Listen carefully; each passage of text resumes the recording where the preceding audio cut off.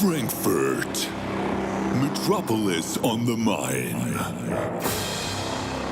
Nestled in the very heart of Germany, where soaring skyscrapers kiss the sun, and where history connects with the promise of tomorrow. Well, that's almost where we are. Bad Vilbel! A tranquil oasis where time seems to stand still. But not today. For today, Bad Vilbel is transformed. Today, it becomes the epicenter of gaming glory, as it proudly hosts the Nintendo European Championships 2023.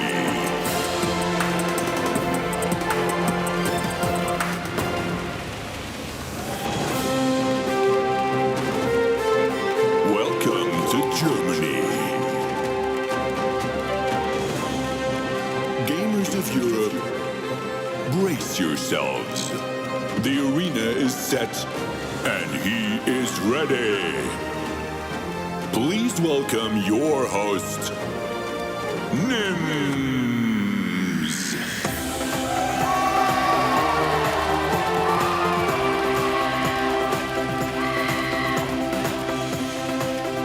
Hello to everybody watching at home and to this amazing live studios here in Bad Vilbel, Germany. Hello!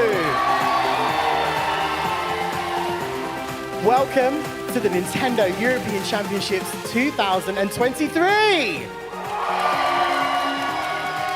I am your show host, Nims, and I'll be here for the next 2 days as we will be featuring the Splatoon 3 European Championship 2023. Oh yes, and that's not all. For the very first time, we will be featuring Mario Kart 8 Deluxe, the European Championship 2023 as well. All right, okay. So, by the end of this weekend, we will be crowning our grand team champions for Splatoon 3, and of course, we will have our sole champion racer for Mario Kart 8 Deluxe. But I won't be alone doing this. Oh no, there are two other illustrious commentators that are going to be joining me on the stage. Some of you guys may know who they are. You may have seen them earlier this year. You may have seen them at other shows.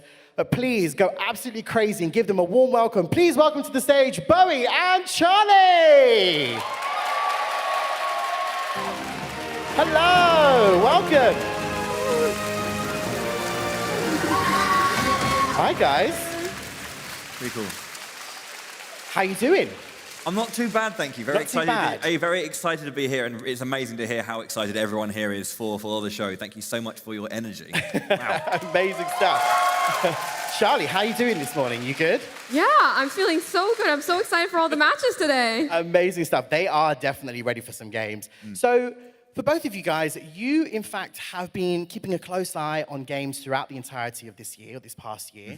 In fact, both of you guys were doing some live commentary for the Nordic region, I believe, Bowie. Is that correct? Yes, indeed. Whilst there's been a lot of tournaments, we couldn't catch them all. I mean, we were lucky enough to host and commentate the Nordic qualifiers and finals, where their champion, Hanki Kanto, were pushed to their limit and then shifted into that upper gear. They're really decided champions. So very excited to see what they can do when they come to this international stage. So yeah, really, really excited. Amazing stuff. Now, Charlie, obviously you've been keeping a very close eye. You are Queen Analyst of these games. That's your new title, by the way. You are Queen Analyst. Tell me a little bit about what you're looking forward to seeing today. We are literally going to have the 12 best teams in Europe competing on this stage, so I'm just excited to see that high level of games. Amazing stuff. Speaking of high-level games involve high-level prizes. Read. See what I did there? So, smart. So I'm definitely awake this morning. So, speaking of high-level prizes, before we get to that, very, very simple question, guys. I think it's an important question. How's your locker doing in Splatoon 3? My locker is just filled with cones. I just bought 10 cones and filled it to the brim. Bowie, how about yours? I mean, I'm quite meticulous with mine, so it took me a while to sort it out. I'm fairly happy with it, though, but it's always in flux. There's always new stuff coming to, like, change it up, or you just feel different days. You want to just zhuzh it up a bit, you know? Okay. My vibe is always cones. Always cones, always cones. Appreciate that. So, speaking of lockers, speaking of cones, and how you've set your lockers, we actually have our very own Splatoon 3 locker just at the bottom of the stage there. Because, Bowie, I'd like you to lead us towards that locker. Because, ladies and gentlemen, for you guys, those of you guys watching at home and for our live studio audience, our prizes are in that locker. Should we show them? Let's have a little look, shall we? Let's go. Let's have a look. Okay. So, down we go. Here it is. This is our Splatoon 3 locker for our European Championship. Now, you might have noticed there is a very I say ostentatious-looking blue silk cloth, yeah. silk cloth there. So, I think you know what to do. I'll do the honors. You do the honors. Give her a ooh. Let's go, guys. Ooh. Hey! Look at that. Oh, yes. So, yes, this is our Grand Team Champion Trophy. One amazing team will be taking away this trophy. International players, good luck taking that through airport security.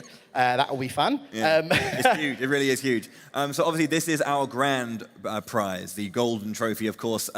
We do have the runner-up and the third place trophies as well available. So, you know, if you don't quite make it to the absolute top, you're still gunning for one of two other wonderful prizes. But that's not all. That's not all. Because that's just what's on top of the locker. Yes. So let's crack on having a look inside. Oh, are we going to get another ooh? Let's go, guys. Ooh. Oh, look at that. So, as Bowie just explained, guys, not only will the teams get the fantastic trophy, we, of course, will be giving away some fantastic medals to every single player today. So all of our players will be getting one of these medals. I'm trying to get one myself. I don't know how I'm going to do it, but I will get one. But also, what else, Bowie? Yeah, the medals are going to go to everyone. I mean, to make it this far, you have to be incredible at this game. Oh, it's already there. Of course, our grand champions will take home this gold statue, but that, of course, is not all. No. This is perhaps, I think, what everyone is playing for. Oh, look at it. There it is. The winners of the European Championships 2023 for Splatoon 3 will be booking themselves a ticket to Nintendo Live 2024 in Tokyo to compete on the world stage at the World Championships. Yes, indeed. Oh, yes. So not only, of course, will they be crowned European champion, but they will then go and represent the entirety of Europe next year in the Nintendo Live 2024 Tokyo Nintendo World Championships. Yeah. There's a little bit of a typo on this ticket, Charlie. Yeah. It should say our names on this ticket. Yeah. 'Cause I really want to we really want to go. Like, I really go. want to go. Who else wants to go? Do you guys want to go? Yeah. Good. Okay. Good. But I think we should put it back in the locker because we are getting some people looking at us. Put it away. Put it away. Go. Alrighty. Excellent stuff. Our guardian shall look after the team. There we go. So those are our prizes. And speaking of prizes, I think it's time we meet our teams, right? Yeah. One person's excited to meet our team. Let's do that again. Should we meet our teams? Okay. All right. Let's head on up to the stage. So, 12 amazing teams are about to grace the stage. You guys watching at home, if you want to cheer, please do so. And of course, everybody in this live studio audience, please give it up for our top 12 teams making their way to the stage. From Austria, Team Schwanzflossenwatschen. This strong team qualified without dropping a single game in their tournament. From Belgium, Team Overtime. The three-time Belgium champions are here and ready to step up. From France, Team Alliance Rogue. The defending European champions will fight hard to add another trophy to their cabinet. From Germany, Team Kaiser. Germany was defeated by Alliance Rogue in 2019. Can they have their revenge this weekend?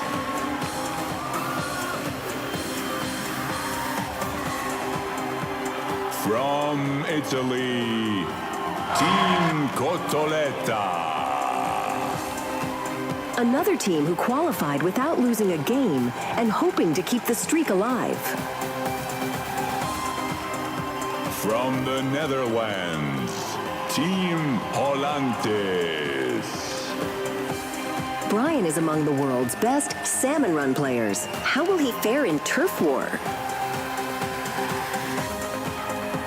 From Finland, Team Hankikanto, representing the Nordics.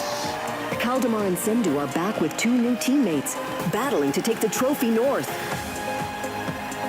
From Poland, Team Hydrowski. The first Polish team in the Splatoon European Championships, but they're no greenhorns.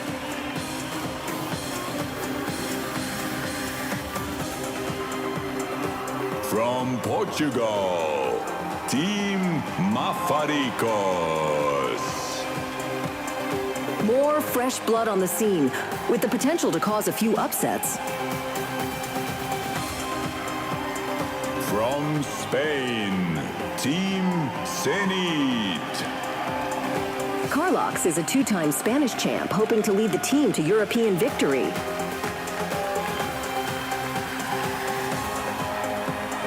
From Switzerland, Team Golden Ratio. A flawless run in qualifying, but can they get their hands on the golden trophy? And representing UK and Ireland, Team Spar. Dude is back at European finals for the first time in 7 years. Will it be his year? Let's find out at the Nintendo European Championships 2023. All right, ladies and gentlemen, please give it up once again for your top 12 teams.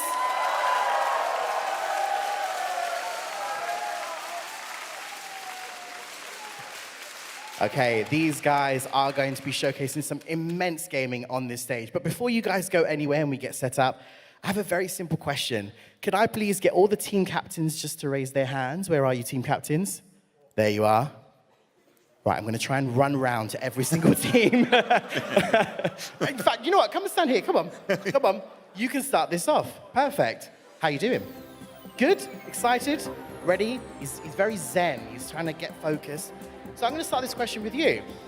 Without giving away too much, what are you going to do to secure your position for tomorrow's semi-final? We're going to win everything. Oh, that's confident talk. Okay. Let me go over to this side. Germany, how you doing? Team captain?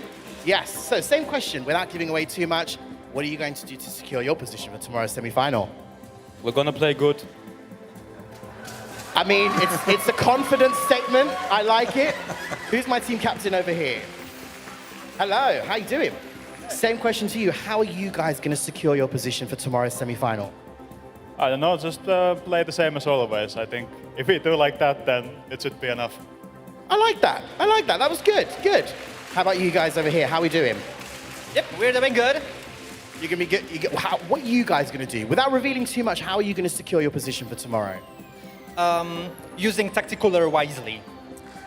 Okay. That's a good step. I'm going to come over to this side. Hi, guys. Who's my captain over here? Hello. Same question for you. How are you guys going to, without giving away obviously too much strategy, how are you guys going to secure your position tomorrow? We're going to secure it because we practice enough. We played a lot of sendo queue sets, great practice. So with all the practice, we'll get the win for sure. Very nice. Very, very nice. Hello. Team captain over here. Okay. Same question for you guys. What are you going to do to secure your position for tomorrow? Play better than everyone else. Oh, okay. Okay, so we're getting a little bit heated. Who's my captain over here? Hello. Same question. We ate a lot of Italian food and don't underestimate us because we're gonna win today. I mean, okay. Nice, okay. Let me try and come down here, try and get, who's my team captain on this side? Team captain, same question. Well, we are super grateful for being here. and we're looking forward to this, and we'll just do our best. Give that a round of applause. Come on. Very honest and very humble answer. I like that. Who's my captain down here? Team captain over here? Anyone want to answer? Do you want to answer the question? You can do it. Same question again. What are you guys going to do to secure your position for tomorrow? We're gonna win. All right, okay. Nice and quick, nice and easy. Hey guys, loving the orange shirt. Who's my team captain here? Same question. We have practiced a lot, and I'm sure they're not ready for what we can do. Alrighty, alrighty. Let me come down over here. Come down over here. Who's my team captain here? Hello. Same question again. What are you guys going to do to secure your win? Just do what we've done in practice and give it all. Alrighty, excellent stuff.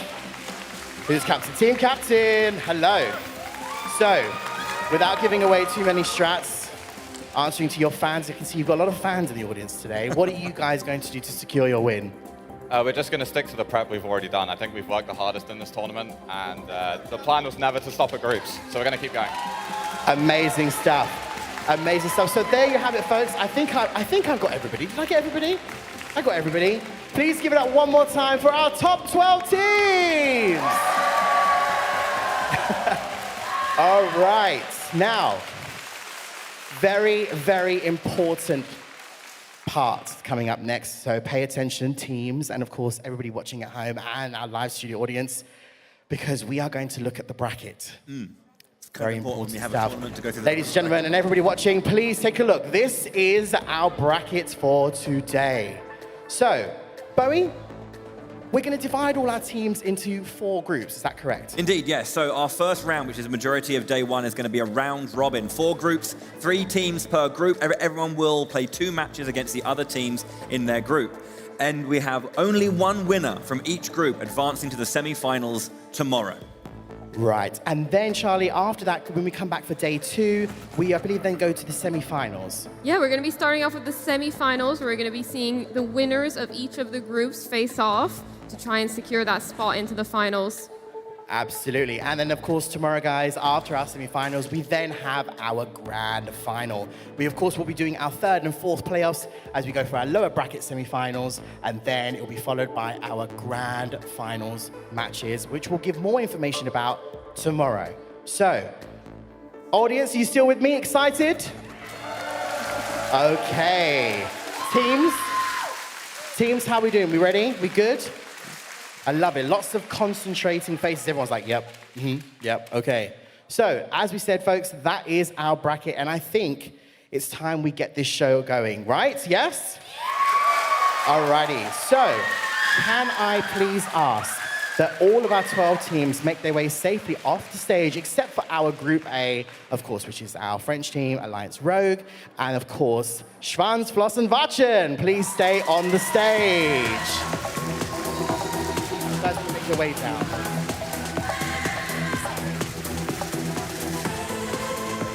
Go back.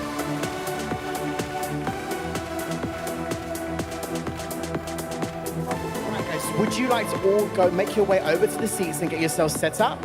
So, yes, Alliance Rogue, if you head round this way for us, and Schwanz, Floss, and Wachen, if you head round this way for us. Thank you. If you make your way just over to the sides, thank you so much. Bowie and Charlie, it's time. It's time for you to grace your thrones in that amazing commentary booth. Are you guys ready? Ready as always. Let's go. Okay, let's do this. Let's take a seat. Okay, so now, very important stuff for everybody watching at home and, of course, for our live studio audience.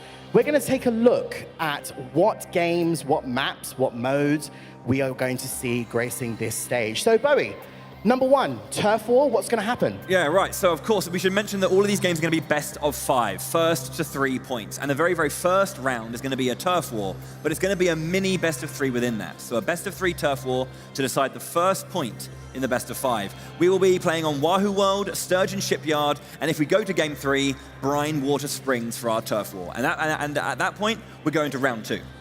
Yeah, in round 2, we're going to be seeing Splat Zones on Hagglefish Market. This is a classic combo. And then Rainmaker on Scorch Gorge for our 3rd game. But it might end there. It might be a 3-0. But if we go the distance, we're going to see game 4. on Clam Blitz, on Barnacle and Dime. That'd be an exciting one. And should we go all the way to Game 5, we will be playing Tower Control on the Undertow Spillway. There you have it, folks. There are your modes and there are your maps. Of course, as Bowie and Charlie did mention, we could end at Game 3, but we could also go to Game 5. Who knows? This is our first set of games in, of course, our Group A category. Our first two teams, Alliance Rogue and Team Schwanz, Floss and Vatchen, are on the stage. They are just getting set up and they are almost ready to go. Guys, they're getting set up. They're choosing, obviously, their sets, their weapons, etc. Do we know, have we seen much gameplay, Charlie, from Alliance Rogue or Schwanz, Floss and Vatchen? Have you seen much of their gameplay before? Do you remember any familiar strategies or anything? I think this is going to be, we're going to have to see a close match here. We've got two strong teams, but we'll see how it goes. And Bowie, I believe you've seen some games, of course, from our French team before. Of course, 2019, obviously Alliance Rogue, are the defending champions of the European Championship. They have a slightly different team than last time. I believe they have a new player in Volti who has joined them for their roster here. So I'm going to be hoping to see a lot of great stuff from Volti to kind of mesh well with the team. Obviously, it's a brand new game since 2019. We were on Splatoon 2. We now have Splatoon 3, different meta, different weapons coming in, different abilities and all that kind of stuff. So how have these players and teams adjusted to these new metas? Speaking of new meta, we just had a new patch recently, beginning of September, I believe, which changed everything, because I believe a lot of these qualifying tournaments were on the old patch. And even though there are some tournaments just after it came out, but still use the old patch for comfort. So I think this is our first tournament, for this event at least, on this new patch. And that's really interesting to point out, actually, because obviously things are constantly changing in this game as patches do release throughout the entirety of the release of this title. And as you mentioned, Bowie and Charlie, there are lots of new weapons. There are lots of new power-ups. There's lots of new gear. Is there anything particular you're looking forward to seeing today? Not from just these teams, but perhaps everybody. What I think with this meta, we're going to be seeing a lot of Trizuka. Okay. Trizuka, the Squeezer as well will probably be a popular pick for teams.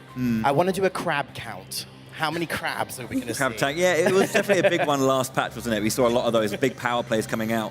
I've always been a big fan of the NZAP just because I had one when I was a kid, right? It's a classic. So, NZAP is a classic. Yeah, I mean, you'll see a lot of Tacticooler come out with the NZAP 85 if it gets used.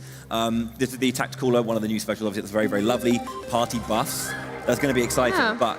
And there you have it. There's the sound. Okay, are we ready? Audience, are you ready? Okay, so to everybody watching at home and our live studio audience, this is the first game in Group A. We have Alliance Rogue versus Franz, Voss, and Vatchen. Give them a cheer, give them a best of luck. Let's do it. Over to you, Bowie and Charlie. Thank you very much, Nims. As we said, this is the first game of our European Championship for 2023. Charlie and I will take you through all the action. It's going to be an exciting one to open. The reigning champions versus the champions from Austria, SFW, Schwanz, Flossen, Vatchen. Should be exciting. As we say, we've got great, well-known names coming from Alliance Rogue. You got Kiva, Grey Scar, who are still in. Great players. Let's see what they can do. On to our first turf war. Of course, turf war in competitive, it's less about that objective and more about overall turf control. So let's get on first game. Yeah, let's get right into it. Looking at these teams right now and how they approach the middle. Looking at some abilities as well. Looks like we've got one Ninja Squid on the side on Volti there.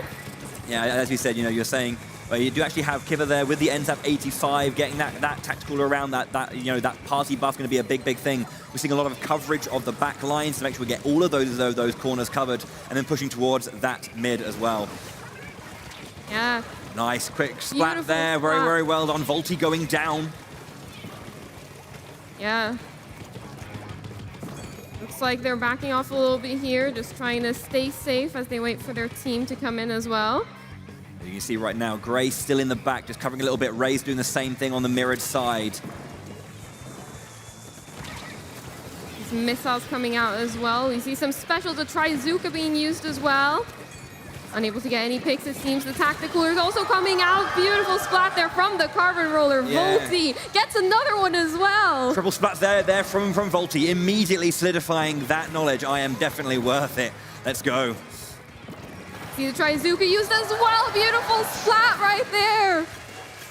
Volty keeping it up, really showing that quality already, and it's only the first game. Remember... Oh, a beautiful double splat right there, pushing up into the base. Alliance Rogue with lots of control of the map right now. Raze, though, trying to make something happen here in the midsection.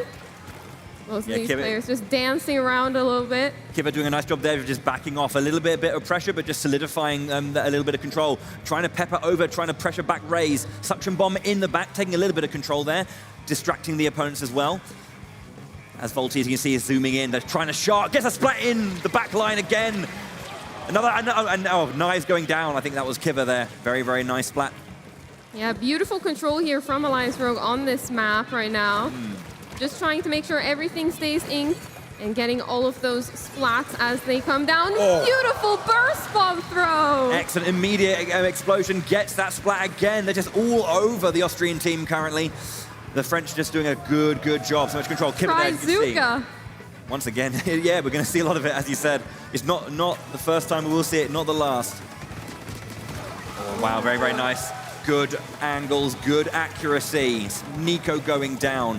You can see it's 3-0 splats down right now for the Austrian team. So France has had the ability to control and cover. These last 20 seconds are important. Is there a power play in the Austrian team's side there, in their pocket, to push back? Yeah, it's a beautiful job here just to grab control. Alliance Rogue these last 10 seconds, trying to ink as much as they can. It looks like we might have a little push back here, but I think it's not going to be enough time to secure anything. That's that first game going down. Alliance Rogue looking strong. That's kind of what we expected, wasn't it? Look at that clarity. 67.5% as Judd puts down his line. This is my side. This is my side.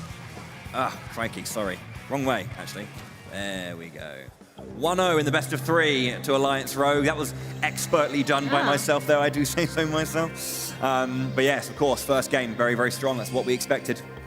Yeah, they came out swinging, got some of those early splats, got some control.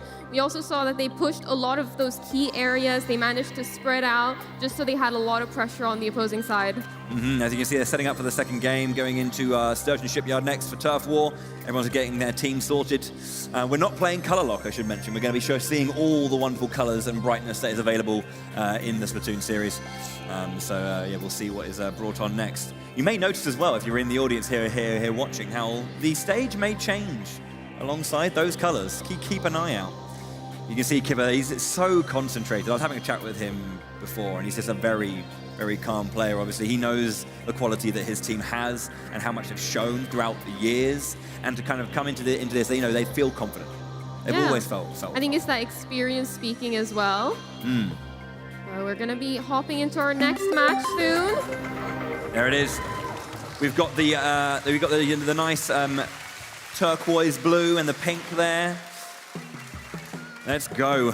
We have, once again, Alliance Rogue in the blue and Schwanzflossenwaschen in the pink. We see some different weapons here. No Carbon Roller anymore. No, it did come out. Looks like there's been I think a slosh has been added in there for Volty as well. Yeah, beautiful job going up here on the spinner, avoiding those Trizuka shots. One more to avoid. Looks like that Trizuka was a bit wasted over there. First bomb going out, just trying to cover the back line, you know, staying on this top side of this bridge, being a menace. A lot of specials there, trying to get some control back. We've got beautiful control of this bridge right here. Trying to push in a little bit further, but playing it safe, not wanting to overcommit, just wanting to keep that control. Tacticooler out now. This may lead to a more aggressive push. The Crab Tank coming out as well. It looks like that might be an attempt at an aggressive push, but it gets shut down. Yeah, there was a Killer Whale 5.1 on the left-hand side trying to push, but that Crab Tank keeping our player alive here. Yeah, very, very defensive, but nice takedown there. Beautiful job right there. Yeah, just got covering. a little bit of pressure coming out here. Alliance Rogue all just chilling on the bridge as they wait to push forward. Yeah, Gray in the back line just trying to get a little bit of coverage there. You know, you can see this. This is where the meticulous nature of coverage comes from. You know, making sure that every single bit of ground matters. So even if they you know, Gray's aware that his team is doing a great job of pushing forward, so he's going to sit back and just cover as much ground as needed. Yeah. Looks like we see it pushed in here on the bridge, forcing Alliance Rogue to back off. Beautiful splat there. Nice being taken down. Did go down, but yeah, you can see Gray again just doing what he does best, just carvering and supporting really, really nicely. The curling bomb going out, creating that nice line towards the back. Raze retreats. Sui, she's on her way in as well, just to try and make the way back. Yeah, beautiful job here, taking that high ground and taking a good positioning, making sure to ink every last little spot, because it all matters. In the end, every little square matters. Look at this Dominion, this empire back here for Alliance Rogue. So much blue space. Nico firing back, trying to survive here. The killer whale trying to track, but nothing happening from that one. So we see a little bit of a push here. Knives trying to get that splat. Raze as well now pushing back. It's looking pretty even on the map. It's the last 17 seconds, but you can see 3 splats down against SFW. A complete wipeout. Alliance Rogue have the control. There was a push that came back, but Alliance Rogue now with 10 seconds to go have complete control to cover the zone. And you have to think that is going to be 2-0, putting our turf war over. And the first point in this best of 5 down. Let's check. That definitely looks like it's going to secure it. Had control a lot of the game, but that final wipeout just secured the win. There we go. We can officially flip over our board one more time as the second point comes in. There we go. 2-0 in our best of 3 turf war. Now, of course, turf war is a very volatile matchup, so this is why the best of 3 has been introduced. So there's a chance if one of the game goes a bit awry or just falls away from you, you can try and bring it back with a different strategy. But as you can see, Alliance Rogue, nice clean 2-0 in that best of 3. That is their first point in the best of 5. Alliance Rogue 1, Schwanzflossenwaschen 0. Yeah, we're going to be looking at our next matchup here, Splat Zone's Hagglefish Market. This is a classic combo that a lot of players know and love. Yeah. I mean, I think it's just, yeah, you see it so often. I think it's a bit of a comfort pick, so it's nice to have this early on, so every player gets a chance to play with one of those comfort picks. And then as you go through these best of 5s, you know, you'll have a bit more of those fringe picks, a little bit more of those like stranger combinations that, you know, produce quite nuanced experiences. Yeah, start strong, as they say. Yeah, definitely. We'll have to see how these players choose to adapt now coming into this next matchup. Are we going to see that carbon roller get picked again, or what weapons are going to come out? Yeah, I mean, as you were saying, as long as there's this, you know, one of these Trizukas covering and perhaps a bit more of this support, you know, as we said, the tactical is something we expect to see. I think, you know, the meta's been, you know, with, you know, a lot of tacticals and crab tanks and for so long that maybe there's going to be a lot of comfort picks from players, you know, to try and hold on to that and kind of make those power play moments. Especially when it comes to objective-based play like this as well. You know, triple ink strikes as well do a great job of just covering zones. Even sometimes the rarity, I guess, the ink storm as well, just slowly covering and just consistently building pressure, especially in splat zones. Yeah. You want to try and be in and around that area, so just cover it with a storm can create pressure that is otherwise not there. Yeah, definitely. It's all about just keeping control of that main area and all about how you approach that situation to grab control of mid and stay in control of mid. It's not only about grabbing it, it's about staying in consistent control. Yeah, of course, yeah. I say that consistency is one of the most important things, isn't it? It's about making sure that no matter what happens, you do not let your guard down. Consistency on offense, consistency on defense, consistency on strategy and communication. So here we go. Here we go. All right, hopping into the match. We see that Splat Charger coming out, the scoped version. Yeah, we've got an Inkjet.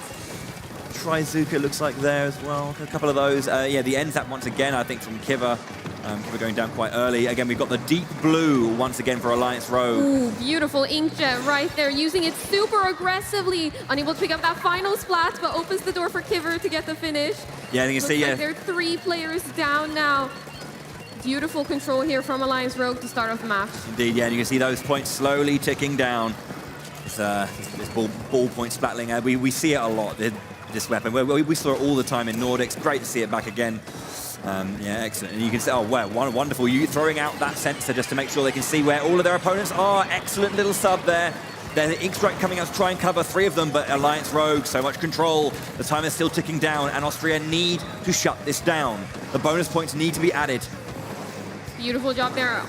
Scar on the Inkjet manages to pick up the Splat. Trying to push this Charger right now. Unable to get a pick on it, but forces the Charger to super jump out. Control was almost taken back, but they lost too many members. The Austrian team could not capitalize. The last 10 points, Alliance Rogue looking to go 2-0 up so quickly. So quickly indeed. There's another Splat down. Sui goes down 2-0. That was a clean game right there from Alliance Rogue, getting a lot of pressure and just holding the zone. Complete knockout there as well. Yeah, 100 points there. You know, there was nothing that came back. There were some moments when SFW had just a little bit of space, you know, pushed back Alliance Rogue, but couldn't complete the domination and just got pushed back. But yeah, little fist bump from our players, both in-game and out, I think. Yeah, Alliance Rogue, 2-0. Yeah, it's a great positioning for them now, hopping into the 3rd match as well. As we said, yeah, Rainmaker on Scorch Gorge. We're gonna up the pace a little bit, a bit more aggression with that Rainmaker. Yeah, I really like this mode. I talk about it a lot, but yeah, I just think that faster pace. I mean, I love defensive, slow-paced play, turtling and all that kind of concept is really, really fun to be able to just like choke your opponent's life away, just, you know, with that really slow, meticulous stuff. But yeah, we also like aggression. Whilst we're setting up though, let's check some replays from that previous game to just show just how well Alliance Rogue went about that domination.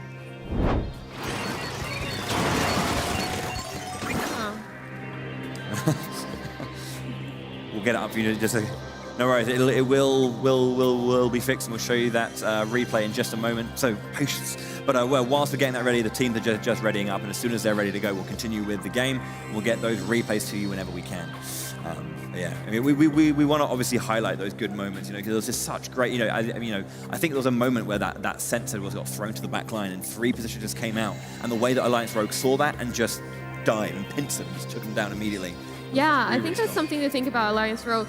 The reason they are so dominant and the reason they've been so dominant in these matches have just been how they spread out across the board, how they're able to choke their opponent out. But yeah, but you heard that noise. That means that the game is continuing, and now we have Alliance Rogue are now the orange team, and SFW are our deep blue as we go into our 3rd game, potentially final, but it's not guaranteed. Yeah, we see Volti on that carbon roller.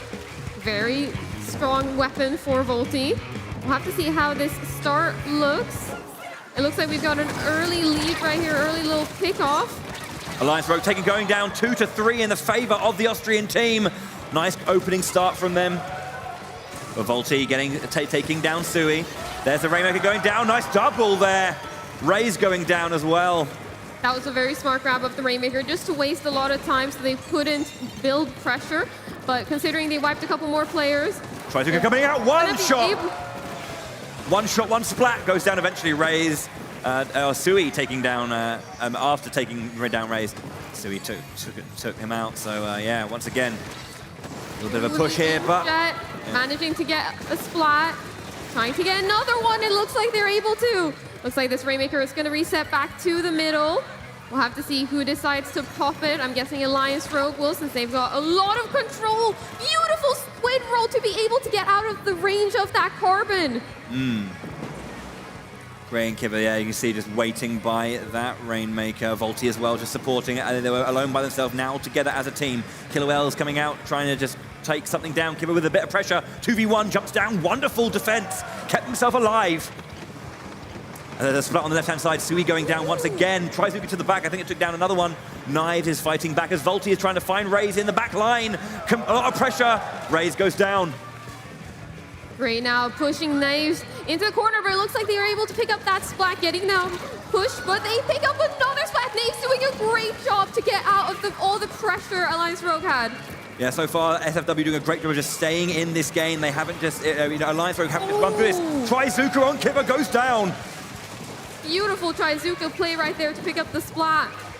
Beautiful job at getting control back and securing this mid area.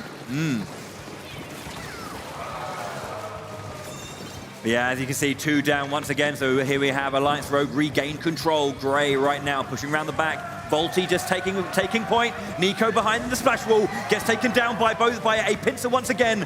3-0. Gray once again just covering. Rainmaker shots into the back line. Rain goes down. Can Gray get there? Up to the top and hammers it down. That's the game. Beautiful KO right at the end there. The teammates protecting that Rainmaker so well to allow for that push to come in. Alliance Rogue showing their quality. They are the European champions for a reason. There were moments when the Austrian team could fight back and hold their ground, but Alliance Rogue just keeping their feet on the ground, digging their heels in, and not letting Austria take anything. 3-0 to the French team. Yep, beautiful, clean sweep. Wow. That was only the first set of games. Wow. Alrighty. That was some immense play, some really immense play. Any kind of things that stood out for you guys in those games? I mean, I think just for me, quickly, before you obviously when we're mentioning this change in this push into the Trizuka meta, and we're seeing a lot of that. But it's nice to see those mainstays. I was mentioning before the NZAP 85, the tactical is still being a good one. And, you know, the NZAP is a good weapon. It's got a really good special that supports everyone in the team to help, you know, push that approach. So it's nice to see that coming back consistently. Kiva just on that a lot and doing really good work. Yeah, I think for me, it was just seeing how Alliance Rogue split up across the map to allow themselves into favorable positions, win those 2v1s, and just dominate. Yeah. Amazing stuff, amazing stuff. So now, Alliance Rogue, you guys are going to make your way just to the side of the stage for us because you will be back very shortly as we're going to get in our next team who are going to go up against Team Schwanz, Floss, and Wachen. How you doing, guys? You good? You're still in this. I believe you're still in this. Good? Feeling confident? I'm feeling very confident. Excellent stuff. So, Alliance Rogue, would you like to make your way just to the side of the stage for us, please? So, our next match, of course, in the Group A category, it will be, of course, our team from Portugal. Please go absolutely crazy for Team Mafaricos!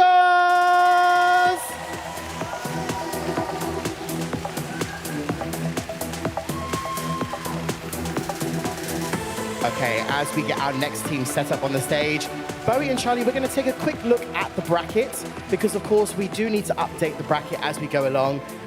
With the bracket on the screen at the moment, as you can see, that was the first point going to Alliance Rogue. They will be, of course, going up against whoever wins out of these next set of games, yes? Indeed, yeah. I mean, the first game was very exciting. Alliance Rogue, you know, defending champions, 1-0 up. That's what you expect, I guess. But alrighty. Yeah. Yes, indeed. Team Schwanz, Floss, and Wachen, I've come back over to you guys because how's my pronunciation? Did I pronounce it correctly? It's very good.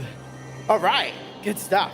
So, another game for you guys. Have you guys kind of learned anything already from the games you've played? Have you seen much of Mafarico play before? Have you met up with them perhaps? Anything that you kind of discuss in between each other right now? Well, we talked to them and it might be close. It might be close. Okay. Audience, are you still with us? All right. Here they come. All righty. Excellent stuff. So we are, of course, going to get Mafarico set up on their games. Their opponents, of course, Team Schwanz, Floss, and Wachen are ready to go. Bowie and Charlie. Yes? Second set of games. This is match 2 in Group A. Mm-hmm. Have we seen much, Charlie, before of Mafaricos? Have you been keeping an eye on their games in the past? Yeah, I think it's going to be a very exciting matchup.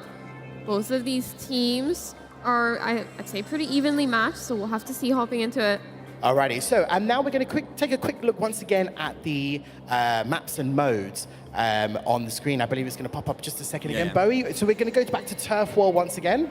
Yeah, indeed, of course. That best of 3 in the Turf War just to open up. So, yeah, we're going to be having Crab Leg Capital, one of the newer stages that was introduced in the most recent patch. Flounder Heights for the first 2 games, and if it goes to the Game 3, Hammerhead Bridge for that Turf War best of 3.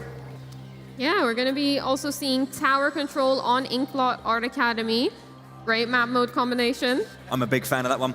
Splat Zones for Game 3 on Museum d'Alfonsino. But if we go all the way to Game 4, Yeah, if we go all the way to Game 4, we'll be seeing Rainmaker on Eeltail Alley. Indeed, and should we see Game 5? Clan Blitz on the Hagglefish Market again. Lovely stage, but a different mode, so a different nuance. Absolutely. So these are the maps and modes that we are going to be seeing on the stage next for our second set of games in our Group A of our first set of games on this stage. I believe our teams are almost ready to go. We're just making sure that all our players are set. We always have some, it's not even really a technical hitch, it's just making sure that everybody is set to ready and go. I also, by the way, in that last set of games, counted 1 crab. 1 crab? 1. Yeah, same. There was 1, right? Yeah, there was Did 1. you see any more, Charlie? On Sturgeon Shipyard, I think. Yeah, but the meta has shifted a lot. It's moved over to those Trizookas. Trizookas, yes. I mean, Crab is still strong, but it gets absolutely shredded, so... Yeah. Absolutely. So perhaps we could do a Trizooka count. Oh, yeah. Maybe. I mean, just set it into the triple digits now. And I believe we do have some replay available as well of our previous match. I think it's going to pop up on the screen in just a moment. Let's take a look. There we go. You can see some nice moments here of Alliance Rogues domination. Specifically, you can see that tactical there for those party buffs, the control. You know, this is the thing. I think, as you were saying, Charlie, just how they would just spread out and just control in 2v1 and 2v2 scenarios. And you can see that it's all over the place. So hard to pin down. And Kiva, that control, that confidence. Very, very confident. Alrighty, so I think we are almost good to go. Oh yeah. I think somebody over there is. We can see the ticks starting to appear on on the ready screen. Yeah. Ticks. I think one thing I really like about this kind of thing is about international events like this is there are metas and these things do exist. Individual players tend to have their comfort picks and their own things, but there's also going to be like a general sub meta that you'll find in individual countries. Lovely to see the support for our countries as well here in the audience. Thank you very much indeed. Portugal in the house, give us a cheer. Hey, where are you? I'm trying to find where you are. There, just there you are. Hi, Portugal. There they are. Alrighty. But yeah, I was saying, these like little sub-metas within each country, see how different places play. It's always fun to see those nuances. All right, there is the sound. Ladies and gentlemen, for those of you guys watching at home, this is a match 2 in Group A. Please give it up one more time for, of course, Team Mafarico versus Team Schwanzflossenwatchen. Take it away, Bowie and Charlie.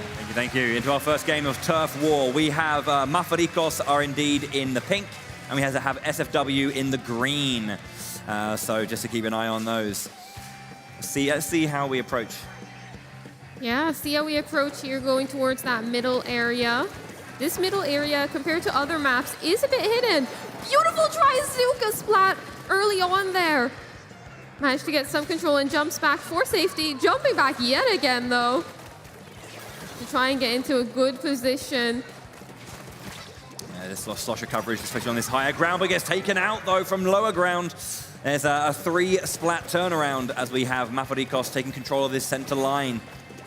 Trying to push over around this central cycle. See if they can just push into the opponent territory. There is a lot of open space as well, like space that's been unclaimed, which, as you can see, is very important. Oh, wow, long range there. Nice going down just on that lower end. Ooh, able to get out of that as well with the squid roll into safety, but it's not enough. The crab tank coming out. Nims is going to be happy about that one. There you go, Nims, +1. That's 2 now. But yeah, as I was saying, you just have these comfort picks that people just play, something they're good on no matter what the meta is. Comfort's always better than an alien meta to you, Yeah, most definitely. Can be, at least. I think as we're seeing with both of these teams, they are superly evenly matched up. We've got lots of experienced players on Portugal who've managed to win the Portuguese championships multiple times, and Schwanzflossenwatchen, who have been able to take a clean win without dropping a single match in their finals of their region. The audience coming alive here, enjoying their games, clapping in somewhat unison. Looks like we've got a lot of control here coming out, trying to get that splat with the splash wall. The splash wall is a great sub-weapon. You are able to position it in key positions just to be able to protect yourselves and also dodge a bit through it. So even if somebody comes from the behind, you're able to use that as a defense. Oh, yeah, there you Picking go. up that splat on their Ruin. Yeah, now you're in there, unable to hold her line, got taken down. The Splatula was just doing so much work. There was a lot of pressure, but it couldn't be answered, but there we go. Slosher comes out, Yolov taking that splat. A lot of zone coverage still available to be taken here and there. As we're entering the last 30 seconds of this game, right now you can see the general map control in favor of Schwanzfloss and Bastian. Yeah, this is going to be key here. These last 30 seconds are what matters for Turf War. Beautiful splat there. Dura trying to get out of this area and into mid. It looks like they're able to get some control and contest that middle area. Oh, wow, yeah, the last 10 seconds, this is where it matters most when it comes to a turf war. Just trying to cover and take away all of that control. Last 3 seconds, is this enough of a push? I don't know, honestly. It's hard to see. Now for Rikos, SFW, where are we going? Ooh, Chloe, it looks green to me. Ooh, yeah.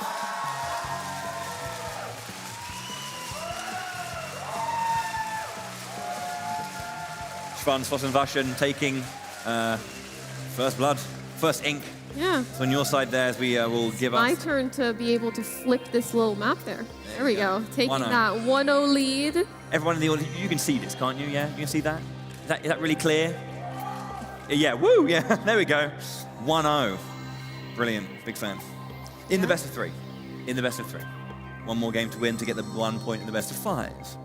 I do think it's a fascinating concept to have like a mini best of 3 within a best of 5. But as I was saying earlier, it does allow Turf War to flourish and shine a little bit more as a genuine competitive mode. You know, I think we were chatting with the Nordic teams, and they were saying that like they really enjoyed yeah, this. it's like I've never enjoyed Turf War so much competitively, and I thought that was a really nice thing to hear. Yeah, I mean, Turf War can be so volatile. It can all change in the last 30 seconds of the match. So having that best of 3 to add some consistency is just perfect. Try and find some semblance of real consistency in Turf War, yeah. I mean, you know, winning two of them in like a row, you know, it's a little bit less of a fluke then, unless it is just a sheer fluke twice, which is... Well, that's why we have the best of 3. Yeah. Oh, look at that. We've got some Spark fans in the audience. Oh, come on. You're in public. You're in public, Pixel Squid. Good to see you. Good to see you. Thank you very much for everyone to come out as well. Of course, if you are a Spark fan, you've got a while to wait. We're in Group D.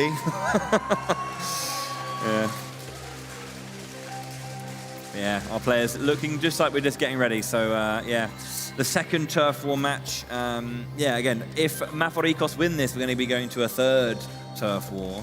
It was a lot closer. It was a lot closer. You know, there was a lot of pushback. I just think it was one of those things where SFW just kind of had a bit more of the advantage at that kind of key point of like 20, 25 seconds to go.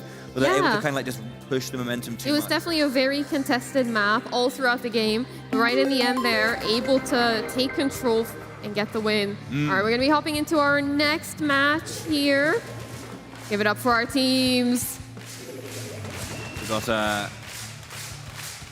SFW now in the purple, orange for Mafarikos. Interesting strategy here as well. As we can see, one player on Team Orange, they're staying back, inking that spawn as the rest of the team pushes up to middle.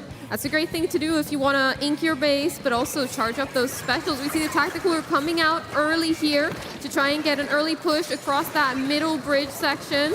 Oh, wow, they tried to make a nice play there, but Raze takes them down nice and early.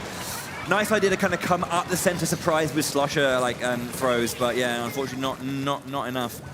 Yeah, but that's the good thing with the Tactical. You respawn instantly. Okay. Lurking a bit on these walls here, trying to pick up some splats, but ends up backing off just to stay alive. Very important to keep those key positions for the team. These ink strikes though pushing back SFW here. Mafarikos just controlling a little bit. You know, they have this line across this bridge, pushing over now. Look at how much space they can try and take here. They have the height advantage. Beautiful wipeout right there to take control. Mafarikos, this is their chance to push up and grab control. Flinder House is one of those maps, has a lot of height, as implied in the name, but it also makes for it a very great offensive push. It makes it difficult for the opposing team to come back in. Oh yeah, they were trading there between knives. We see Nairuin all the way back in spawn, inking a little bit there. Yeah, but they're getting pushed back now. Schwanzflossenwachen not letting any of this happen, wanting to get some control. The Trizuka being activated there. Squid jump coming out, trying to get in as much height as possible, but unfortunately does not work out for them. Nico getting that splat and moving on. Yeah, it was just hiding around on these walls. This map has a lot of walls, and that's something people like to do, just lurk around. Try to see if they can pick off any players. We see an attempt here. Oh, who's going to win this face-off? There was a 1v1, but Yolof wins it. Nairuin coming from the other side to Pincer and 2v1 to help. Tacticooler out on the top. Jumping back for a bit of safety just to try and get some coverage in the back area as well. There's a lot of spawn that needs to be done. The last 45 seconds, they had the good position, so they feel that they can get back and do as much as they can. Yeah, it's a smart thing to do. When your team has control, just go back, ink all of those last spots. Yeah, Mafarikos trying to hold on in this turf war. They just about lost the first one. It looks like they have a bit of control here. They take down Sui. Beautiful job here as they push up even further. Trying to go behind them and just pincer them out. Ooh, beautiful shots across that wall. Not able to pick up the splat, but doing a lot of damage and a lot of pressure. Getting a trade from that. Yeah, Sui seeing the open opponent taking them down, but you know that was very, very nice to cover that spot. What's going to be like with 3 seconds to go? There's been a lot of back and forth here. It's up to Judd and Lil Judd to tell us, or us to use our eyes, I guess. I think this is a Mafariko's win. Yeah, that's a good amount, I think. We've seen a confirmation. Yeah, nice and clean. 16% clear in it. Mafarikos taking the second turf war. 1-1. The next turf war decides the first point. Yeah, I think this map, we saw a lot of early control there. It's one of those maps that if you go down early, it's hard to go back in. It's hard to push back up those steps. Yeah, of course, yeah. Okay, so one apiece now. Nice to see a very evenly matched set of teams here. Always makes for exciting games. Yeah, most definitely. We've seen very even turf war matches so far. We're going to have to see who takes it now in this final decider match for that first point. It's going to be heavily contested. It will be, it will be. I'm trying to remember the match we're going to for the third one. My mind just completely blanked. It's fine, we'll see it in a second. Hammerhead Bridge. That's the one, thank you. You're on it. But no, yeah, definitely going to see how that can play out for our teams.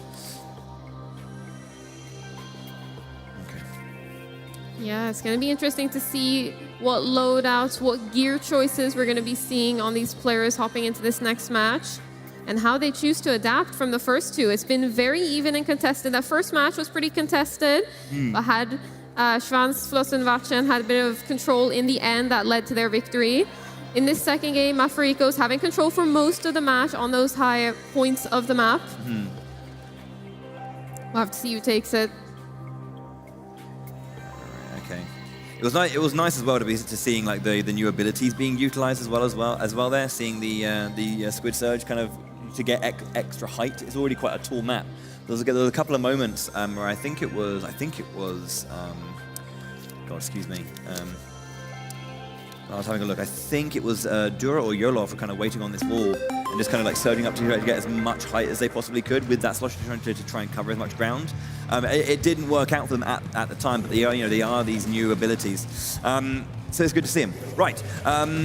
New match. We've got, I believe that was Mafarikos in yellow. Yes, it is. And SFW in the blue. Yeah, hopping into this next match right here. We see Sui on that charger, bringing it out already in turf. I can see why. There's a lot more open space here, and a lot more lines to fire down. So you can play that. If you're on these kind of slight ridges, that mid is just so much is so available to you. Ooh. Yeah, that's one of the things with this map. You have one choke point to get up towards the opponent's base, so you just got to take control of that middle section, so you are able to push up even further.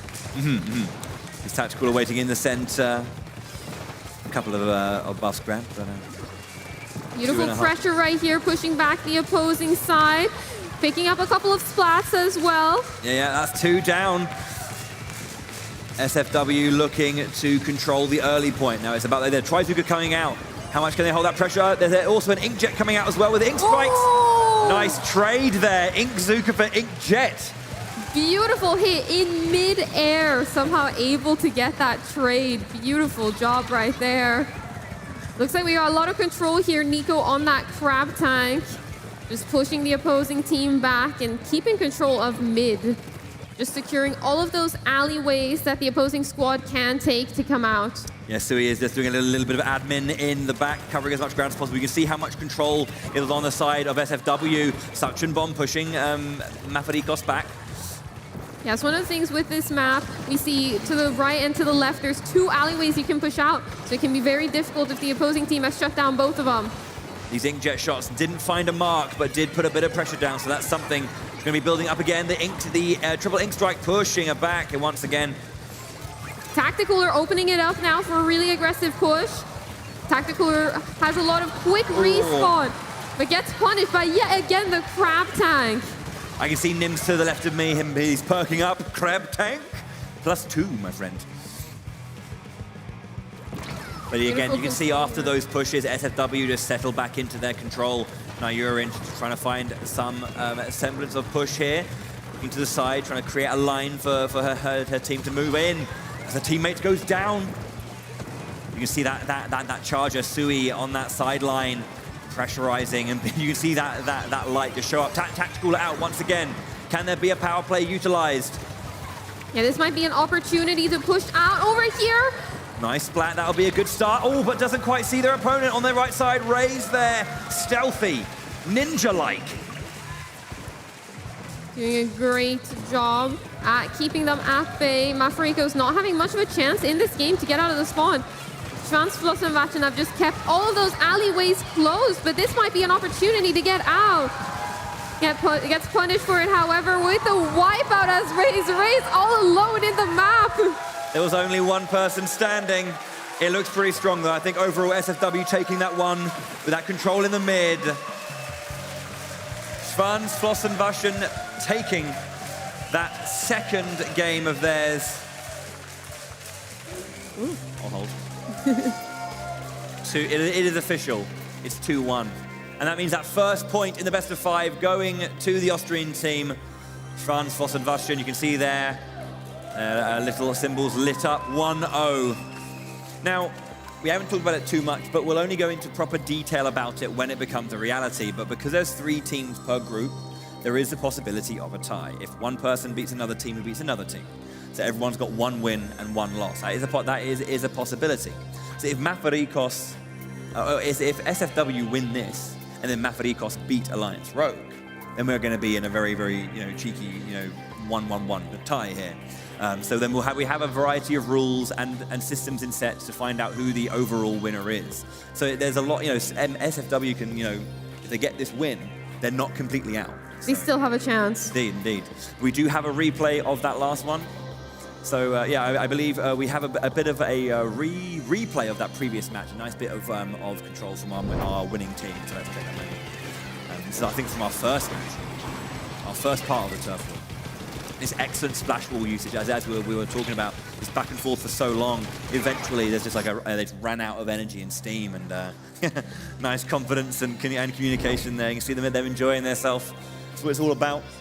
Yeah. I believe we have another replay as well whilst we're getting ready. Let's check in. I think it was a crab tank usage, I believe. Nims is going to love this moment here. I think it was towards his center point. Spatling being used at pincer, and in the back line, that crab tank just getting that splat and pushing through as well. So yeah, the positioning on that crab tank, having that angle to be able to shoot into mid and get that splat. Beautiful. Excellent, and there is our tone. That means the game is ready to go. We're jumping into it once again. Mafarikos, SFW. We're going into our Anarchy battles. Yellow for Mafarikos once again, and the purpley blue for SFW. Ooh, we see double chargers here, one on each end of the field. Who is going to be the ultimate splat charger user? Indeed, and we've got tower control for the first time today. We're going to have our moving objective, have to get past our checkpoints. And we are Ooh, on... beautiful snipe right there to start off the match. Doing the wipeout to follow it up. Early control right here. Schwanzflossenwachen trying to push up towards that first checkpoint and get through it. Courtesy of the Inkblot Academy, that was art to open the game. It's been an unfortunate fall there by Naves, but they're able to pick this up. Sui now on that tower, doing a great job at avoiding the Booyah Bomb and staying on top, using their own special to try and bring some control back. Can they get this snipe? This player seems to be cornered. Looks like it's enough for the team to pick up the splat right there. Good work from Sui. She's been putting in a lot of work on this charger. Great stuff here. You can see that almost down to that final checkpoint already. This has been one strong push from SFW. Is there anything in Mafariko's side to push back here? The past checkpoint 3, the last bit now. They're going forward. It looks like the ink track's coming out, but it goes down. 4 points left, and the tower is stopped. This is a super aggressive start. 4 points remaining. Great start right here. Mafarikos, are they going to be able to pick this back up? It looks like they've been able to push the tower out of the danger zone, but they're still not in the clear yet. 2 spots down again as well, so they can keep pushing it all the way back to the very, very center. Nice control. Oh, wonderful, quick splat from Joao, taking a wonderful line and great accuracy to push back their opponent. Ooh! Beautiful snipe right there. Trying to push through this checkpoint. If you have 2 players on the tower, it will push through that checkpoint even faster. So that's why both of them are staying around the tower. But just leaving 1 player to push it when there's no checkpoint is perfect. Yeah. Dura and Yolof going down. They're the only one now. Yolof is alone. Basically a wipeout. I think they're close enough anyway. That was a good defensive stand right there. Not letting them push too far into the opposing side. We'll have to see how aggressive Schwanzflossenwachen choose to play now that they have the lead. Aye. Just resetting this tower back to center. On the left-hand side, you've got Joao versus Knives. As Dura is pushing towards the center, takes control of that tower, waiting to. Trying to find a line, gets onto it now. Okay, they're off, they're on the move. Booyah Bomb being charged. Thrown out just a Holding this Booyah Bomb for a little while, trying to see the optimal time to toss it out. Yeah, that was good, just really good, like waiting for a line, waiting for the moment to throw it, just to keep as much control as possible, make it safe for their teammates. The Tacticooler coming out as well. Tacticooler gives your team quick respawn and 100% special saver, amongst some other buffs, so it's definitely a good one to use. Checkpoint 2 going down. After that, amazing, yeah, nice double. After that excellent push from SFW, it looks like Mafarikos are not down just yet. They're going to keep going for this. They have a lot of fight to go. Raze gets taken down, though, as you can see Burst Bomb after Burst Bomb being thrown out. Excellent sniping, but gets taken down. Sui on the back line. Sui finding a great angle, and the team denies with a wipeout. Denying that push, that was looking great for Mafarikos to try and take the lead. The tower now going back towards the middle section of the map. Schwanzflossenwachen looking at that timer. A little over 1 minute left. They just want to try and keep this lead and keep Mafarikos at bay so they can secure the point. Aye. Waiting, trying to find their line. They have control now, so they have a bit of time. They still have a minute. They have the lead, and it's not an easy lead to beat at this point. There's a long way to go. Snipers is chasing back. That hit, trying to throw one of their subs, and they're just catching power. Ooh, beautiful pick there on Zhao. That Booyah Bomb now also getting charged up. Again, just choosing to hold it for as long as possible, seeing where the optimal spot is to place it. Not really finding any optimal spots for it, as Schwanzflossenwachen had backed off so far. Yes, indeed. Ooh, so sniper on sniper. Yeah, indeed. It's currently 20 seconds left, and now Mafarikos are trying to get that control back and push. The ink back there, just trying to use that to any good effect. It's back into the center. Mafarikos with 10 seconds left. We're going to be going into overtime. They need to hold on to the tower. If they lose it, it is game over, and it's 2-0 down. They need to have control here. They get taken down immediately. Here's the last moment, and that's it. Beautiful defensive stand right at the end there to secure the win. SFW did what they needed to do, that early push, so strong. Mafarikos fought back, but they couldn't hold the line.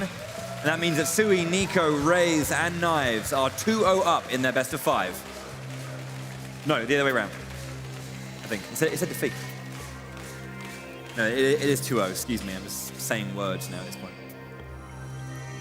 Yeah, beautiful game right there. We saw some aggressive pushes. Mafrikos, they had a chance to take it there, but the defense was just too strong. And we have a replay as well of that opening moment of that big wipeout. So let's see how this game started, because it was quite an exciting moment to begin with. Definitely. So literally 5 minutes had just started, and then you can see as SFW just did what they had to do. You had the crab tank backline raise as well. Sui here, just got the far left-hand side double splat in the back, and then that great shot from Sui, making sure that that splat was indeed an opening, and they really enjoyed it. It's a big enjoyment there, having a grand old time.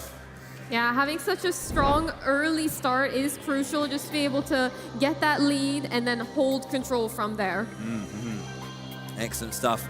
Really, really exciting beginning to that game. So that means it's 2-0 right now to SFW. Mafrikos, if they want to stay in this game, have to do the reverse sweep. Yeah. Got a long way to go, but it starts with a single step. It's never over. It's a tough ask, but we have seen some very close matches here, so it's definitely doable. Of course, it's never over. It's never over. Even against the world, the European champions, it's never over until they actually win. So that was... Yeah, it helps also that Mafrikos has a lot of experienced players who've played before in the EU championships and who've won the Portuguese championships multiple times now. It definitely helps just to cool those nerves and get into this next match. Yes, indeed. There we are, preparing for our next game, of course. There it is, perfect timing. It was almost like I planned it. I didn't. So yes, we're going into our third game here. We have Mafrikos in yellow. Yeah, hopping onto this next map here. Purple again, we're getting the same color, well, the same color pairing. It's a beautiful color pairing. It is very, very lovely. Dura currently with that E-leader, choosing to mix it up. We see a charger on each side of the map, but that E-leader having a lot of range. Beautiful pick-off right there.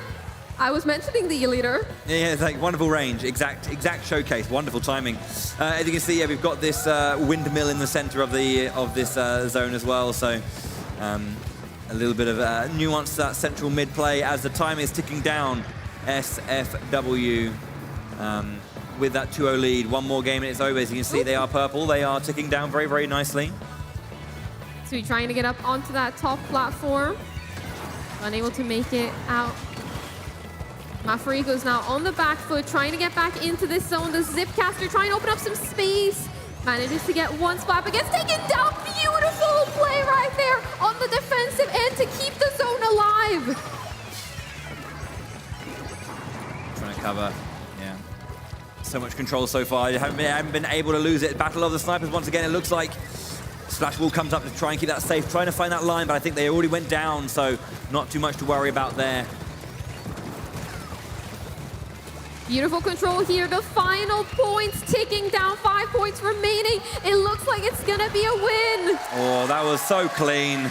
So clean from SFW. They got control at the start and didn't let go of it. Iron grip. That was super clinical right there. We saw the snipes as well coming into play. That charger doing a great job, Sui. Yeah, Sui was doing some excellent work with that long range, just sniping brilliantly across the board, just consistently being this presence and this pressure point. Mafrikos were up against it, couldn't quite weather the storm there. And there you have it. SFW wins their second game. Wow. Wow. Is that it? I nearly fell off my chair back there because that was so intense. But ladies and gentlemen, are you guys having a good time so far? Alrighty, please give both these teams once again another round of applause and a cheer. Thank you so much, guys. We will see you shortly. Thank you so, so much. One more time for Team SFW. Okay, excellent stuff. So this was, again, this is where we're in Group A. This is only Group A. So can I please welcome back onto the stage, all the way from France, Team Alliance Rogue. Welcome back, guys. Make your way over to your seats. Okay. Team Mafarikos, how you doing? Good? You're still in this? Having a good time? Yeah? I won't bother you anymore. I'll let you guys get started. Oh, he says that was just a hiccup. Okay. That was just a hiccup. Okay. Well, best of luck for your next games. Let's get them set up. Okay, so Bowie and Charlie, of course, we do need to take a look at the bracket because it does need to be updated. It does. So currently, Bowie, what do we see? We see that Alliance Rogue won their first game, SFW lost their first game, but then SFW won their second game. So what happens here is if Mafarikos win, we're going to have a 1-1-1 tiebreak, but if Alliance Rogue win, they're through to the semi-finals tomorrow. Alrighty. Ooh. Charlie. So, we might get a 1-1-1, and that will be interesting to see, won't it? Yeah, definitely. We're gonna have to see if Mafarikos can bring it and really just take the win. Right. So we are, of course, going to get both of our teams set up once again on the games, and once they are set up, we're going to get into it. Again, same format as before. We are, of course, going to see some turf war, followed by, of course, our anarchy modes. We saw some crabs. I saw you mention the crabs in the previous games. I appreciate the love, but it's Zukas everywhere, isn't it? It's just the Trizukas are taking over. Everywhere. I mean, but for good reason. For good reason. We saw a lot of great spots with it. I've definitely lost count already. I mean, but there's lots of them everywhere. Interestingly, though, we did see that Mafarikos didn't really use the Trizuka too much in those first set of games. Probably opting for some safety comfort picks as well, you know. Yes. Just if they, do what you do best, you know.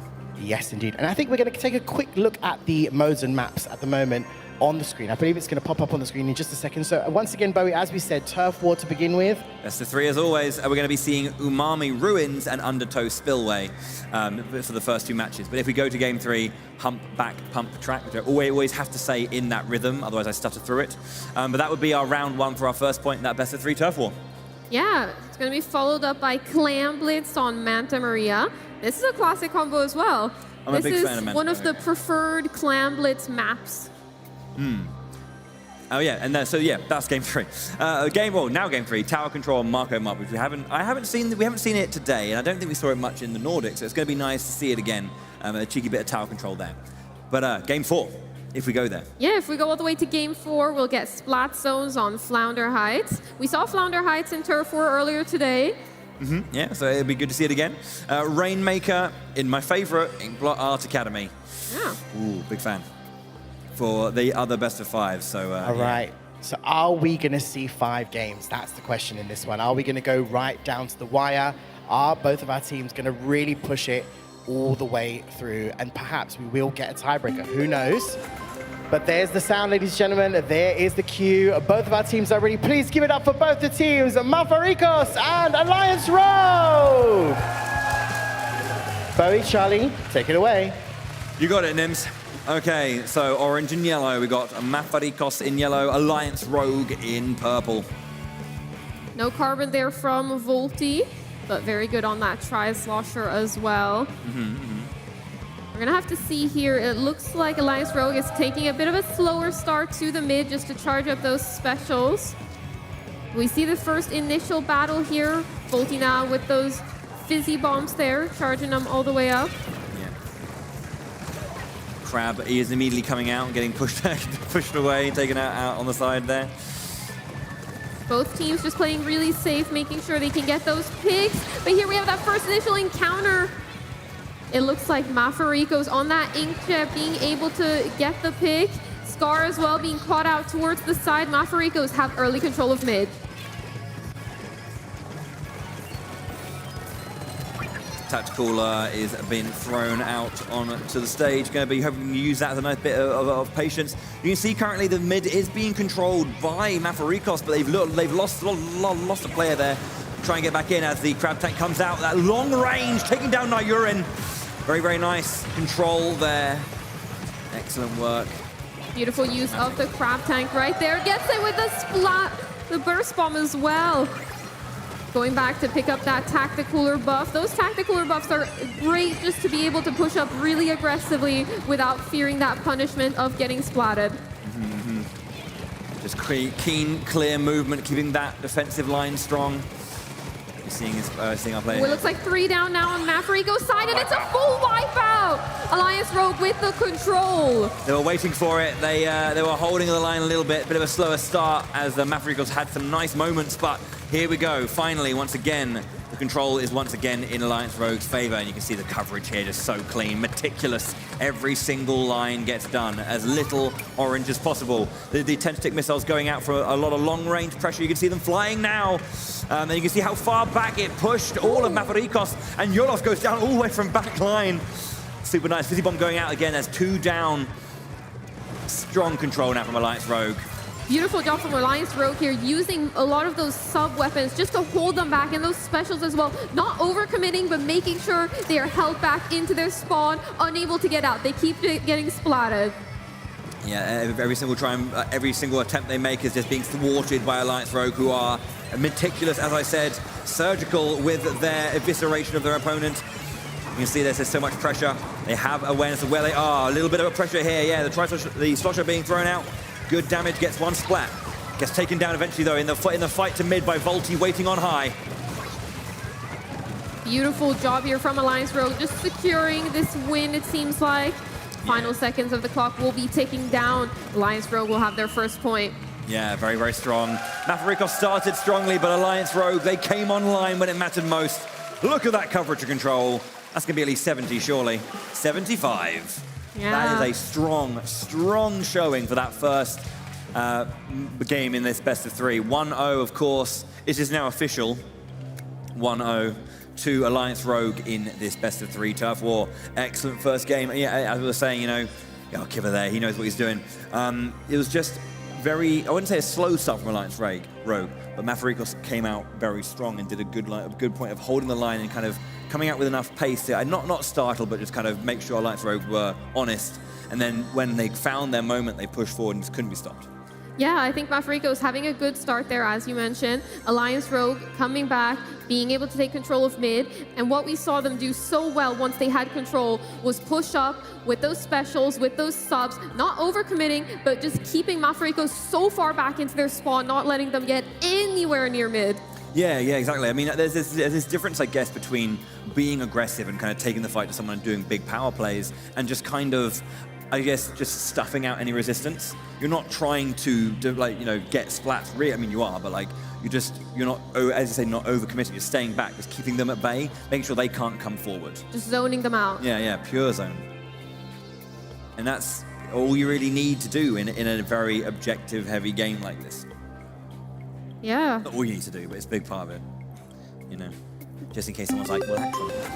That's our noise, our notification that game is ready. We're going into our second round of Turf War. Let's hop right into it. Oh, my favorite color, the teal. And the very bright orange. Both teams now starting this match. We see some quick ninja jump, hidden jump. Some our usual weapons as well are ballpoint splatling, and again I think we see a couple of an Enzap, a Tri-Slosher and Slosher, Splashomatic as well for the usual specials, Inkjet, Tacticooler. Quick Tacticooler being put out there. Scar though able to push up very aggressively here.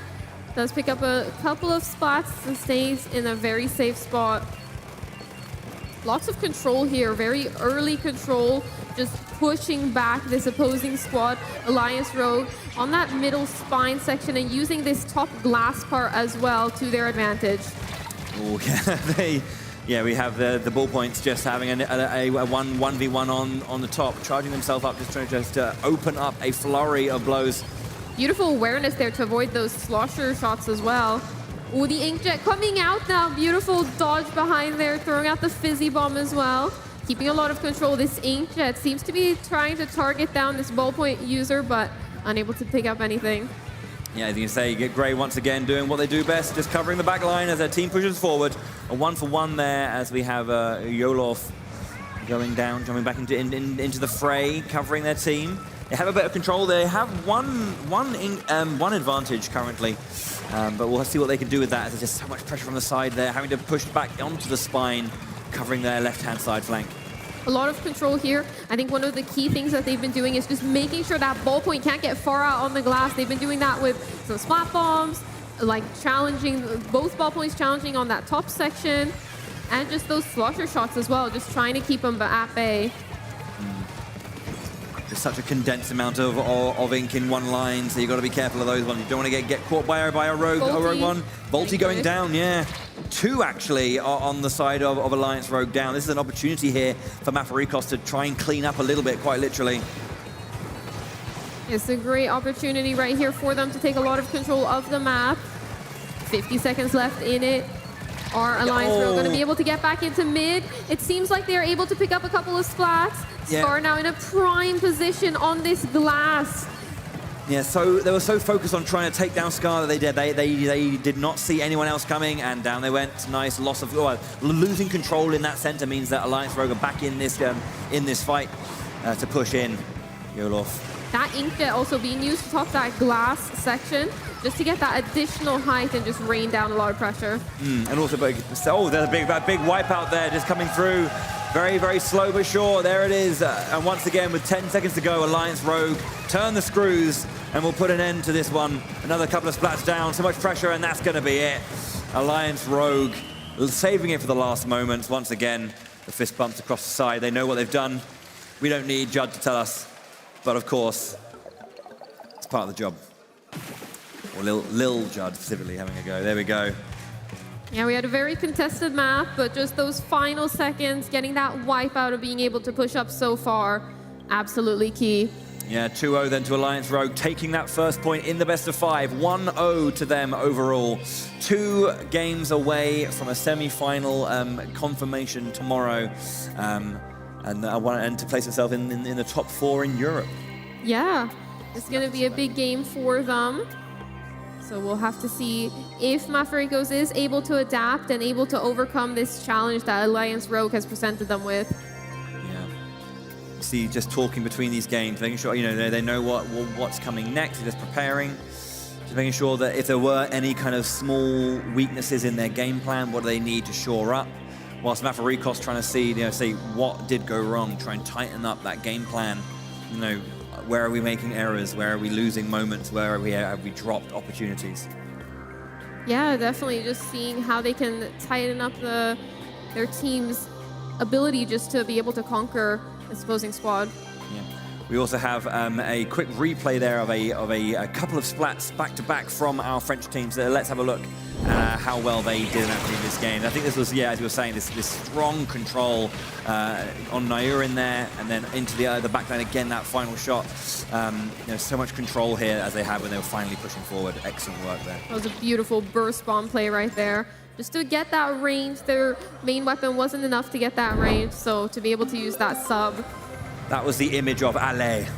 Allez La France! Right, okay, so 1-0 to Alliance Rogue. They are looking to end it with a couple more wins here. We've got the pink and teal once again. Mafarikos in the turquoise/teal, and Alliance Rogue in that nice pink.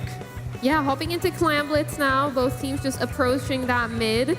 Alliance Rogue actually recently finished first in the world in the in-game Clan Blitz monthly challenge with a power of 2,776.7, undefeated in that rotation. Wow. So they seem to be pretty strong at Clan Blitz. I mean, so far there's already got 3 splats down against Mafarikos. They're looking to immediately get straight away with that power clam in, and then covering. They managed to get 2 there, 54 points already, 46 going.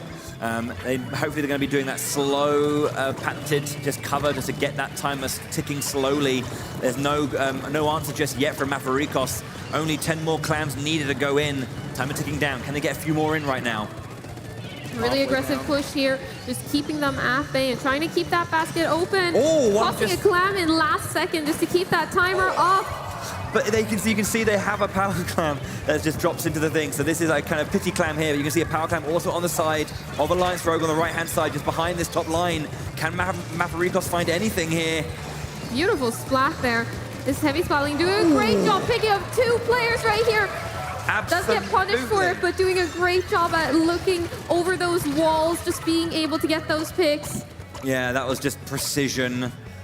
So much precision there to get that shot with that ball point, sorry. As you can see, they've already erased all of their bonus points, and they have 19 to go. 16-13 there. Kiva just throwing around as many as he can. Finally gets taken down. Menace there, getting 3 extra clams in. The timer should tick down. And once again, a few more bonus points put back into the pocket of Alliance Rogue.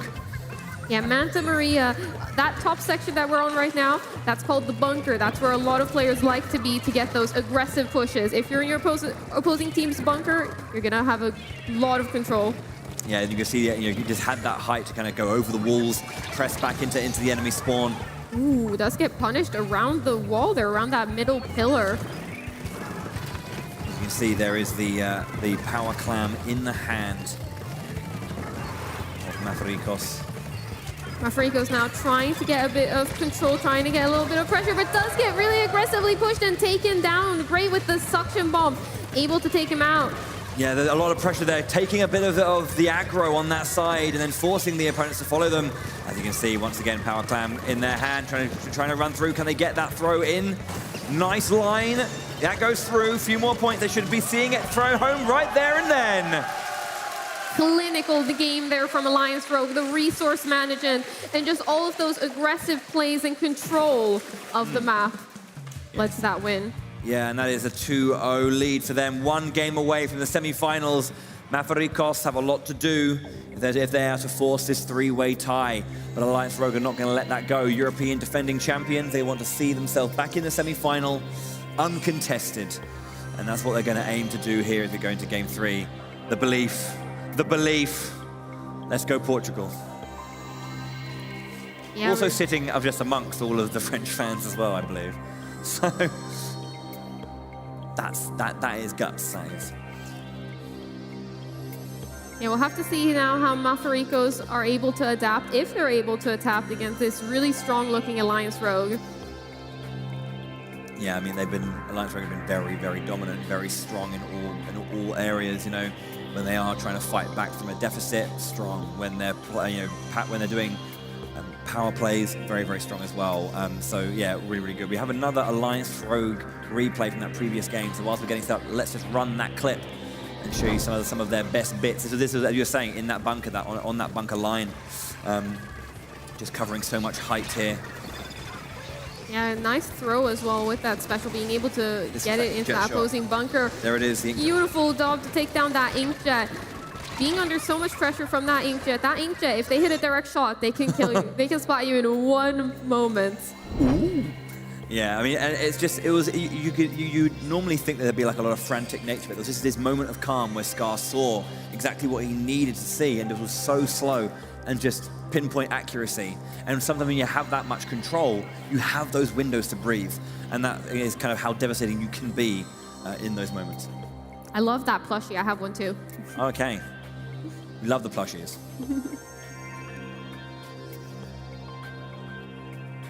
We're just readying up, waiting for our last couple of players to be ready. And when they're good, we're going to be jumping into our game. This could be the last game as a whole of Group A. If Alliance Rogue take this, they are in to the semi-finals. Can they stamp their mark on day 1 fully? Let's see as we jump into our next game. We've got Mafarikos in the deep blue and Alliance Rogue in orange for game 3 of match 3 of Group 1. Yeah, Macklemart here. Tower control. We'll have to see how these players go towards the middle. Dura on that splat charger as well. The splatter scope. Trying to get some picks potentially. The Rapid Blaster as well, an interesting choice, picking off Zhao. And they get control of the tower. Yes, indeed. Torpedo going out. Inkjet is alive, so we're going to have as much pressure as we can get. Ooh, does get taken down immediately, though. Dura shutting that down immediately. No, Scar. Not today. Manages to push that tower a little bit, trying to get more control. Scar just chilling on the tower right now, but forced to jump off, coming from those tri-strikes. Does use that inkjet. Looks like they're able to potentially get one pick. Gray now placing down that tacticooler. Gonna be, yeah, there we go. Volty grabbing that buff, moving into position. We saw the tower squish the tacticooler, so it's out of existence now. But still able to grab a couple of drinks before it disappeared. Oh, masterful dodging, but gets taken out by the slosher. That was really, really, I'm going to say cocky, you know, noticing the Charger player, trying to dance in between them, trying to dare them. Can you take me down? Right now, the tactical is out on the tower. Everyone's buffed up now. So Alliance Rogue pushing hard, past checkpoint number 2, coming up to the third one as well. They want to come together to get that timer ticking down nice and quickly. Volty, I believe, and Scar on the thing, yeah, as Yolof does get a couple of splats there, but gets taken down himself. Ooh, manages to push that tower. A couple extra spots. Gray is now back in the action, does get taken down. That would have been an insane play. Trying to thread the needle of, I guess, stealth. Find a way in the back, got taken down. So the tower has reset back to the center. It's currently only 5 points left of distance for Alliance Rogue to take. So it's, you know, the only thing that's going to happen here is if Mavarikos can get that knockout or as close as damn it. Yeah, that Rapid Blaster working out pretty well. It's not usually one of the picks we see, but it's not too uncommon either. Whatever you feel comfortable with. Just pushing back a little bit, though. You can see that Alliance Rogue were repositioning. Yes, but oh wow, getting that shot on Nayur in there. These jumped up slosher shots, kind of just trying to cover, just trying to keep pressure back. This pressure we see here spread out all across those ledges. Just trying to get a lot of pressure on. Does get taken down. Dura with a lovely shot there. Is that going to be enough for them to be able to take control of the map? It seems like it is for now, at least. Yeah, Dura there with the Chargers trying to find some lines if they can. But as you can see, the time is slowly ticking away from Mafarikos.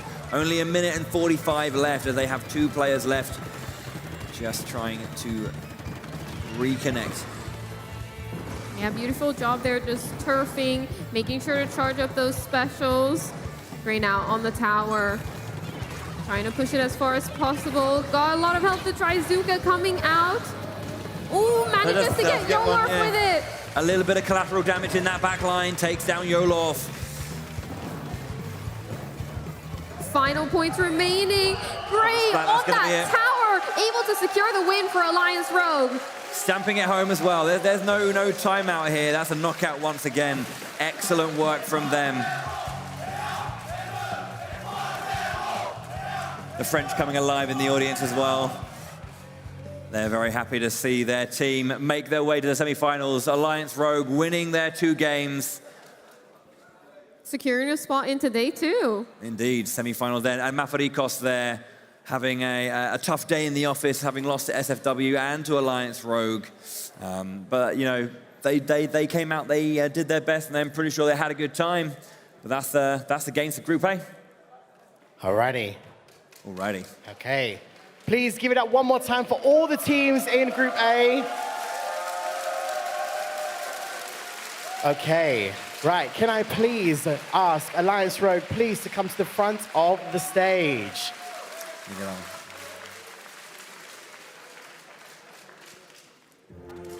Come this way, guys, Alliance Rogue. Come this way, yep. Don't be scared. Come over there, come over.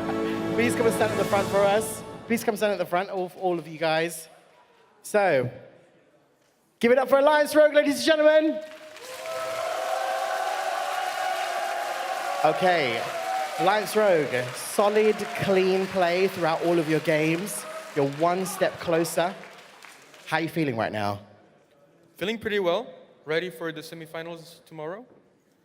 Okay, ready for the semifinals. So, talk us through a little bit about the games. Did you find that what's kind of been the key element for your team as you guys have been working through, and for the games you played so far? What's kind of been the main thing for you guys working together as a team? We work on everything, especially synergy between the team, between the players. I think we have mastered it, honestly. Give it up one more time, ladies and gentlemen, for Alliance Rogue. Alliance Rogue, I'd like you to pay attention to the screen just above you there. These are your highlights from the games you've just played. Let's take a look.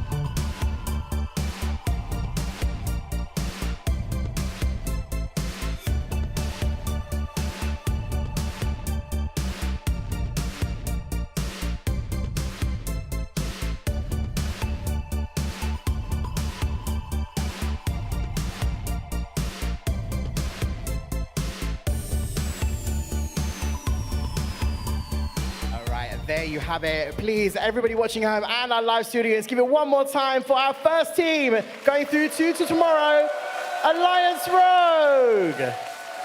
Guys, thank you so much. Please make your way safely off to the side of the stage. We will see you very, very soon. All right.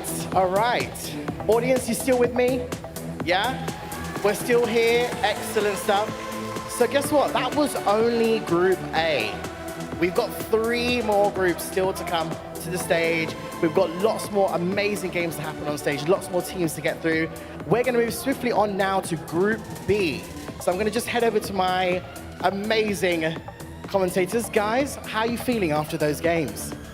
Those were amazing. My goodness, we had so many intense moments. Every team really showed up and had their moments.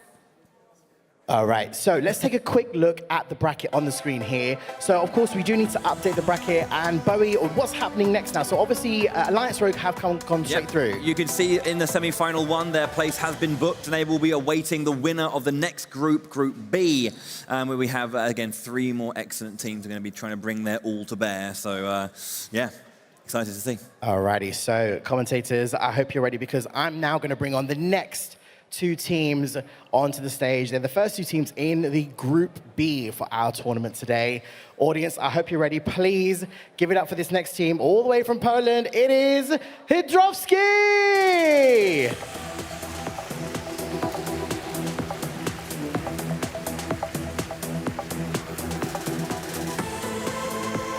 There they are. Welcome to the stage, guys. Welcome to the stage. Joining, of course, Team Hydrowski all the way from Germany. They've come very far, guys, all the way from Germany. Please give it up for Team Kaiser!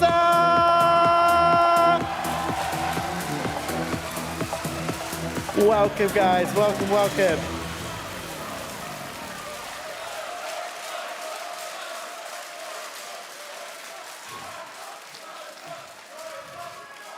Team Kaiser, it sounds like you only just have, just a few fans in the house, not many fans, just a few.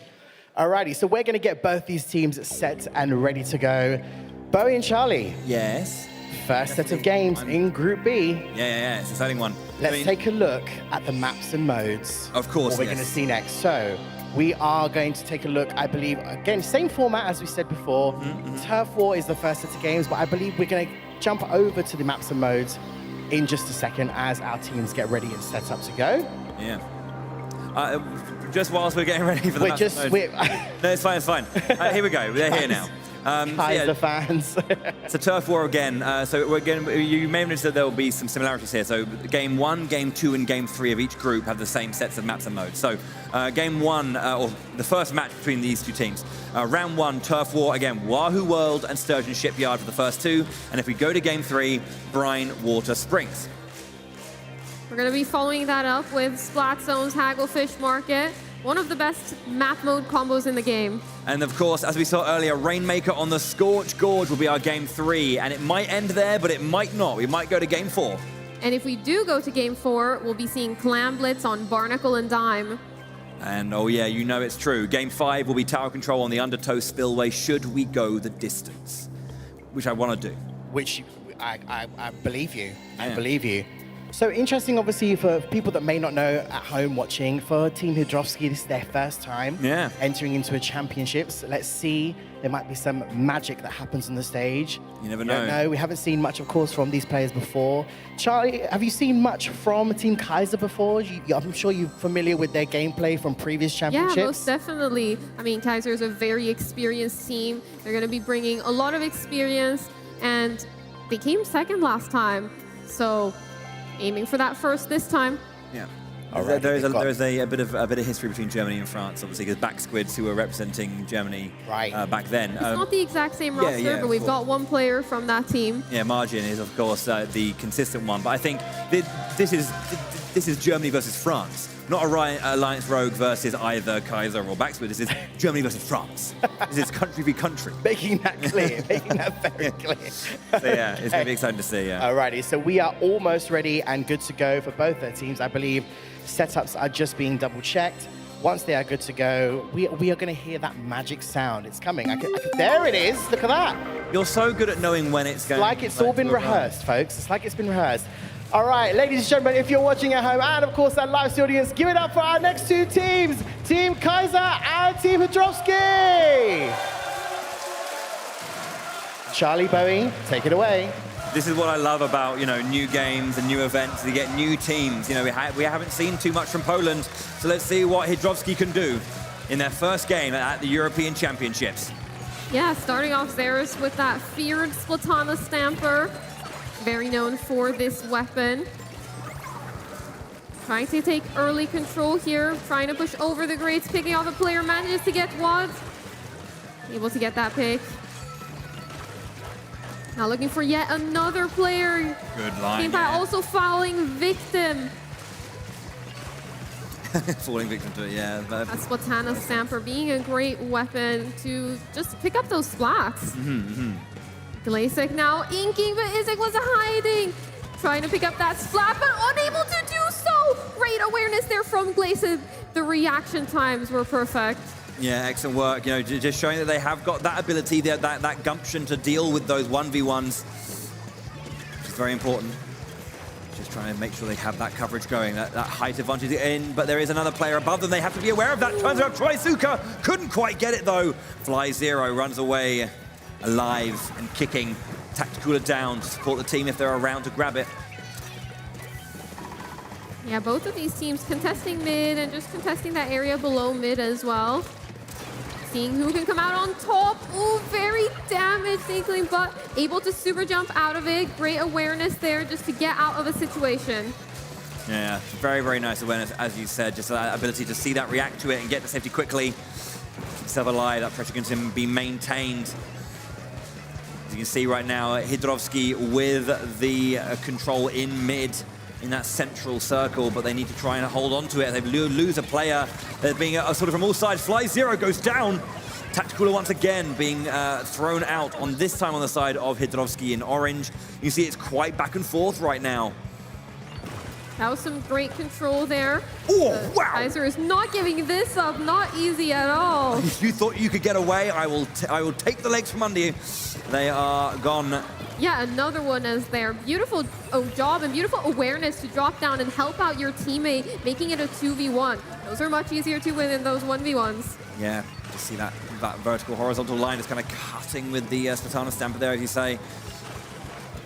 Turf War now. The last 30 seconds are what matters the most, and we're starting to get into that. 20 seconds left. Are we going to see strong control here remaining for Kaiser?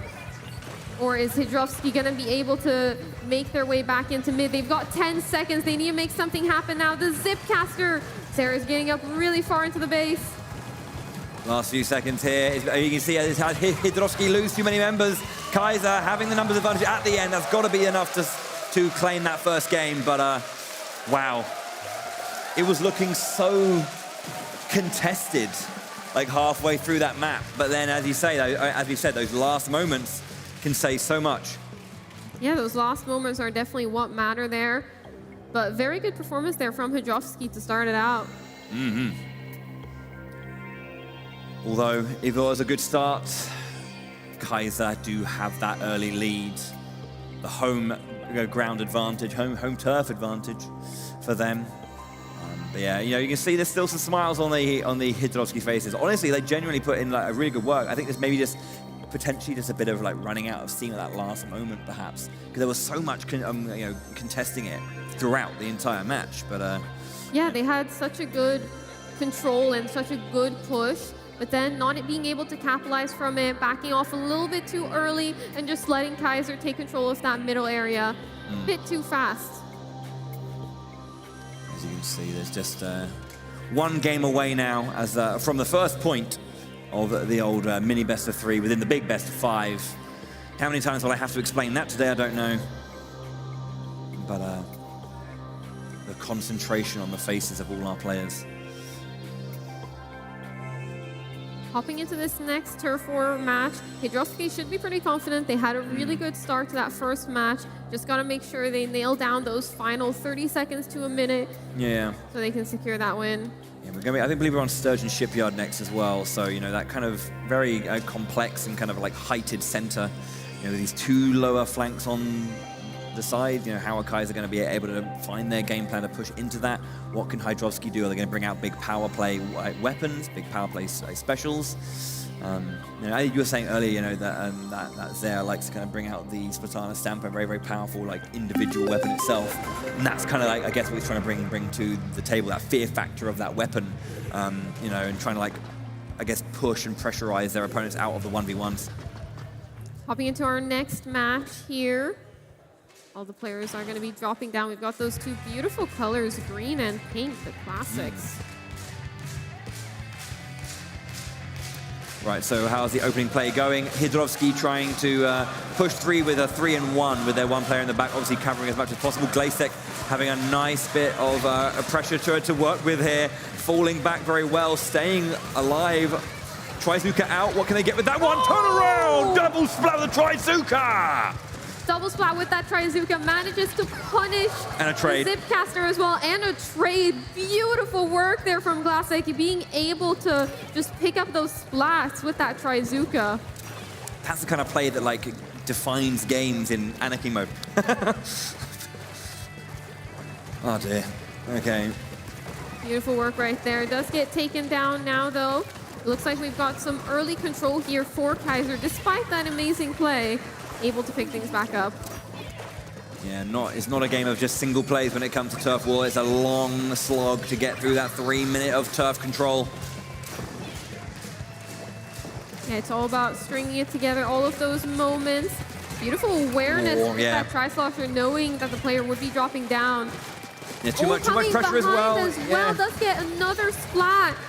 3 taken there as well, just a bit too much of that width, just because with that final part of the Tri-Slosher, just catching cars earlier as well. So with just a minute and a half left on the clock, you can see how far up Kaiser are right now into Hydrovsky's spawn. Taking another 2 here. We've been on this player for a long time, but just so good. Tacticooler in the corner, still alive. That finally goes down. Glazek now trying to get out of the spawn right here. It's looking really tough for them right now. Kaiser just have every single corner covered. They've got them pressured from all different directions. Gamepad now might be able to get back out of their spawn and into this middle area. You just need that one hero play though, and you can push it back in the last 50 seconds. Kaiser losing 2 of their members. Now's the time for Hydrovsky to push back. Can they find that good line? Suction Bomb doesn't connect past. Tacticooler out though, going across the bridge track. Can they try and get a flank maybe with this height advantage? Trying to push back there. They were underneath the bridge, had to get out. Super jump, that was great awareness just to get out of that alive. It is much faster to super jump back to base than it is to get splatted, so definitely good awareness right there. Now Majin sneaking around, trying to pick up a splat here. Quick shots, quick coverage. It's just so cleanly done. Just taking control of this middle bridge here. As you can see on the 3 side, you've got Zeros as well. Margin up top, can't go. There you go, the 3-on-1 for the splat finally. Last 5 seconds, is there anything in Hydrovsky's tank, or is it gonna be, as it looks, a Kaiser game? That was a massive game for Kaiser right there, winning it in dominant fashion, just not letting up any pressure. Once again, Kaiser with the 2-0, winning that best of 3. We're going to be going into the Anarchy mode here with Kaiser 1-0 up. Excellent start from them. They have that lead. Good start. It is official. It is official in our wonderful thing. 2-0. 1-0-2. Yeah, no, that was an amazing game from them. They had a lot of pressure, just getting splat after splat after splat. Just finding those weird angles as well, just approaching when they were getting all of those splats, just approaching the opposing squad from different angles, just trying to pick off those splats. Yeah, indeed. It was a lot of control throughout. I mean, I want to talk about again Hydrovsky as well there, because they had that nice opening play. And I was saying that in a game like Turf, which always goes through time, that doesn't really make it, it's a nice moment, it's excellent play, and it shows the caliber of these players.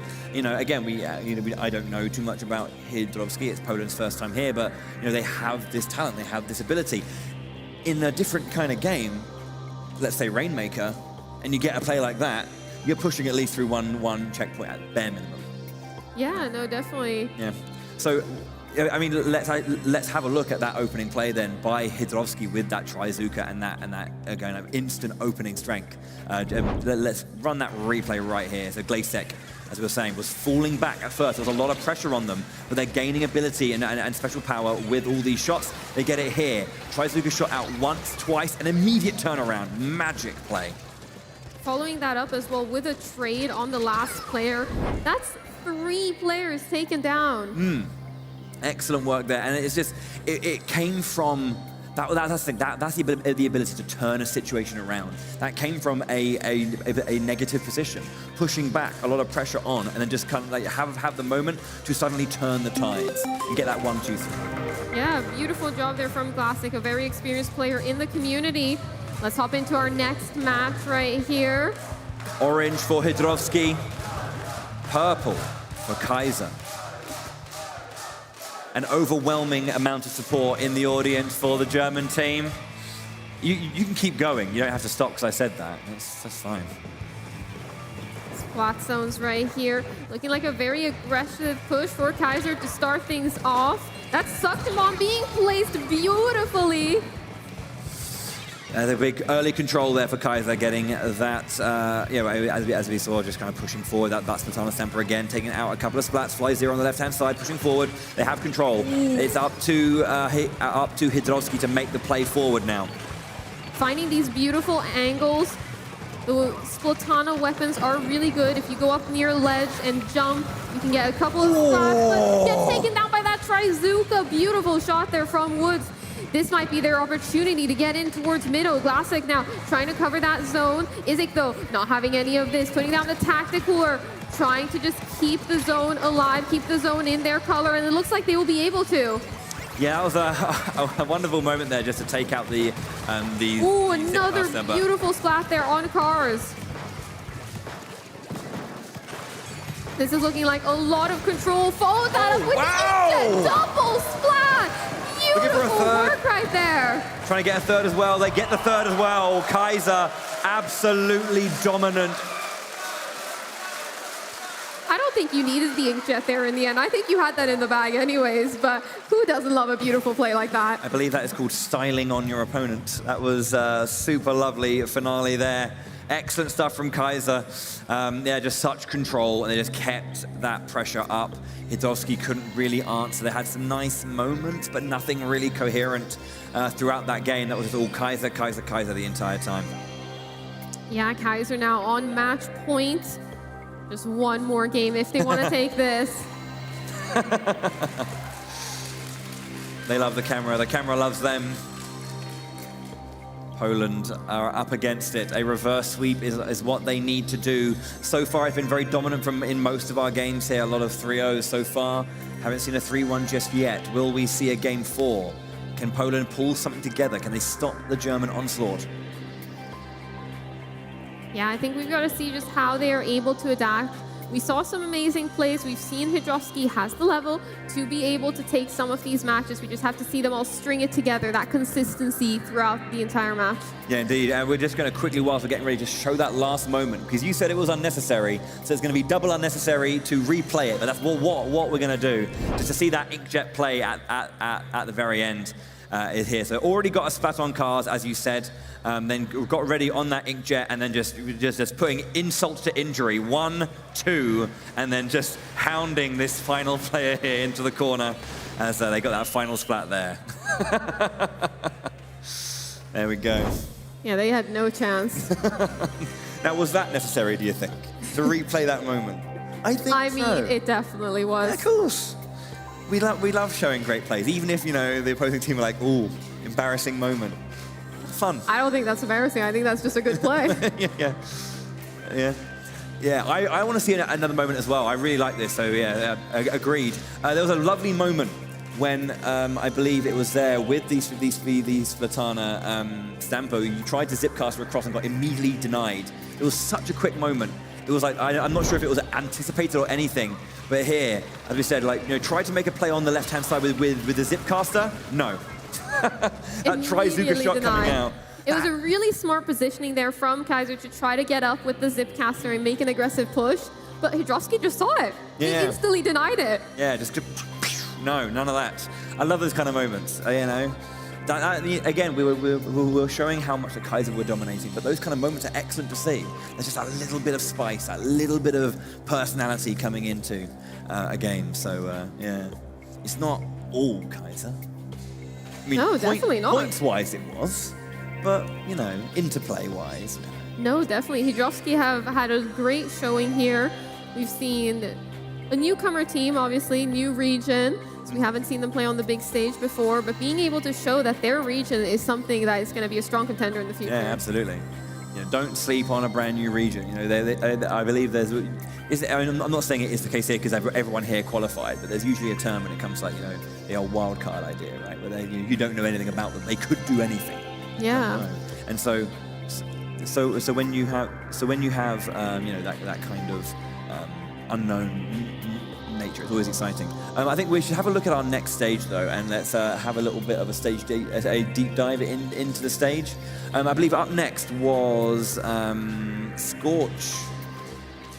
Scorch Gorge, and it's Rainmaker, I believe. So let's have a little look at our tablet feed, and let's have a look at Scorch Gorge in a little bit more detail to kind of go over the moments and the things we're looking for in Rainmaker. Yeah, we're going to be looking at first who gets that initial pop, who gets that initial, you know, secure control of this middle section of the map, and then how they choose to push up around this corner. Mm-hmm. Something that is also really fun to note on this particular map is if you place a tactical down right here, your teammates can reach it from below this ledge over here. Right, okay. That's a little fun tidbit for you guys there. But it's all about taking control of this middle section. We're going to be seeing a lot of players come out, try and take control of that ramp to be able to push up, and just take control of this plat area on the opposing squad. I mean, obviously, the big thing about Rainmaker, especially when it comes to Splatoon 3, obviously, is like multiple checkpoints. You pick your checkpoints to push through. This northern, I mean, at least from the way we're looking at it, this northern section is the most kind of like the general way. That's usually the way that players like to go. How often would you say would that southern one go for you? And if so, where would those like pressure points be? Yeah, I mean, usually we see players go up to this top portion, but sometimes if you're sneaky, you can go across these grates and be able to take a nice straight path, but you do need a lot of control to be able to do that, as you're very vulnerable on those grates. Yeah. I think, yeah, as you say, that kind of bridge over and that kind of way around is what we normally see, excuse me. But then I think that's kind of the exciting thing. You expect someone to go a certain way. Can you, like, surprise your opponent with, like, a different play? You definitely can. You definitely can go an unexpected route and just surprise your opponent, especially if you have a distracting and leading the opposite direction. Excellent. Well, we're going to be seeing that map momentarily as we just got our audio. It means the game is starting. So let's jump into Scorch Gorge Rainmaker. Let's hop into it. We'll have to see which direction these teams now choose to pick, which checkpoint they're going to break through. Okay, you can see they're pushing straight for that center. And so far, the Rainmaker shield goes to Hydrovsky in the yellow. Kaiser looking to find their way for first time in. Game P goes down on one side. Wads is trying to find the thing there. Isik and Wads, yeah, having a bit of a 1-2. Fly0 trying to support. Now, the Rainmaker in the hand of Kaiser, as you say, going up that first height to the right. Straight away in. Checkpoint number 1, they're through immediately. Nice start so far. Yeah, managing to get up that side that we were talking about, the usual checkpoint that people like to go across.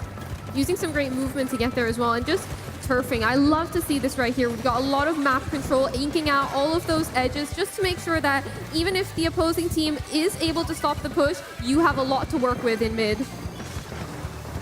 Rainmaker has reset there. Going to be reopening that shield. Very much looking like Kaiser control. Isik pulling to the left-hand side here. Margin waiting. Teammates pushing round. The Zipcaster goes up. Coming straight in. So much pressure. Takes it down. I believe that was Game P. Oh, Basic there. Well, Isik managing to stay safe and managing to push it an extra couple of points. Beautiful squid roll there just to ensure you get that extra distance. Yeah, and that took the entire team of Hydrovsky to stop Isik there. Kaiser with 27 on that distance to go. The Rainmaker now in Kaz's hand. They lost it, but they want it. Yep, there you go. They went for the reset. I believe they jumped off the edge for a reset there. Smart reset, especially when the Rainmaker is in such an aggressive spot. We see that beautiful Zipcaster play, able to save themselves from falling off and getting the splat! That beautiful is job right insane there from Zaire. Absolutely wonderful usage. They're breaking the lines with that Zipcaster. So much chaos on the map. That was a beautiful job right there, being able to get through those breaks, allowing their teammates to get a big push right here. Gets punished for that inkjet. It looks like we see a lot of control here. Hydrovsky getting back into the game. Classic now is in an awkward spot. They put the Rainmaker even further back whilst trying to reset it. All they have to do is pick it up now, and the squid roll Zara's so close, but denied. Onto the podium, 1 point remaining. Denied with 1 point to go. That was such a bold move. Ooh. Okay, incredible stuff there from Kaiser. Game P once again going for the factory reset there. Rainmaker back to the center. But you can see the control all in Kaiser's side. They just needed to get their back into the mid. They needed to get out of their spawn. There now once again. Platana Stamper trying to find a way in. Gets Classic down. One splat there. So you can see though Hydrovsky losing all of their team members once again. Isik pushing forward with that Rainmaker, just hammering shots in. Artillery fire. Yeah, that was a beautiful play right there. Mounting another aggressive push. Isik though playing it very safe, not wanting to just hand over this Rainmaker when they have such a great lead. So just chilling in the spot, very aggressively pressuring, letting their teammates go up. Beautiful splat right there as well. Yeah, they're just catching Game P, yeah. You see there's so much control. I mean, at this point, even if they don't get the knockout, everything is on Hydrovsky. Hydrovsky need a knockout to survive this, to stay in this game. Or are you going to see right now? Oh! Kaiser with the BM. The BM from Kaiser. They just had to get that screenshot, the selfie. It's not like it's being streamed or anything. They lost rate just running into the center. Isik there, allowing it to go into the hands of Hydrovsky. That is very rude, but appreciated. At the same time, it's coming to competition after all. Beautiful movement here, just maneuvering around all of those shots, dodging everything. Beautiful job right there. 45 seconds now. Hydrovsky need to take control of this Rainmaker if they want a chance, but it looks like it's going to be really tough. 35 seconds left on the clock. It is not in Hydrovsky's favor. Kaiser having so much control, just pushing them all back, taking splat after splat, forcing more desperation from the side of Hydrovsky. And desperation means errors. Errors mean splats, and splats means a loss. Yeah, it's one of the things when you start to lose control of a match, being able to regroup and get back into it can be very difficult. Kaiser here doing a really good job at just staying safe. They don't need to push this Rainmaker aggressively, so Isik just staying safe, staying back with this Rainmaker. Great play. Excellent control. They jump in for one more reset. Kaiser 3-0 over Hydrovsky with spirit, aplomb, a bit of cheekiness. Yeah, that was a great game from Kaiser there. That play to get them to 1 point remaining, that squid roll to get onto the podium. Beautiful play. Excellent stuff, and a little bit of style at the very end as well. Incredible stuff from Kaiser. They are here to play. They want another shot at that title. They were denied it so marginally 4 years ago, and now 4 years on, can they change their stars? Nims. I've said it before, but wow. Wow, that was some immense gameplay. Can I please get a massive cheer and round of applause for both teams once again?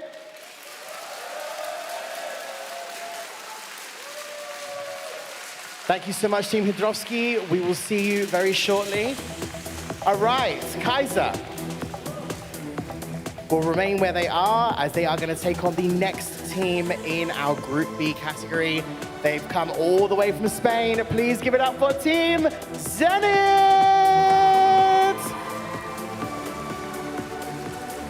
Welcome in, guys. Welcome in. Please make your way straight to your chairs. Thank you so much. Okay. Alrighty, so Bowie and Charlie, we are going to take a look again at the bracket because we do need to update our bracket. Some immense gameplay as we just saw there from our first two teams in the Group B category. So I believe now a point will go forward to Kaiser. Indeed, yeah. As you can see in the Group B segment, that Hydrovsky's tag has been grayed out. Kaiser still in that beautiful blue. They won their game. One more, and they're playing this to their second game right now. They can secure their place in the semifinals right here. But Zenith, if they win this, they can then set up that match against Hydrovsky to maybe sweep it from under them. But we don't know just yet.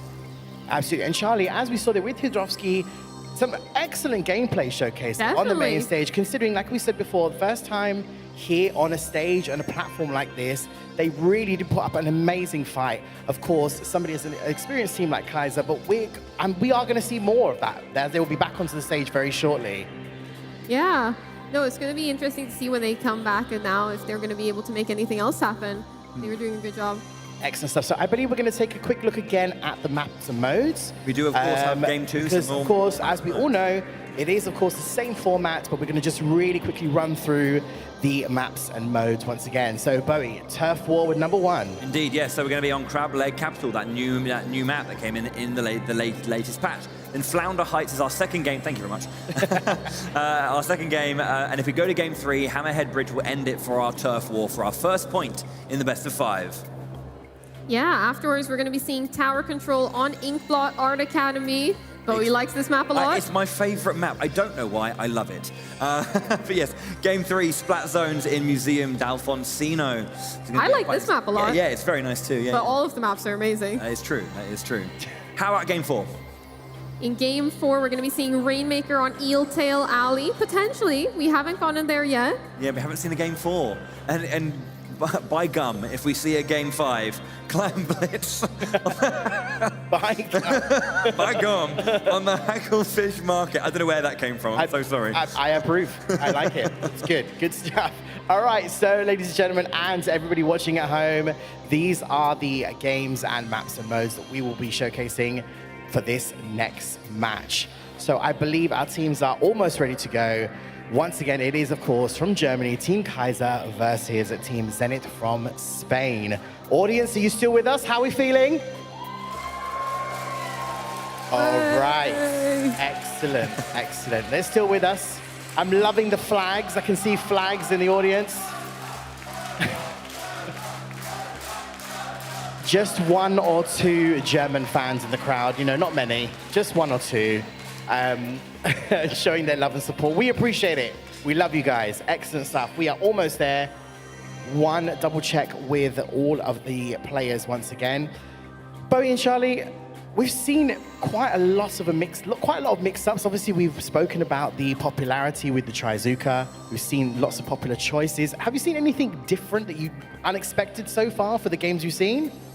Well, I mean, I think it's not, I wouldn't say it's unexpected, but it is a difference. Obviously, Xeon, Lee Spartana, Stamper is quite a powerful weapon. We've seen it in other games, but I think that's the first time we've really seen it be utilized to such effectiveness. Yeah, I think we've seen like a couple of players have been playing weapons that they are known for. Even if they aren't that popular in the meta, we've seen a lot of just weapons that they are good at. They are good at it despite the meta. Yeah. Yeah, and we did, I mean, in the previous game, Hydrovsky, we did see that they were changing up the weapons. We saw people changing from dualies to different weapons, and we saw quite a mix up there with Hydrovsky, which was quite interesting to see. And there it's like it's rehearsed. I mean, there's the cue. Ladies and gentlemen, and everybody watching, please give it up for Kaiser versus Zenith. Alrighty, Charlie and Bowie, you know what to do. We do. Talk about a video game. Okay, so we got obviously our Spanish team, Zenith. We got Mario V, Alex DC, Carlox, and Yokaru going up against Fly Zero, Zer, Isik, and Margin. Yeah, we're gonna have to see how these players choose to approach mid. It looks like we've got early control there by Kaiser, putting down that tacticaler as well to enable an even more aggressive push. This map is a really fun one. I really love playing on it. That freshness, for sure, is definitely playing into its favor as well. I think it's always, you know, the new stuff is always fun to play, isn't it? As you work out its nuance and you work out its strengths and weaknesses. Yeah, just being able to get those aggressive pushes. Ooh, getting almost caught out here, but it looks like they're able to get out of that. It looks like Zenith playing a really passive style, trying to secure control of their base before they push in towards middle. Ooh, beautiful shots right there. Almost getting taken down. Yes. Getting the splat confirmed right there. Yeah, threading the needle just underneath that fence and just past the wall. Wonderful stuff.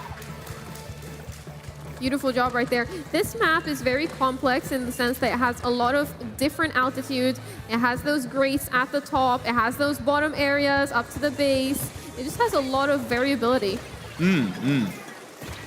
Okay, get out of dodge. Let's go. Keep yourself safe. Keep yourself alive. Mario with the defensive play there just needs to also just cover a little bit of space that was taken away from the back zone.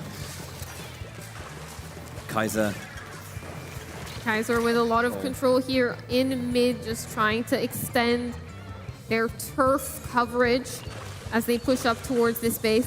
It's pretty difficult to get into the opposing squad's base just because of how these grates are placed, and you're so vulnerable on grates, so it's very hard to push up further into their base. You can see how much control there is so far on Kaiser's side. Zenith just struggling to get out of their base. You can see the focused face of our Kaiser players. Just, you know, The crab tank coming out there. Is it going to be enough to be able to turn the tides of the battle? Doesn't look like they're able to get any meaningful splats. They're just being calm here. There's an inkjet out, flying out. You can see losing a couple of members there. Getting into the back line with that Zipcaster, waiting for the landing and just taking them down. Excellent work once again from Zer. They saw the inkjet spawn location and just hammered home. That was a super smart play, making sure to target down that inkjet user right as they jumped back to their original positioning. Beautiful timing as well to get up there right on time. First one's going out as well, just trying to cover a little bit of the ground. Fly Zero underneath the grate, just trying to push Mario into a corner. Does indeed. Couple of last seconds, but it hasn't changed. Kaiser from start to finish.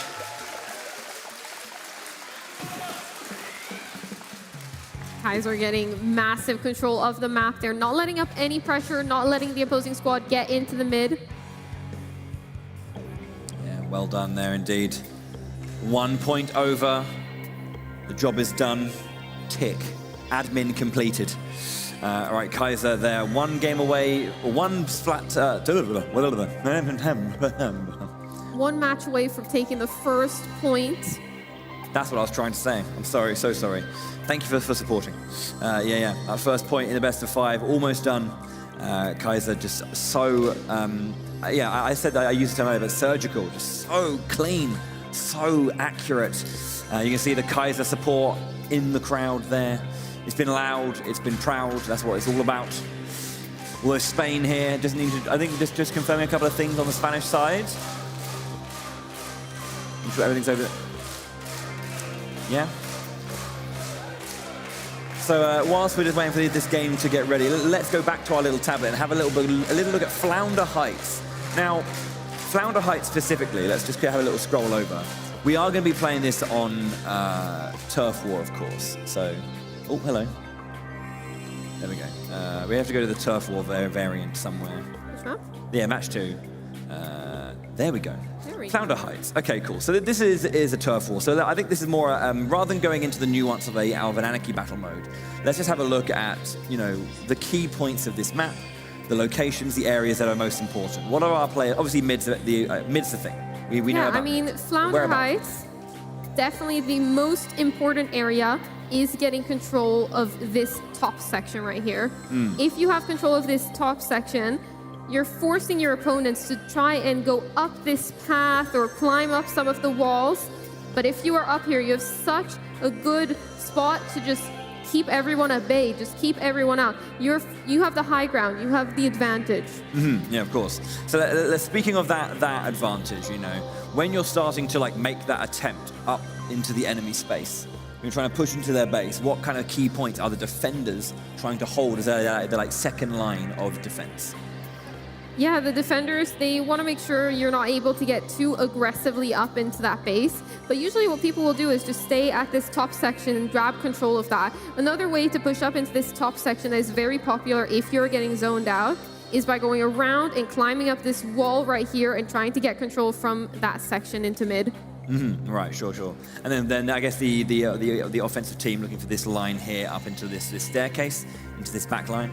Yeah, the offensive team usually want to have everyone set up near this mid section over here, and maybe having one aggressive Slayer going behind the team, going up this alley around the team or up this alley around the team, just to try and get a different angle to come at the opposing squad from behind.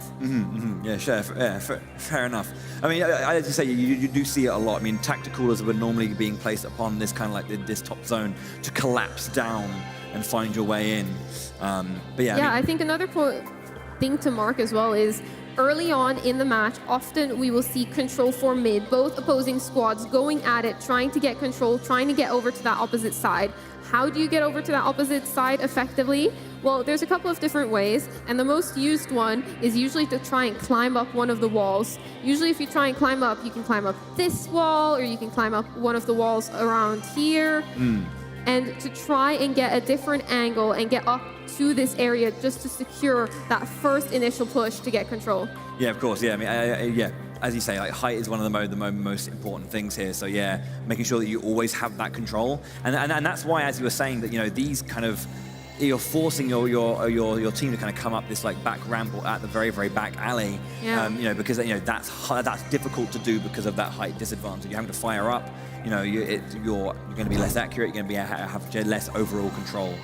We're just going to be setting it up here. We're just going to make sure that everyone is in the room and ready to go.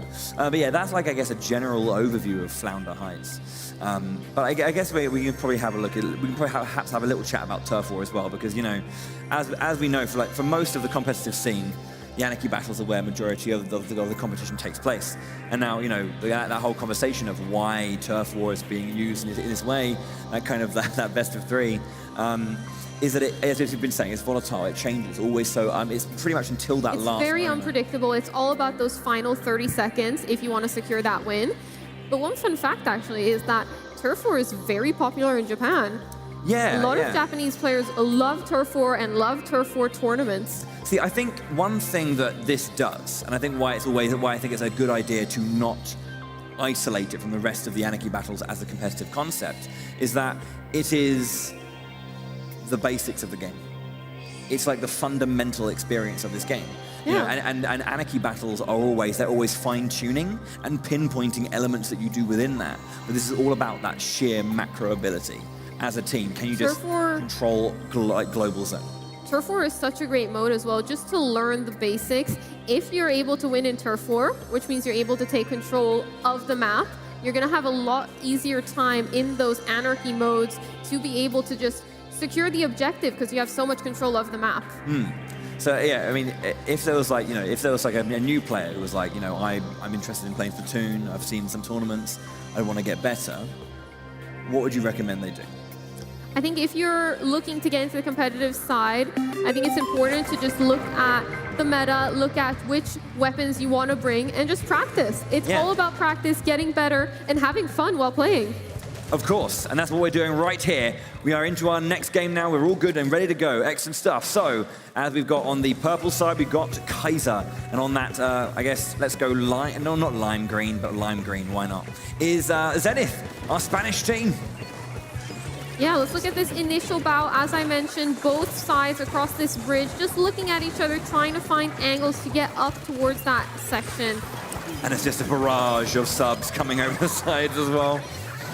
There's two players together. They're going to try and push back. Yes, now they have control. Moving down onto that lower side. The collapse from Kaiser is strong.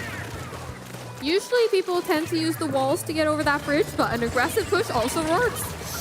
Yeah, they had a couple of moments, a couple of shots, but not enough to take a splat there. They do eventually go down. Alex DC getting that splatola.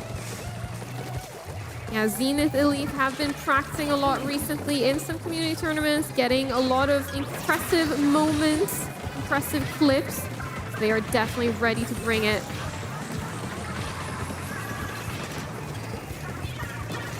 Ooh, very, very nice. I think that was coming out from the burst bomb, just clipping an opponent and taking their life down. There we go, and another in midair.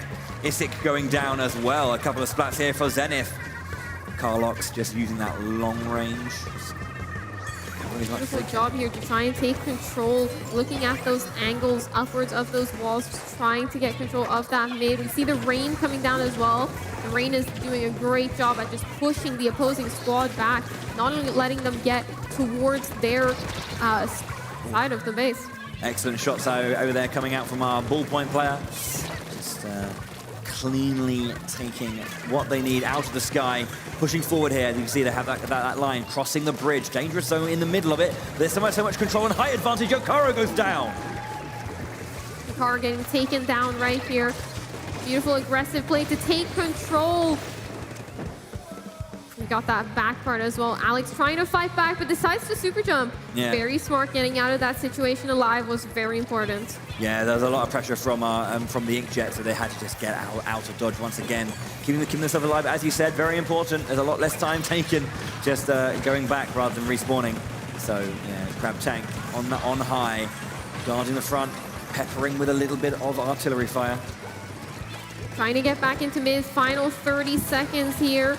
We've got a lot of control out on the field. So we have to try to get back towards that middle area. This map is so good. Once you grab control, it is so difficult to get back into the game.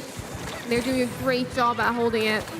The Inkstorm slowly raining down on that slope up to that top mid. Kaiser now with a beautiful aggressive push just to finish off the game. Yeah, last 5 seconds as well. It's going to be over. Kaiser once again dominating, controlling, winning. 73. Is that the highest percentage we've seen today? I don't know. Huh? Maybe. Fair enough. Whee! Everyone's having a good time with their weapons. Yay. There we go, that's 2-0 then in the best of 3 turf war. That means our first point going over to Kaiser. As you can see, their symbols lighting up. 2 to go, and they have already, quite early on, confirmed their semi-final presence, and then the last game will just be for the, I guess, for, I don't know, for fun. to stamp yourself as second in your group. But that is only if Kaiser win it. Zenith's not out yet. There's only one point in the best of 5 taken, so we could have another 4 games. We could have 2, we could have 3 more. So who can say? The players will be doing their best to put on their best show. Yeah, we're gonna have to see how Zenith choose to adapt now going into these anarchy modes. They've lost 2 times now in turf. How do they adapt to bring it in these anarchy modes? Anarchy modes play quite different. You've got more of a central focus that you got to play around. Yeah, it really kind of, again, yeah, as you say, focuses you and forces you to deal with one particular thing. You still have all that space to work with, and I think that's when you can sometimes, you know, go a little bit too, quite too linear with your thinking. You do have to think about that wider option. You know, enemies are going to be moving around you, they're going to be rotating, and space is still a thing that exists, even if you do have this focus. You know, and I think you have to just kind of pass information a lot better. What around the sides matters more. I think in Turf War, everything's just you have that kind of wider view. yeah, you have to focus and narrow it down without losing what's important. Yeah, definitely. Making sure to even have map control. Map control, even if it's not of the central area, even if it's some side portions of the map, just having that map control helps the team be able to take control as we hear the sounds drop into our next match. Oh, yes, indeed. As you say, you know, that line, being able to speed in to get back into line of formation. Here we go. We're on to our first Anarchy battle. We've got tower control, I think, isn't it? Yes, it is. Inkblot Art Academy. Your favorite map. Yeah. I was just making sure it was tower control. I don't know why my head just decided just to blank. We saw some excellent gameplay on this map and mode last time, so let's see how it goes. Orange and yellow, orange and purple yet again. Beautiful picks there early on to take control. 2 down on the opposing squad. Kaiser now with the control, managing to get up with a really aggressive push, just hiding around these corners, using those structures to their advantage as they try and push up aggressively, getting another spot onto Alex right there as they continue their aggressive push. That tower just chilling in the background, getting towards that second checkpoint. This is going to be a really tough corner, but able to survive with that super jump back to the tower as well. Yeah, tactical out as well to get a few buffs going for the team. They're running rings around the edges of Zenith. The Inkblot Art Academy is covered. Kaiser going in. Sorry, Zare going in with that zip coaster. So supporting the team. 2 spots down. They're past checkpoint 3. They're going to be closing it out very, very shortly if they can. They're back on the tower position. Just around that suction bomb. Trizuka coming out, getting another spot on Alex, and it's game! That was a really fast match right there. Tower control can just end in a second if you get a strong push like that. And Margin turning to his teammate there, hugging him. What an excellent play. That was so much domination. There was not any fight back from Zenith. Kaiser just had the control from start to finish. Ooh, that's a game you can be proud of, I think. That's one of those games you go, damn, I'm good. Yeah, that's one of those games, just having those aggressive pushes, picking up splat after splat after splat. Relentless, not letting go of any of that pressure. Excellent work. Yeah, you can see how like hyped up they were as well. That was like so much confidence. They were aware that wasn't just like an ordinary like knockout. That was a very dominant knockout. Yeah, that was absolutely beautiful right there. The Spanish team have a lot of work to do. It's not over yet. They have to compose themselves. Just make sure they can find something to throw back in the face of the Germans. Yeah, have to reverse sweep if they want a chance to win this match. Definitely a tough task ahead of them, especially looking after this most recent match and how dominant Kaiser were. Yes. Correct. One audience member, Kaiser, yes. That is the name of the team. We know what we're doing. Okay, so Kaiser are 1 game away from that semi-final place. They'll come back tomorrow, heads held high. Now, what's interesting, again, is that Group B winner plays the Group A winner. And the Group A winner was Alliance Rogue, which means that if... It's a very tough matchup waiting ahead. If Kaiser win this game and they're in the semi-final, we're going to have that France-Germany rematch in the semi-finals. But let's not get ahead of ourselves yet. Of course, no. Still has a chance to take this. They've just got to be playing clinical from this point onwards, making sure their weapon comps are selected, making sure they take all of their pushes in favorable situations, getting into those 2v1s. Let's hop into the match. Okay, now here we go. Spain have the work to do. The reverse sweep is what they need. Can they stay in at least 1 more game? And just make sure that they do not go down 3-0. It's up to Zenith. Kaiser have got the match point in hand. Yeah, we see splat zones now. Both of these squads, we've got a splatter scope on the field. We have to look at how Carlox plays this splatter scope. Carlox a very good backliner. Yeah, if they're able to get some of these picks, they will definitely be able to get more control and win this match eventually. Yeah, they got the first capture of the zone, but then the Kaiser just throw it back at them. They take control. They're going to take the lead right now. There we go. So yeah, at this point, can Zenith find their way back into the center, push Kaiser off of their perches, and Ooh, the Zipcaster zipping around, getting into those uncomfortable spots. Does get punished for it, however. Tried a little bit of sauce, but got thrown out eventually. Those tri-strikes right there, trying to get control of the map, but Kaiser doing a good job at inking it, making sure it stays in their color. 30 points remaining now. We need to see an aggressive push here from Zenith, but it looks like that Trizuka won't be coming out. Kaiser extending their lead. Getting one final splat as well before they lost it. You can see, though, that they were taken off the point. Zenith have control once again.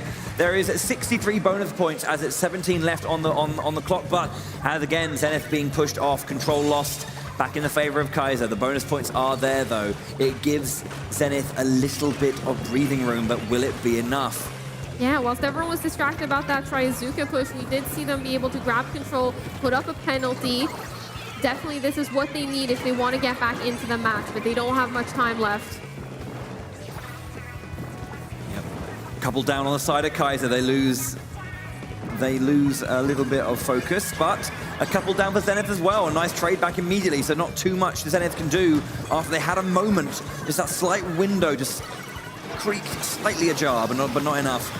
That Rapid Blaster right there doing a good job at contesting the sniper, not letting them stay alive, getting a nice splat as well.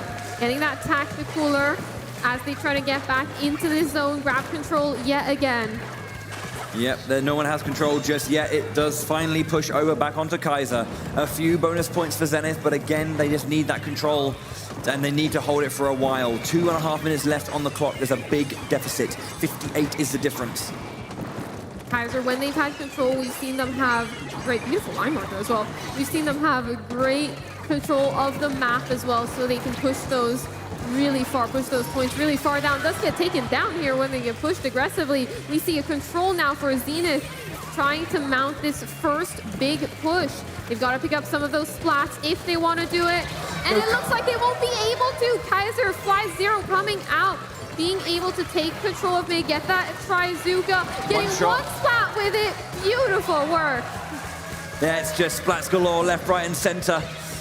Kaiser being on the winning side of most of those trades, but you know, Zenith does have a little bit of life in them. It's a lot to work on. They managed to bring it down to a 32 deficit, 1.5 minutes to go with 30 points of bonus, or penalty points rather, having to go through. Tactical out on Zenith's side. Can they utilize this buff? Can they push forward and go? That line marker doing such amazing work at just marking the opposing squad. That line marker is not usually one of those subs we see, but it looks like they're going to maybe be able to take control of the zone here. Those tri-strikes aggressively dropping onto the zone, but they get taken out in a wipeout. Kaiser now going to be pushing down these final points as they take the win. They stand center, proud and loud is the audience as they secure their place in the semi-final. Kaiser 3-0's Zenith. They 3-0'd Hydrovsky.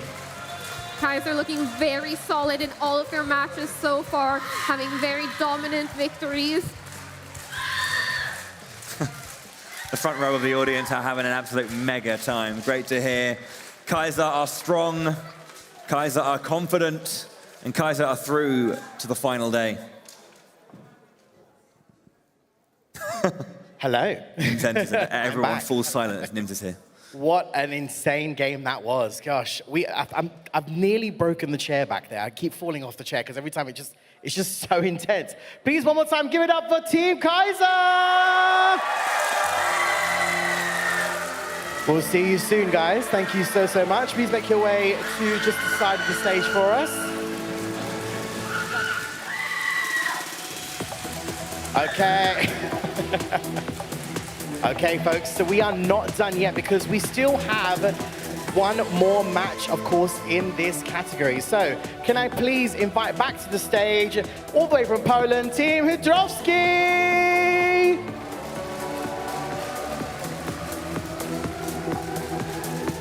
There they are. Welcome back, guys. Please make your way to the seats just over there and get yourselves set up. So, of course, as we mentioned before, all of our teams need to play one another in each group, secure enough points to move them further into the semi-final rounds.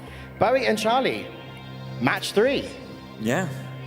Should be a nice one. Obviously, you know, earlier. Before we do that, you know what we do? I know what we do. We update the bracket. We update. Let's take a look at this bracket once again. So Charlie, Kaiser through. Kaiser 1-2 games. are through. 2 very dominant games. They are looking smoking hot coming into this semifinal tomorrow. Okay. Alrighty. I like that. That was very good. Very spoken. So yeah, this is obviously at the moment, we've just updated the bracket. Of course, once our 2 teams here have played, we will be looking at the bracket again. We need to update, of course, who will be moving further and who, of course, will be ending it here today on stage. So interesting plays, of course, from both the teams in the last round. Zenith were putting up quite the solid fight. So let's talk a little bit about that. I mean, it was Splatzones. Splatzones is always absolutely crazy. But teamwork was making the dream work for Kaiser there, wasn't it? It was, yeah. I mean, the thing is, like, Splatzones, I guess, is the closest to a turf war you're going to get in terms of, like, it's a mini turf war. Yeah, a mini turf war. It's very, very focused turf war. But you could see that, you know, Zenith were able to kind of find moments and find plays to kind of get control and wrench and move Kaiser about. But I think it's one of those things where that consistent control was just a little bit too much. It's more about holding that sustained control. Once you have control, you have to push up aggressively. You have to make sure your opposing squad cannot get into the zone. Exactly. And just before we get the game started, just a reminder for obviously everybody watching at home and for our live studio audience, we're going to take a look at the maps and modes once again. So of course, Bowie, as we said before, Turf War, best of 3. Where are we going?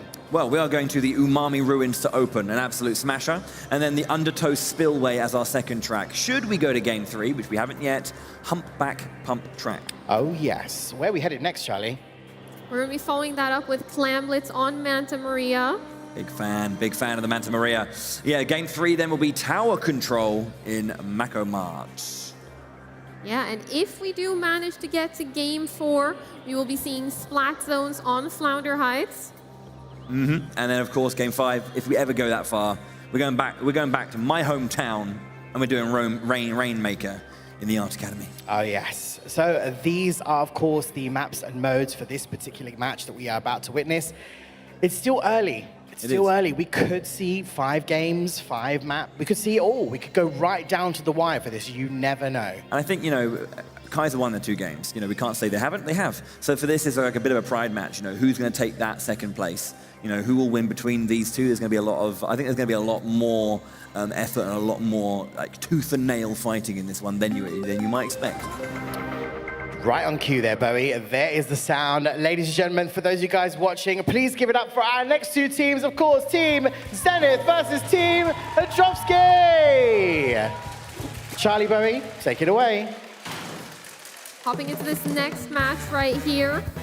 Starting off with the Turf War, as always. Looking at these pumps, we see some nice inking weapons, nice turfing weapons, as we always do with Turf War. Beautiful splat there from Carlox to start it off. Are they going to be able to get a second one? It looks like they are.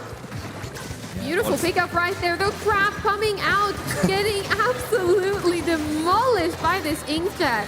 And that is why the crab tank has dropped another beautiful splat right there.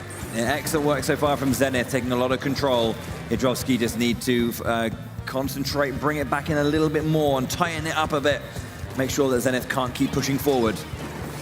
Crab tank is definitely really strong in this current meta. Trizuka and Inkjet, they shred through that crab. So you gotta make sure you use it in safe positions. Is this one? It looks like it isn't. Beautiful splat there. 2 more players facing off right here in this little skirmish. Yeah, nice pressure in that little lower section, but does eventually go down. Game P getting that spot there. A couple down now for Zenith. This is a nice moment here where Hedrovsky have to reformat themselves and push into the center, but it looks like there's a little bit of a trade. Alex with the crab tank on high as well. Many crabs. It's a bit of a scramble now for this midsection and for control. Both teams have a great bit of turf, but it's all about who can win this next upcoming fight right here. Well, almost a wipeout against Hedrovsky. They lose 3 members of their team, looking to just try and hold on and get back into position. Their danger, though, there's a little bit of a special available potentially if they can make some kind of power play, but they've got a lot to do here. Ooh, beautiful splat right there. Going around and getting the wipeout as well. Cleaning up this match. Yeah, that's the wipeout that they were looking for. Zenith looking hungry. They had an unfortunate couple of losses. They were quite tight in places, but they can show that they can turn the screws when need be. Getting down the inclines to try and get into a better position here. Support Carlox there. Yeah. Beautiful pressure right here, not letting the opposing squad go anywhere near that middle section, just keeping them as far at bay as they can. Yeah, 30 seconds left on the timer here. They have control so far for Zenith. They have that central point, but it does take one really good power play to turn the tables if they can find that. Right now, though, it looks like Hydrovsky just trying to just looking for an opportunity, but the time is not on their side. Time is not on their side, as you mentioned. 8 seconds remaining. They've got to get this final push towards mid. Maybe a splat, but it is a wipeout. Dominant win right here from Zenith. Okay. Bosh. Okay, right then. We need to update our jobbies, I believe. Which side was it? Was that side? Was it your side? Okay, that's fine. Oh, we're on our turf war, I believe. So, yeah, there we go. It should be 0-0. Now that we've updated it, we can put the 1 over to Zenith, winning that game. Officially done. It's now 1-0. It's not 1-0 unless I spin that. That's what I'm saying. You only won because I span it. Oh, what happened there? That was a beautiful game right there. A lot of control coming off of the back of multiple splats. Yeah, and just denying those crab tanks. Yeah, they were doing a good job of just shutting down any kind of like, no, I wouldn't say hope, but any kind of like play Hydrovsky were trying to make. There were some nice moments when they had like windows of opportunity, but they just shut the window immediately. And that can kind of, you know, that is the kind of shutdown you want. You know, just don't give them a chance to push back at you. Yeah, most definitely.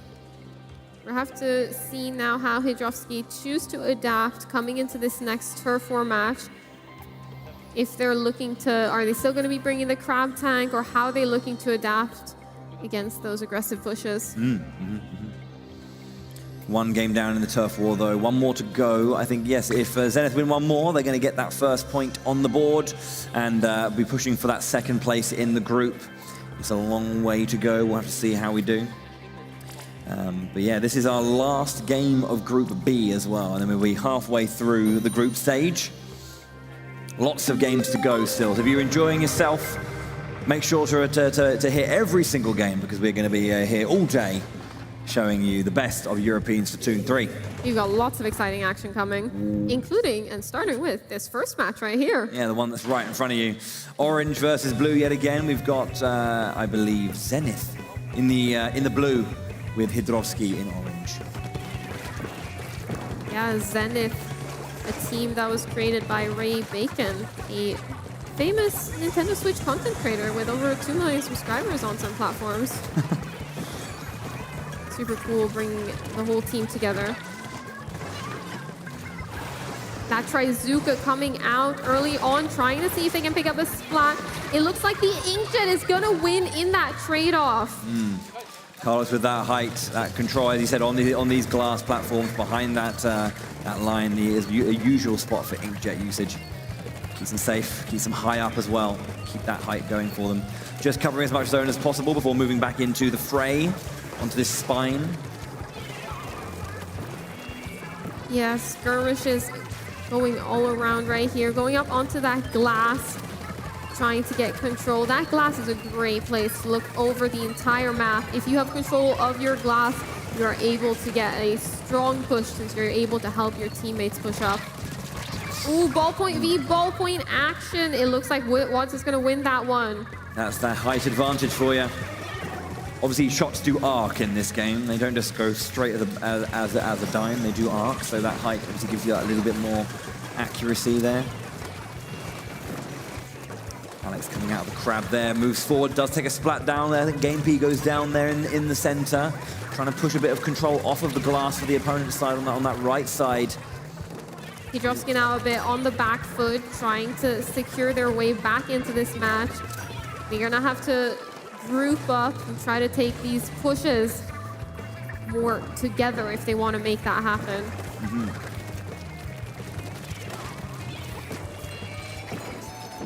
That tactical are coming out as well.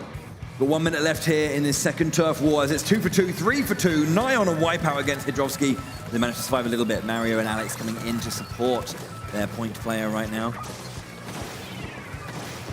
Ain't shot. Can they get that shots they need in that corner? There's a lot of pressure there. Can't quite get it and goes down eventually. They were really, really zoning in on that, but couldn't quite find the splat they wanted. No, they were able to super jump out. That was a great play right there. Being able to super jump out of a dangerous spot and having that awareness, knowing when to super jump. Great job.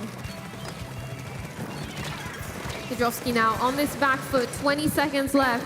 They have to get in now if they want to be able to take control of this map.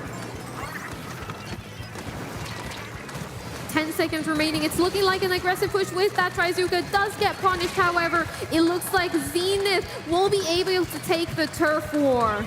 So much control towards the end. Yeah, it was very, very close. Only 3 players on the board. So many taken down. But as we say, it looks like it's going to be a pretty clear victory there for Zenith. Ba-bang. There it is. Spin. 2-0. 1 point on the board for the Spanish team. 2 away from winning this game and locking in that second place finish in Group B. That would, yeah, give them all that kind of, you know, they're playing for pride here. They're playing for pride. Most important thing. Well, no, it's not. It's one of the things that we play for. Yeah, I think this is definitely a really important matchup for them. Yeah. Try and win this, secure their confidence. It's kind of that is, yeah, I think that's one of those things where you do have like the winning team play both their matches first off. This kind of this last one is really fascinating to see how much more they have in the tank. A lot of, you know, lots at stake. Just to kind of, you know, you didn't lose all your games kind of thing. You know, you don't want to have to be in that position. But or just, you mean we're all here just to showcase what we can do and, you know, share that with everyone. So, you know, but of course it is a competition. There is a winner and there is a loser. Has to be a winner. Yeah. Okay, so we're going into our first, it's our second round, but our first round of Anarchy battles. So. Yeah, we're going to be moving on towards those Anarchy battles. I believe, is it Clan Blitz Manta Maria, this one? Or was that in game 2? Am I misremembering? You know when you just kind of have a moment where you just kind of don't know what you're talking about? You seem to know about those. Every now and then, you just have those moments. And they're wonderful moments, I find, because then you have to try and like reach through your head to find them. But I guess we're going to find out because the game's beginning. We have the lights on board for us. I think I was right, wasn't I? I knew what I was talking about. I was just I wasn't very confident in that. But it is Clan Blitz Manta Maria. Clan Blitz on Manta Maria. This map mode combo is very popular in Clan Blitz. Yeah, we saw some excellent work from it from Alliance Rogue playing on this map earlier. Excellent usage of just those lines to the side, and then again, as you were talking about the bunker, strong position. Cars goes down immediately. Very nice from Zenith Edis getting a splat ASAP. Beautiful early splats here, trading off a little bit, but it looks like this might be able to mount towards a push if they are able to get those clam resources. That's one of the things to note in Clam Blitz is keeping track of how many clams you have and how many clams your teammates have. What players will usually do is they will push up with 1 less than they need and then have a teammate toss it to them so now they're not visible with that super clam. Yeah. Being able to manage that and throw clams around is really, really helpful. It's also good when kind of like going down a line, you're like chain lining it to kind of get towards that base. Keep the timer up. A little bit of a flank there. On that wall, getting punished. Carlock's now trying to sneak past and does so with some specials as well right here. Ooh, manages to get a splat. Maybe this opens up space for them to toss a power clam into that bracket. If they can get all of their clams sorted out, seems like they can. They've broken through that barrier. Beautiful splat on that inkjet. That is not easy to hit. Filthy shot. I definitely want to get a replay of that, just saying. But yeah, excellent first power play. That timer is being ticked up. They just need to get some more clams over to the bunker player. There we go, a couple more. a couple more being thrown Unfortunately, in. one clam broke under the basket there. But it seems like they have a lot of them. Seems like they're trying to keep this open for as long as possible. It looks like they've lost 2 players now, though. This might be the time to back off. Say, that was a good push, but let's regroup in mid. Yeah, super smart just to back off, wait, don't overstay your welcome. Just trying to find these very sneaky lines. Great control here of mid, and great idea to back off in that exact moment, making sure you stay in control of the mode instead of getting wiped. Double splat coming out over there. This might be an opportunity to push up really aggressively. Oh, the Inkjet is back. Are we going to be able to see a repeat of what happens? The Crab Tank following out as well. The double special usage take out that Splat Charger. Yeah, it was a lot of resources put into it, but there's so much control from that bunker position. So they had to just, get it back somehow. Yeah, most definitely. Zenith do have another power clamp in hand. You can see it flashing on that screen. Ooh, 1 for 1. Beautiful push here as well, breaking through that barrier and pushing through those penalty points to push their remaining score even lower. Ow. Yeah, there's no clamps in hand here. Can they offload some to the front line? There's a lot of pressure going on. They stay alive and get out of dodge as well. Okay, cool. So the timer is still not down completely. They are still ticking in. They have a power clamp as well. Can they end it right here? Oh, okay, there it was. Oh, they jumped over to the side and I thought they went over. Oh man, they didn't. That was a beautiful celebratory spin little shot. Yeah. Because it was spinning. I was like, is that the power clamp going wayward? But no, it was them going to the side. Very, very close. Turn around, get it in. Nice job. Zenith. Yeah, another thing I also want to point out in that match, Carlox with that splatter scope was able to maneuver around that bunker area super efficiently. Even one time maneuvered around and climbed up the wall when there was just the tiniest splodge of ink on that wall, just to be able to have a good positioning, putting yourself in a good position to get those amazing splat like we saw on that Inkjet. And I mean, talking about that moment, we do have that replay available to show Carlox's ability with that sniper. Let's just check that moment back now and see just how awesome it was. Yeah, beautiful job right here. Maneuvering around, that's what I mentioned right there. Being able to ink that wall, climb up it, position yourself in a beautiful position to get that splat. It's just the way that it kind of does that zoom in and it snaps out because you just got that angle right in that moment. There's so much catharsis to it. It just feels really good to see. Yeah, definitely beautiful play right there and lots of control in that bunker. Manta Maria is one of those maps where the bunker, as I mentioned, is such an important spot. And you can hear the noise. The noise, our alarm going, I guess. We're back into the game. Zenith here, 1 game away from ending this round and going home 1-1 from the event.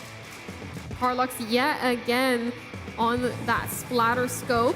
Feeling confident after that last match, I'm sure. Tacticooler coming down. That's a quick Tacticooler, 15 seconds in, not even 15 seconds in, and they've already got a Tacticooler. Manages to get a splat. Carlox now sitting on this tower. It looks like they're going to put up that wall to be able to have a nice defensive angle on that tower. Push it through the checkpoint, backing off, getting another splash wall on that tower, knowing exactly where to be to get it to land so perfectly on the tower. Ooh, yeah, not quite enough height there to get up that line, trying to find anyone who's just peeking around the corners. That was very, very close, but not enough. Onto the second checkpoint already, pushing forward. Hydrovsky right now, they are running out of steam, it feels like. Can they hold on a little bit? Can they push back? Can they get into this game? Yeah, again, a beautiful throw with that wall to position it perfectly on tower to stay protected. Seems like it's pushing up towards the final checkpoint right here. The Trizuka being activated. It looks like we're going to get a splat right there with the Trizuka. But unfortunately, it was only our 1 player remaining. They couldn't do anything here, so they have to try and find their way out of an aggressive team coming in as the tower is slowly resetting. Alex is just doing their all to stay somewhere relevant. Beautiful job there from Alex, just maneuvering around with those squid rolls, getting all the way back to safety. this is the thing. You can see them doing so well and being so dominant. You know, even though when they were playing against Kaiser, they lost 3-0. You can see they can do this. They can shut down. They can find these wonderful moments. Wonderful plays right there. Carlox yet again on that tower, getting up towards that third checkpoint, trying to push through it, but it looks like this is going to be a great defensive stand right here. Hydrovsky making sure they lose control of that tower, trying to push them back towards mid. Yeah, can they find their way back and try and take the lead here? It's not impossible for them. They've had these moments here and there, just rare sparks of genius that allow them to kind of get control. And as you can see here, reset back to mid. The Inkjet's coming out. Can anything come from this? Any splats at all? Oh, gets taken down. And it was by Carlox. We didn't see it from Carlox's perspective, but once again, another double splat. Almost a wipeout. Beautiful work there from Carlox. Chilling on that tower when needed, but also getting those incredible splats. Hydrovsky, if they want to win this, they have to be able to get control of this map, get control of that turf, and push players back. Trying to find a little bit of higher ground, a different angle to try and find their opponent. Just supporting on the back line. There's a lovely shot, Claystick, poking their head over the top and going down immediately. Yukaro coming in. Beautiful splat right there. Looks like that Inkjet might be the next victim, but the drop roller. That's one of the abilities you can have on your shoes coming into play right there. Perfect. Oh, wow. Another beautiful snipe though. Carlox really being the MVP in this match. At least another one. Nice snipes as I'm saying it. Can we just get a Carlox highlight reel of every one of these snipes? Not even the team highlight reel, just a Carlox highlight reel. But it is a team effort, and the team has been playing incredible. We see that Trizuka coming out now as well. Not being able to pick up any splats, but putting up a lot of pressure. Hydrovsky now, 1 minute. They need to get back towards this middle section of the map. They need to get control. 1 minute left.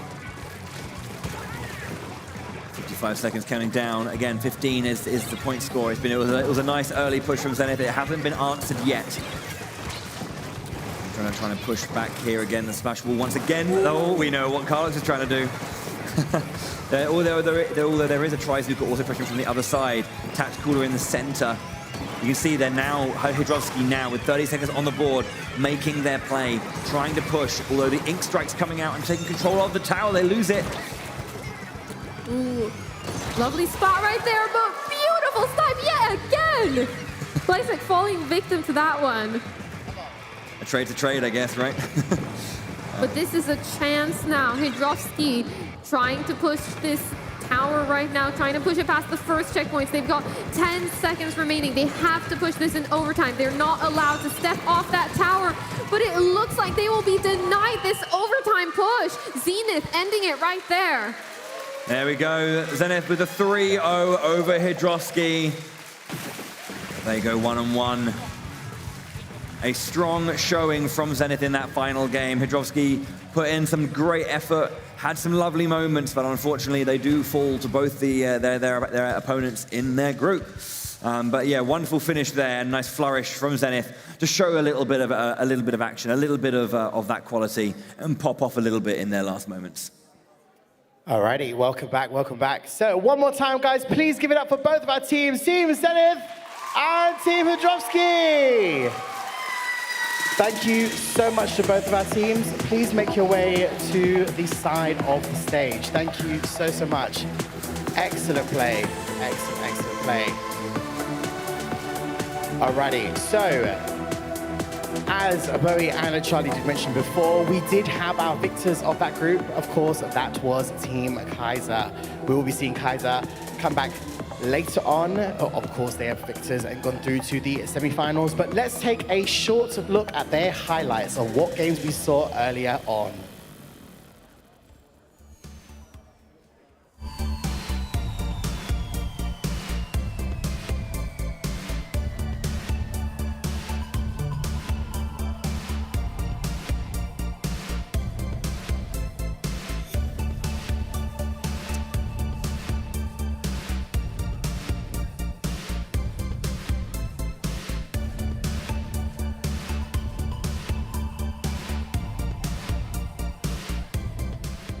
Okay, of course, they were Team Kaiser. Give it up for Kaiser one more time, folks. Okay, so once again, congratulations to Team Kaiser. They are one step closer in this tournament. Now, Bowie and Charlie, we need to update this bracket because lots has happened. Lots of teams have, well, as we saw, that Kaiser is through to the next round, but second place obviously taken by Zenith, Bowie. Yeah. I mean, as I was saying, like Zenith, it looked like, Kaiser was dominant. We can't say they weren't, but Zenith, they're playing against, and other teams really came out of their shell and really showed that quality, and that's what these extra games are for. And it's great to see that. Really well done. Excellent stuff. Now, Charlie, highlight for you in that group. What was the top highlight for you in that group? Top highlight, there were just so many. We had Carlox on the splatter scope going crazy. Yeah, shout outs to Carlos, that was awesome. We had Kaiser with those aggressive pushes, those insane wins, just knockout after knockout. Lots of amazing highlights. Okay, I believe we have a clip of some shots of Carlos playing on the screen. I think we're going to get that popping up on just a second. We're going to get some highlights of that. Here it is. Yeah. This was the moment. The Carlox snipes, yeah. Insanely good. Followed by... awesome. Look at these plays. Amazing.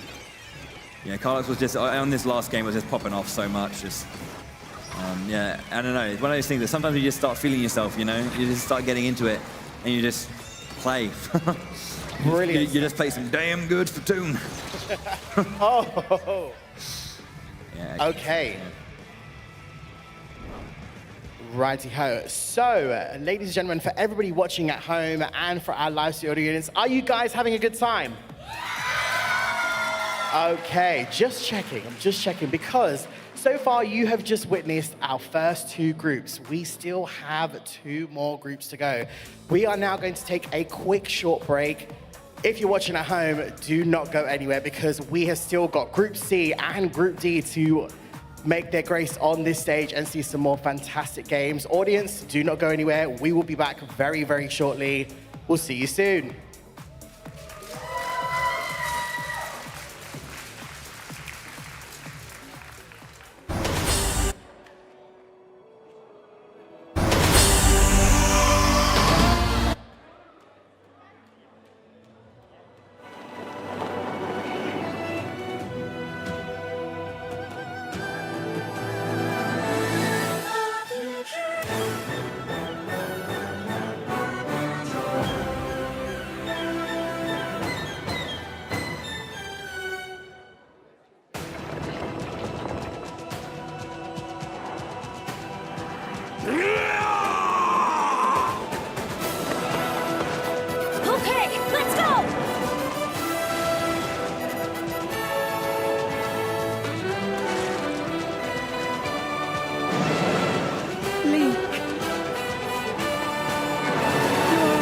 Hope.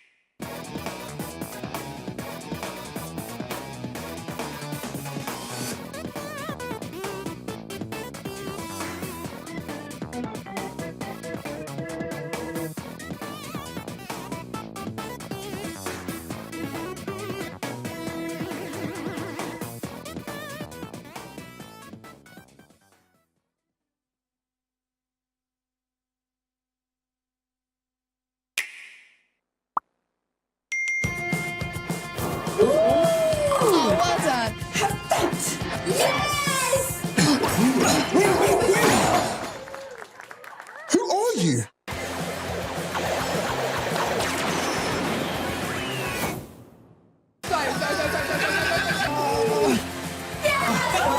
This is what we do. Whoa.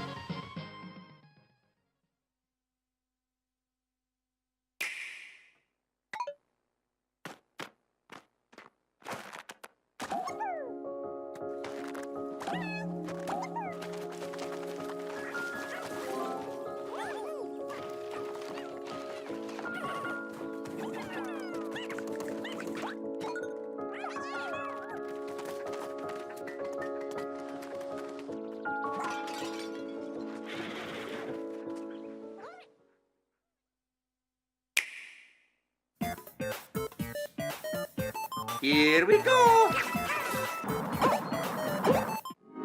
Oh yeah!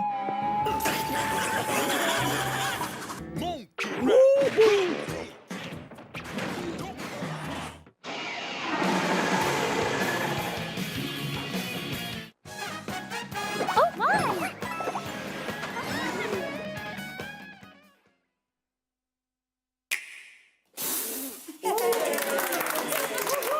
Ninja on the right, ready your sword.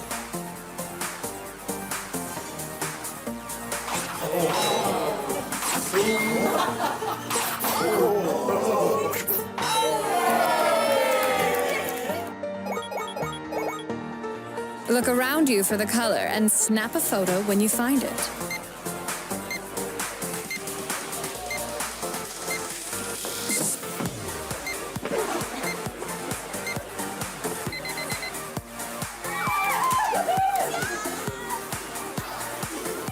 Signal in time with the rhythm.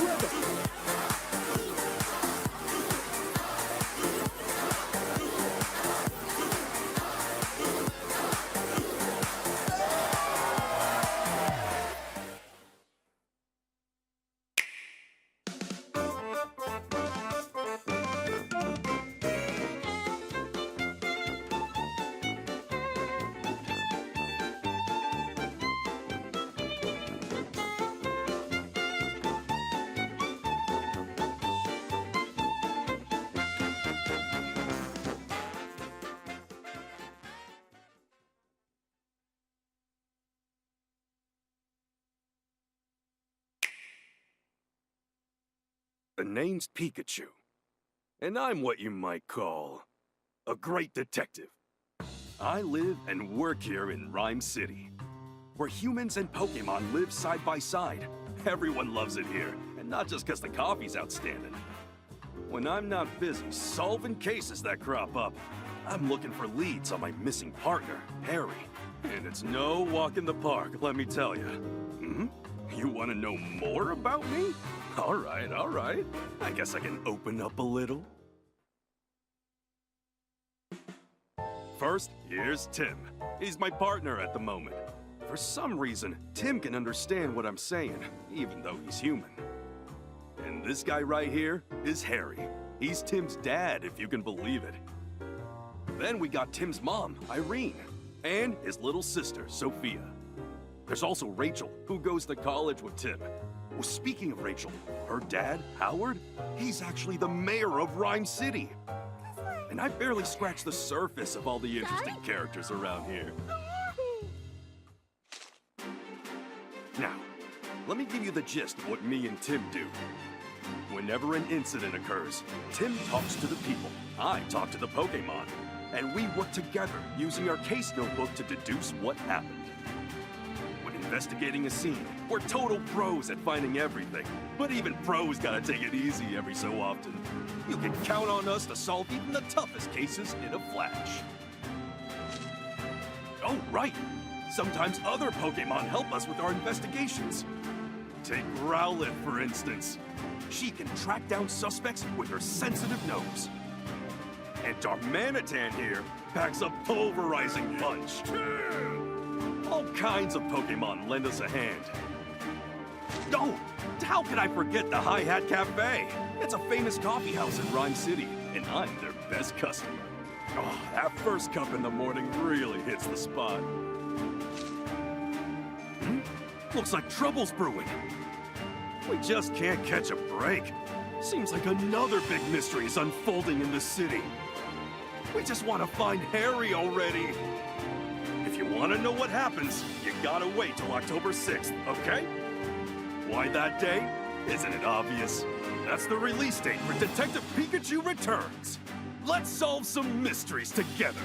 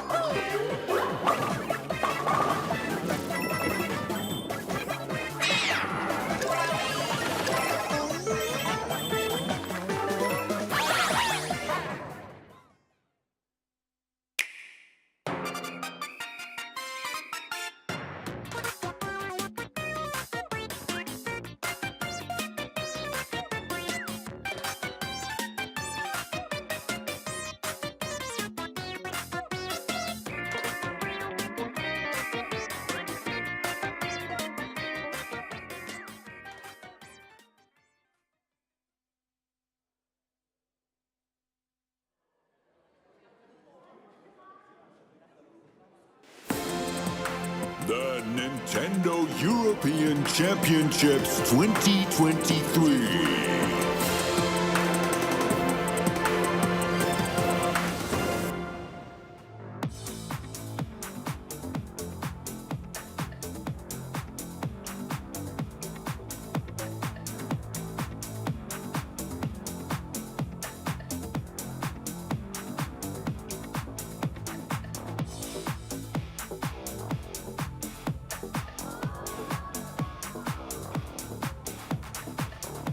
Hello, if you've just joined us, welcome. And of course, if you were here earlier, welcome back, of course, to the Nintendo European Championships 2023. Okay, so if you were with us earlier or if you have just joined us, we are currently halfway through our first set of the bracket for Splatoon 3 European Championships 2023. Is that, oh, these guys, I thought someone was going to say something behind me, but yes, Splatoon 3, guys, make some noise. Okay.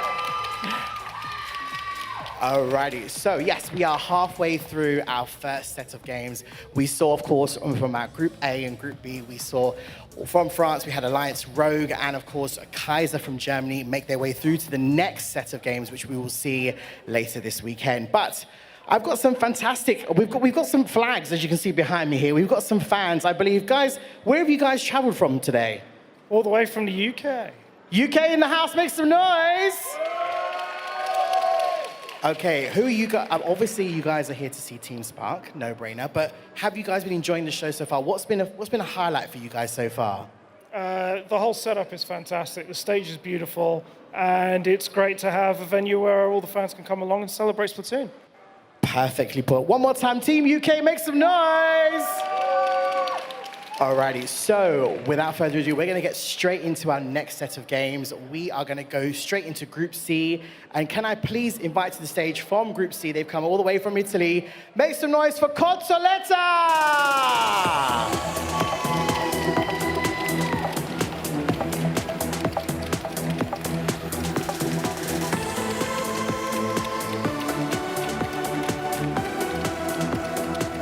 Okay, and of course, joining Cozzoletta, our Italian team, all the way from Switzerland. Please give it up for Golden Ratio! There they are. Welcome to the stage, Cozzoletta and Golden Ratio, our first two teams in the Group C category. I'm going to make my way back onto the stage. Bowie, Charlie. Hello. First set of games in Group C. We're going to take a look, of course, at the maps, modes, and games. We love the maps and modes. Obviously, it's the game one of a new group, so we're going to be going back to that game one rotation. Turf War on Wahoo World to open, and then Sturgeon Shipyard to follow. And of course, if we go to game three, which we haven't yet, Brine Water Springs. Yep.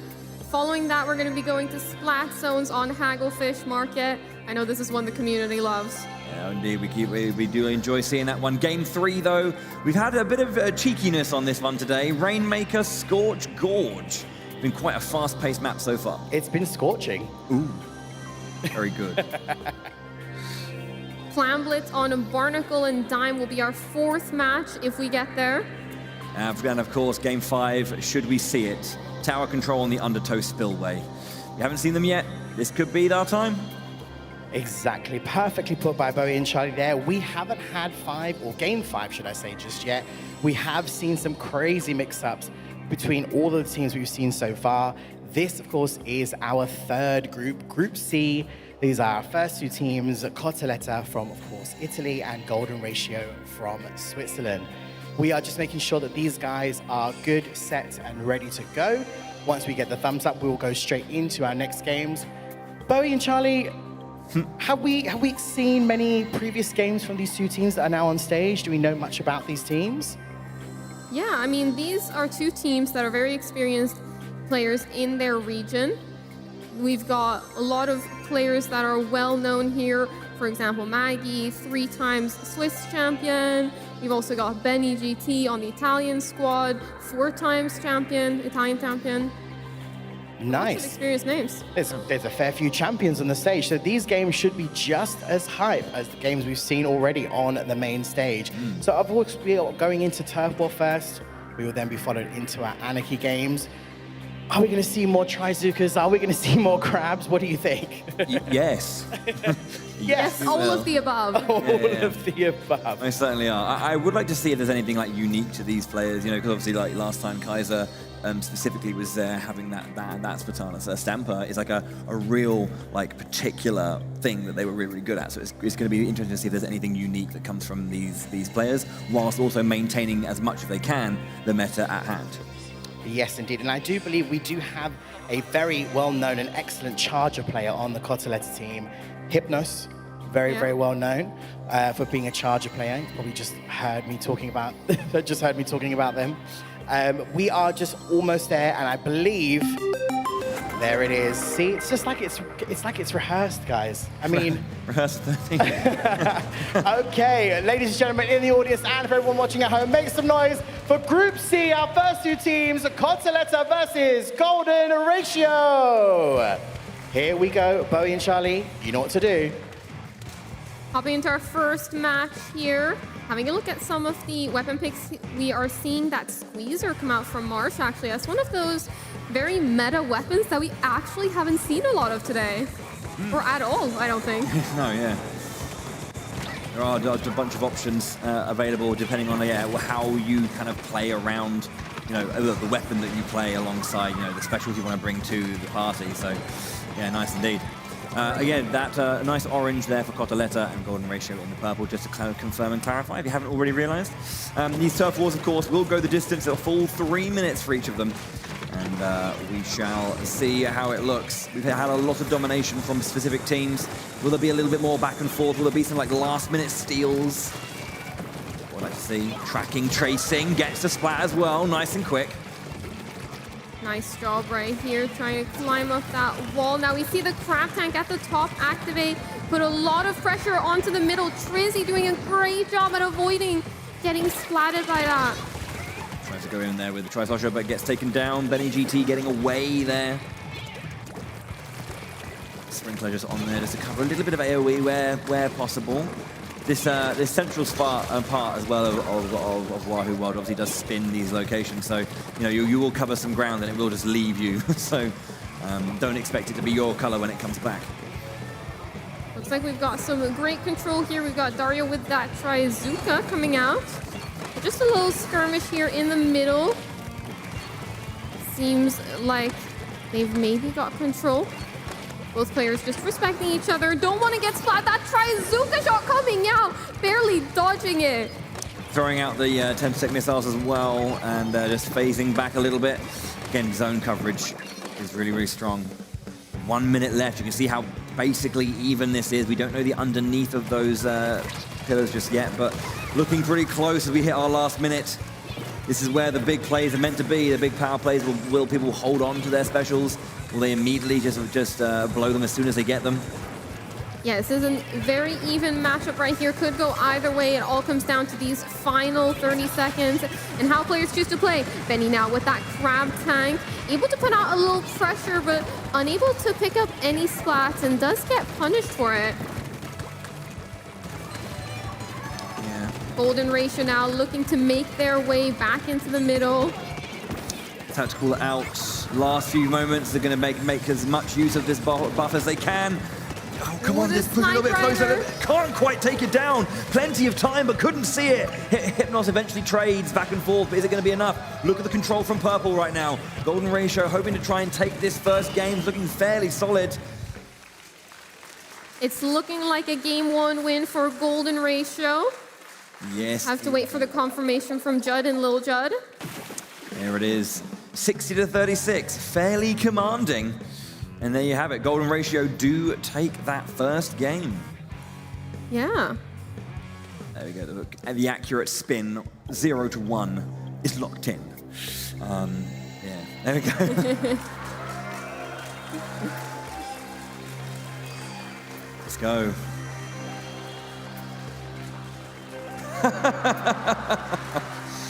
Amazing. Amazing. Any kind of tablet or any kind of phone picture-taking device, straight away. Good stuff. You can see that the players, though, focused, controlled, they're super focused about this, looking to see what they can do to adapt into this next match. The first one was so close. So just seeing what can be done. Remember as well that these teams, we're into a different pair of groups here, so it's not like they're waiting. The winner of this group is going to find out who they're playing just yet. They have to watch all through Group D as well afterwards to know exactly what's going down. Maggie had a nice couple of plays there in that previous game. Focus as well in her face. The communication between the teams as well. It's very interesting to see who's talking a lot between games, who's just waiting, who's just preparing. Amazing. Big fan. Where am I? Oh, there. Okay. It's like trying to find them in the audience, but yeah. It's a bit obvious, isn't it? I don't know why I couldn't see anything. Great. Yeah, you can see, like, obviously the losers will tend to the previous round's losing team will probably be a bit more conversation to try and figure out what went wrong and what they can fix. I'm loving the Swiss mascot as well. Yeah, I mean, this first match being so close, only really being decided in those final 30 seconds.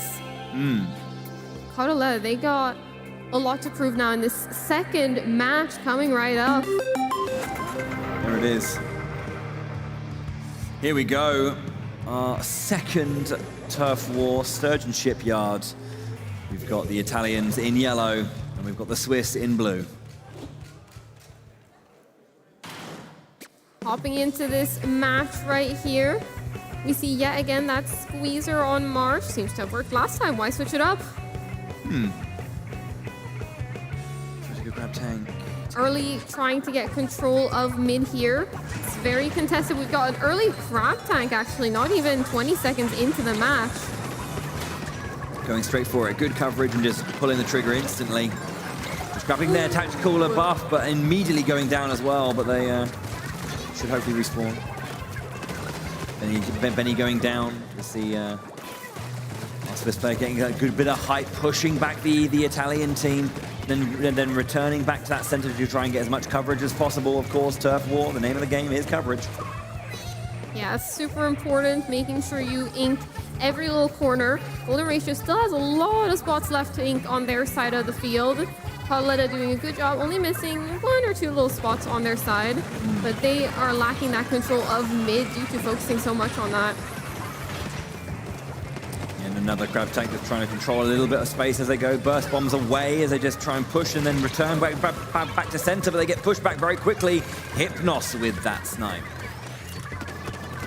Just firing down the line, just getting as much zone coverage as possible on that flanking side. Forces the opponent over there to cover it and deal with it. Slows them down, getting back to the center.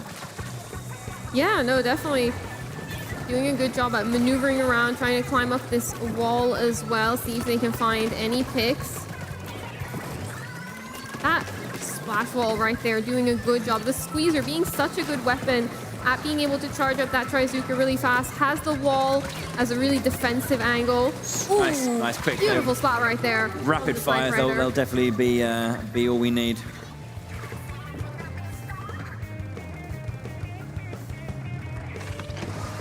In the front lines here as well. Trizuka out, just trying to get a little bit of collateral damage, but nothing really happens. Fires a couple of shots down with a 1 or 2 curling bombs as well to hold the line, but nothing major as Golden Ratio are taking onto the bridge once again, holding the line pretty nicely.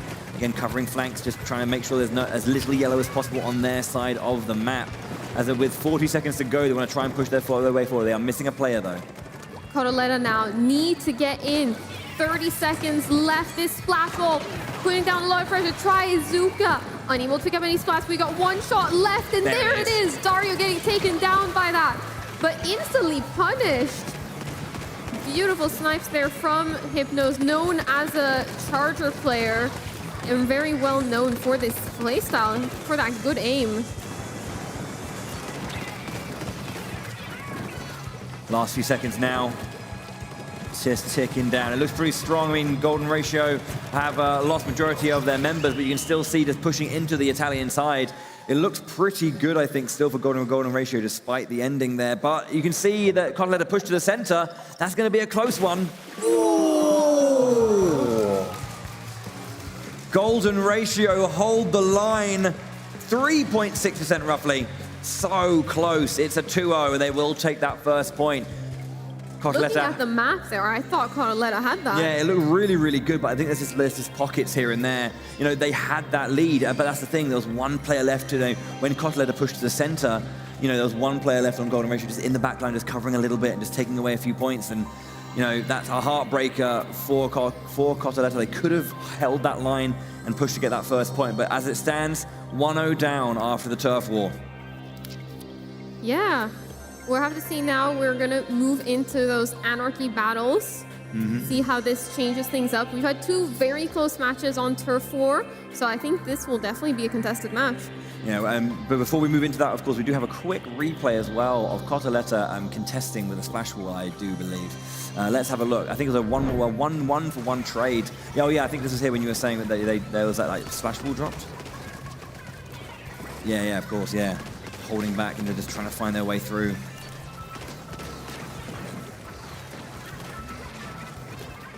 It's just one of those things. It's just really, really nice pressure. Such a fast rate of fire as well.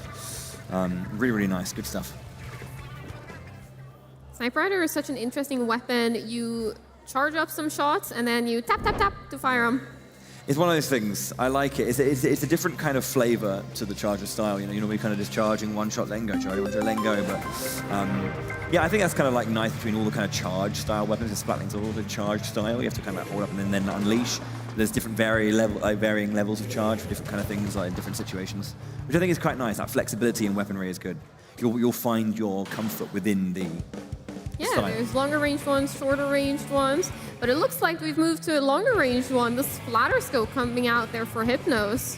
We've got the triple ink strike special with that one as well. Again, naturally, because you've got this Splat Zones gameplay, just dropping a triple ink strike on the zone is going to do a lot to try and like contest it or take it back. Yeah, nice early control, seems like it's from Cotoletta. Yeah, they have got the early points. Well, I mean, once you get the early points, but nice double there. Traizuka putting in the work. Going to push through. Can they get that lead, though? That's a good thing. They didn't get their penalty points put in. They're taking the lead now. There's a lot of aggression coming up. That was a very fast rush, but it didn't land anything in the end. Triple ink strike to contest. Trizzy is very well known for playing that ink rush. So interesting to see that they're choosing to bring out that weapon. They're bringing out all the stops now to try and secure this win. Ooh, double splat very, very quickly. The 1-2. Strong weapon, Nautilus. Big fan. Nautilus is such an interesting weapon. It's a Splatling, but you charge it up, and then you can go under the ink and store your charge. A bit different than to other Splatlings. Range as well. Nice! Just getting that catch on the drop as well. Excellent work so far. Phoenix has been doing a great bit of work. That was beautiful right there. Being able to take out that Traizuka user. Finally going down now. Can Cotoletta fight back? They're going to be trying to throw as much as they can in the triple ink strike to take control. And they get the complete control turnaround as well with that big power play. There are bonus points on the side of Golden Ratio that need to be worked through, but they do get control back. That's a good choice from Cotoletta to put the bonus points in. The penalty points. Yeah, getting those penalty points in, stopping them from taking that early KO. But it's looking like they're working their way through these penalty points now. Cotoletta need to get in, need to get some control. These points are going to be ticking down insanely fast. Yeah, it is much faster than you reckon, than you realize most of the time. Traizuka coming in, that AoE damage doing enough work. Benny now pushing in with their team. Exactly what we were talking about. They did what they had to do. They put on an even bigger penalty now, but now they have to stay in control.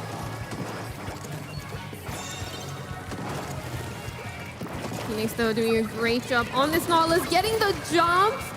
Yeah, oh, wow, and a good. Like, they drop down, jump away. The points are added back in, but they can, once again, almost get through them. 24 left as they take down 2 members of Cotoletta. One has respawned. They have so much control in this mid. Cotoletta, again, are looking to perhaps use these big specials and big plays to just take back control and just buy themselves some time. Ooh, dodging masterfully out of the way of those specials. Carla is making a push for the zone. The zone is very contested right now. It looks like they're able to stay in control. Golden Ratio now 10 seconds left. Cotoletta contesting the zone and able to take it yet again. Hopefully they're able to hold on to it this time and maybe push back a little against Golden Ratio, who've so far been in the most control, the most consistent here. They couldn't get the finish. Phoenix just making sure to get that counter-attack under pressure. Excellent turnaround on fire. The Nautilus coming in to play a lot there. Beautiful work right here. Golden Ratio, having been so close so many times now, they get yet another chance to push their score down to get this KO. Is Cotoletta going to be able to counter yet again? It looks like they have 2 specials charged up at the moment. There comes the first one. Are they going to be able to take control of the zone? They're contesting it at the very least. Quick takedown of Benny on the right-hand side. The flank is no longer safe. They cannot get control. It's not rested fully. But again, Cotoletta is having to fall back right now as Golden Ratio take control once again. The last 10 points ticking down. Is there anything left in the tank, or is this it? It looks like that is the KO for Golden Ratio. After trying so many times to get that KO, finally getting it. The Swiss team holding the line. A lot of effort and a lot of life there in Cotoletta. It was just one of those ones, very, very close, but no cigar type situations. There we have it. Trizzy, Phoenix, Maggie and Marsh. You see the smiles on their faces. There's a lot of support in the audience as well for them, so.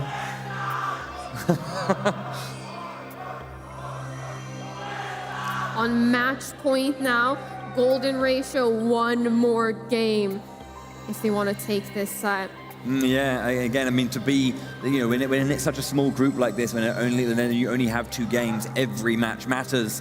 So, or only 2 matches, every match matters. So it's like to have that in hand must be so solid, Okay, we have another highlight as well from that previous match. I believe it was Cotoletta, fighting back a little bit here. So let's just see this moment here when they get control and in the early part of that game, and then that double Trizuka, I believe. Yeah. Excellent stuff. Again, powerful weapon. We see it a lot, and it's just, you can see why. Excellent range, excellent power, excellent control. Beautiful work. This zone was contested a lot by Cotoletta, but they just weren't able to take that control. Yeah, I mean, we saw this Nautilus doing such great work as well, as you were saying. The ability to hold your charge for a little bit. Lovely. Yeah, and utilizing it to get those angles, go in at the right moment and go in and use those precious seconds to just unleash your charge. Oh, yes. And we now have another game underway. We're going into Rainmaker Scorch Gorge. We have got a purple and green yet again. So I believe we have Golden Ratio in the purple, Cotoletta in the green. If Golden Ratio, you can see this one, they have got that early point, and they only need to win 1 more to get through. But of course, they've got to get through this match first. It's not over. What can Cotoletta do in this game 3? Can they push a game 4? Can they take it all the way? Can they even win? Yeah, Golden Ratio now. Got that pop, but haven't been able to get early control. Beautiful try, Trizuka there. Being able to get a splat, and yet another one. Double splat once again. That Trizuka doing so much work. Excellent, seeing the line, leading the target, landing the shot. Ooh, the ink back coming out. Just stopping that push, sucking anything they had left out of that push. A very, very nice debilitating special. Again, I guess not one thing you see all the time, but it has its niche uses. Yeah, we've seen now a different splatter scope than last time for Hypnos. This one with the ink vac, and we saw right there, the ink vac was very effective in that defensive moment to stop that push. So maybe this is what they need to turn the tides. You can see Rainmaker in Cotoletta's hands. Cotoletta now trying to mount that aggressive push. But they are unable to get past this Swiss defense. They are holding strong. You see the Nautilus with a full charge, trying to break that bubbler right there, getting that blaster. Nice little pickup there. Managed to push a little bit, yeah. Their patience did pay off. They managed to get all the way to the first checkpoint. Is it enough to keep pushing, though? Look at that pressure coming out from Golden Ratio to make sure that the shield was theirs. Pushing back their opponents. 2 splats down. Can they get that third? Benny holding the line, still alive, and now down goes Dario. Benny is alone in that corner. What can he do? He can be splatted. Beautiful job defensively there. Maggie now picking up the Rainmaker, trying to mount their own push. Trying to get past that first checkpoint. Neither team has been able to get past that first checkpoint yet, but this might be an opportunity for them. We see the Trizuka come out as well. Unable to get a pick, but it does open up enough space. Beautiful aggressive push as well there to be able to break through that first checkpoint and take the lead. Excellent stuff. Yeah, that checkpoint is down. They have the lead. Once again, they're going to be pushing even further. Maggie on the right-hand side, just going for as much distance as possible. I respect the concept. Just get a buffer. I think that was a very smart play there, having that opportunity to go for such an aggressive push, get those points down on the board, and have a huge lead now going into the last 2 minutes of the match. 2 minutes to go, as you say. Yes, indeed, the lead is on the purple, is on Golden Ratio's side. Yeah, another thing to note about that push as well was they managed to push that Rainmaker alongside that wall and into that orange buoy type of thing to stay really protected and be able to get it super far. Yeah, just those little tiny decisions can eke out single points, which can clutch out a game. Right now, we've got Dario just working on the shield, but at the same time, Marsh with an excellent flank. Dario goes down as well. Golden Ratio are all over Cotoletta. They are shutting down this push now. 1.5 minutes. They don't need to push it, but they want to make sure they mount that aggressive pressure. Staying in a safe spot, but making sure they keep up that pressure on the opposing squad. 30 is a good lead, but it could be better. Yeah, of course. It's one of those things you don't want to push too far. The wipeout coming out right there. This is going to be the aggressive push that they need. Going up towards that final podium. Hypnos denying it with a beautiful snipe. 7 points to go. It was so close, but it all came from that wipeout. That is going to be a big mark to make.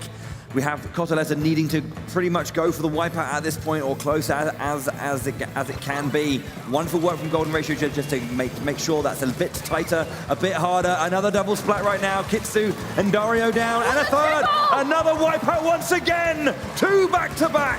After one great play, after another. Golden Ratio look to be the golden children here, the golden inklings. Trizzy now grabbing that Rainmaker.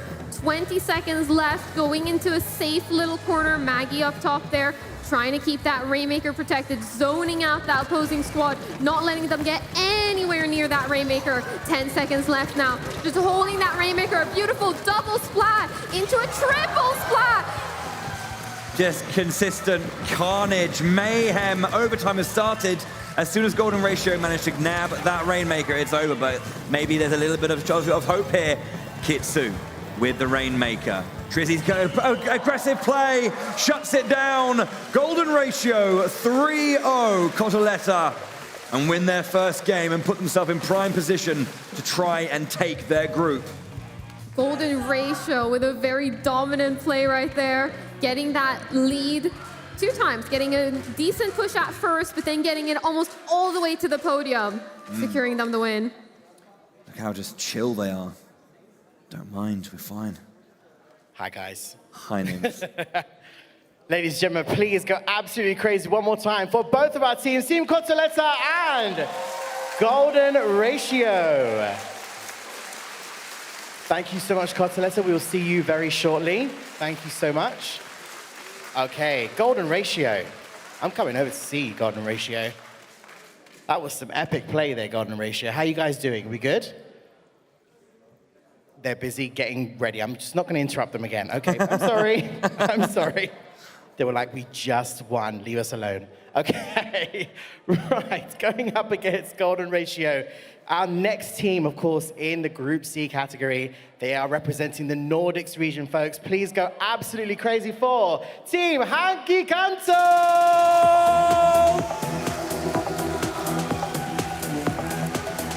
Welcome to the stage, folks. Welcome, welcome, welcome.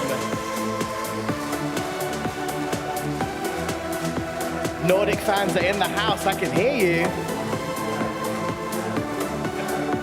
Alrighty, awesome stuff.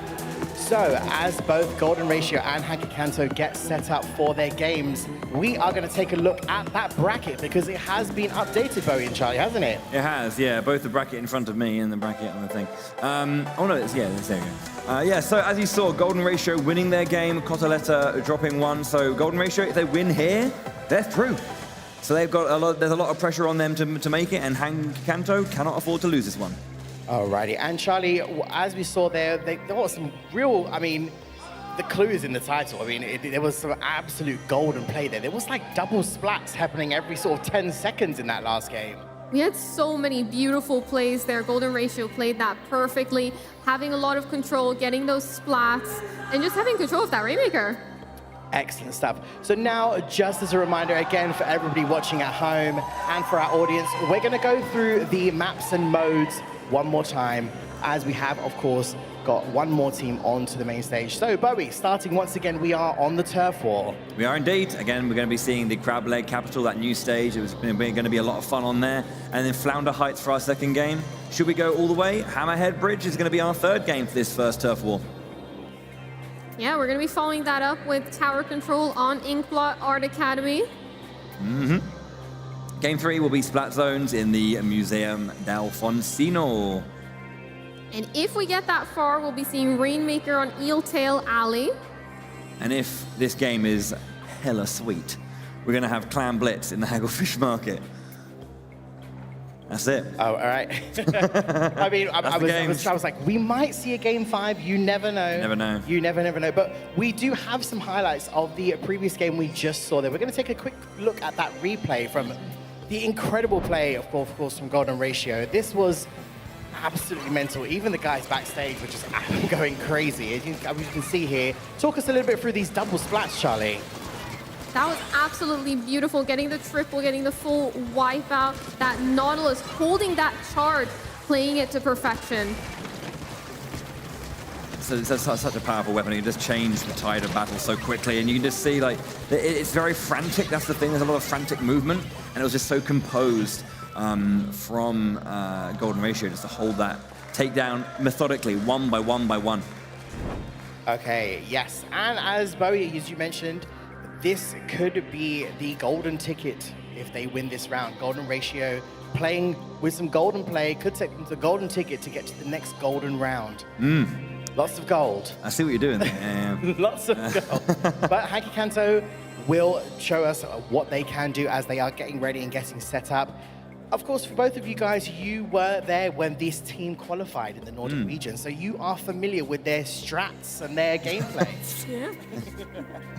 Hanky Kanto is definitely a really strong team, led by Sendo and Calamar, two really experienced players. They've played at the EU Championships before. They are definitely going to be a tough team to beat. Yeah, it's quite fascinating as well because, like, I mean, Arc and Atomic, excellent players. Kaldemar, Arc, and Atomic are actually like in a static team. Sendo kind of jumping in to kind of represent Finland and the Nordics obviously together. So you know, Sendo's experience, we know, incredibly experienced player. You know, has done so much for the community. You know, both nationally and internationally. They haven't got. I mean, they're here to win. So we'll have to see if they can. Alrighty, well, there is that sound, ladies and gentlemen. Please give it up for both teams one more time to Team Hanky Kanto versus Golden Ratio. Charlie, Bowie, take it away. Hanky Kanto, despite being dressed in purple, are yellow and not purple in the game. Golden Ratio purple once again. Have a look at these weapons then. Atomic, they're on that E-Leader, not usually a pick we see on Turf War. But especially on this map, I think it can be really strong getting those angles, especially with all of those grates. I think there's lots of opportunity for different spots where you can get those picks. Crab tank out again, just in the early part. Just try to get away, Maggie, not this time. Nice cover there, just trying to get rid of this flash wall nice and quickly. There's a lot of aggression coming out, moving really far in and deep. Can they play? No, have to move out. Smart decision. Went a little bit too ham. Good job there, maneuvering around, getting hit in the face with a curling bomb, but we take those. This map is one of those maps where it's insanely difficult to push into that opposing base. With the way the grates are lined up, there aren't that many ways to get up there. This Zipcaster now, though, unable to get any picks, seems like. Trying it, though, but safe in the return, nice and quickly. Just throwing out a little bit of chaos, if anything else. Yeah, just trying to... they're going to get the spot they can. Kaldemar goes down there, getting some height to try and cover a little bit of ground as well. These vertical and horizontal slices from the Spartana Stamper. Looking at getting some splats up there now. Golden Ratio doing a good job at controlling this map right here. Not letting the sniper feel comfortable, not letting that E-leader feel comfortable. With the Zipcaster now as well, pushing up even further into the base. Are they going to be able to get a pick? It seems like they're unable to get a splat, but they're going to be putting out a lot of pressure. Yeah, that was really good. There was a lot of, again, chaos in the back line. Trade between Maggie. Sendo moving into the center there. Kaldemar, Atomic, Arc just respawning, trying to do a little bit of coverage in the back line. Tactical out. Ratio coming hot off this 3-0 win last match. Are they going to be able to hold on in Turf War now? They have a great lead coming into these last 40 seconds. They just need to keep it. These long-range suction bombs just being thrown really, really nicely, just causing a bit of trouble on this side. Just a constant flank presence. Very, very nice work. They need to be a little bit more flexible there, trying to help their teammate, but unfortunately go down. Marsh getting that catch with the Try-Zuka. Golden Ratio now have a lot of pressure. 15 seconds left. Can they hold on? These are the most crucial moments of the match. The Zipcaster comes out as well to add even more pressure onto that E-leader. Unable to take him out, but able to put out a lot of pressure that secures them the win. Let's have a look. Yeah, very, very nicely done there. Look at that confidence from Golden Ratio. Really clean stuff in this opening game. Just consistently, yeah, there was a nice bunch of back and forth, but every time there was a little bit of work, Golden Ratio came out on the winning side. Excellent start from them. Ooh, it's not over yet. Golden Ratio with a great start in Turf War now. Hanky Kanto, many people would say the favorites coming into this matchup, but Golden Ratio coming off of a really strong 3-0 win and starting this match really strong. We'll have to see what more they can bring. Yeah. Of course, it's not over yet. I mean, I guess the story about Hanky Kanto making it here was obviously that in the winners' finals of their qualifying tournament, in their finals, they went 2-0 down against their opponents, and they had to, really dig deep and find that gear shift and really go up and play better and play stronger. Yeah, they had to reverse sweep to guarantee a spot in the grand finals. Yeah, and it's like it's one of those things. Sometimes players just play better when their backs are against the wall. They go, you know what, we have to step up. So. And once again, the Swiss mascot. That reminds me actually of the UK Championships in 2019 because there was a duck that was like everywhere. Yeah. They remember the duck. Yeah, I guess it's the Swiss equivalent. We love the ducks. What a moment. That's what our players are playing for as well on your screens, that golden Splatoon Inkling trophy. Gorgeous. Gorgeous beautiful. Trophy. Yeah, absolutely beautiful. Yeah. Don't you touch it. Don't you touch that trophy. That's not only what they're playing for, they're also playing for a ticket to Nintendo Live in Tokyo 2024 to represent the EU region on the world stage. European region. I have to clarify that for legal reasons. I don't. It's fine. A little joke between the Brits and I. We all know what I mean. Crying face emoji. No. You are right though. Going to Tokyo and all that kind of stuff. Anyways, let's hop into the next match. Yeah, we should. Yeah, we should focus on the video games and not very meta jokes. Right. Okay. Off we go. Our second turf war here. Flounder Heights. Okay, cool. So we've got Golden Ratio once again. They are in the orange, and Hanky Kanto in that nice turquoise. This music is banging, I gotta say. It is a banger, yes. We see that top section contested. As I mentioned, it always is. See, again, we were talking about this last time again during the Nordics. Some teams will go for the 2-2, some will go for the 3-1. The 3-1 definitely a lot more aggressive in mid, but it takes a lot longer to get the back line covered and ready to go. But you can see, as you can see, Atomic going down. They just get taking out a car. Ooh, smart uses of that camera to look over the wall to see if there was anyone there. Doing it again, sees now that there's 2 players approaching, waiting to get those slosher shots over the wall and hit them. Very smart play. It might not pay off, but very smart play. I think they stayed a little bit too long there. Atomic then coming out and then taking that excellent splat. Yeah, good idea, but I think overstayed their welcome. Yeah, most definitely. Sometimes a good idea can become a bad idea. Sometimes. See some of those tri-strikes coming out right there, putting up a little bit of pressure. The middle is still very contested here. Nobody really wants to overcommit, make their mark. But it seems like we've got Golden Ratio pushing in now. Are they going to be able to take any of these spots? It looks like one player goes down. Another player also goes down right there. We've got the Trizuka. Those shots almost hitting their mark, but unable to do so. Maybe this is what Hanky Kanto needs to open up room and get control of that middle section. Yeah, you can see Phoenix on that lower side, just throwing a little bit of pressure out. Maybe waiting for a moment to kind of move in and go. As you can see, they're on that wall with that Splatana Stamper. But a good bit of pressure there. Very nicely done. Just confirming that KO. But defeated through the crab tank. Excellent work from Marsh. Unfortunately getting punished, but that was a beautiful jump right there, making sure to land on that top part so that you had an angle to go for that splat. Beautiful work right there. Golden Ratio now pushing in, trying to get some control. 3 players up there. Are they going to be able to do this? It looks like it's going to be tough for them to do. There's a jump that's definitely going to get spawn camp. Looks like it did. 35 seconds left on the clock now. We're coming up to the business end. This is when the power plays start mattering. This is when it's going to be really, really tight. Can you get a good play? Can you push in? Can you get some control? Golden Ratio so far, 3-4 right now. In the middle, Kaldemar goes down. That could be a key splat. We don't know just yet, but let's just see. They can trade again. Sender goes down now, 2-for-1. Taking down the 2 veterans on the Hanky Kanto squad. But Hanky Kanto, they are not done. They are fighting back. It's 10 seconds remaining. This map is super contested. Who's going to win this? That's looking really good, though. It's 2 down for Hanky Kanto. Golden Ratio in the center. I'm probably going to give that to Golden Ratio, I have to say. It looks so close. Ooh, the map doesn't look as close as I thought, but it's... Ooh, Golden Ratio confirm it.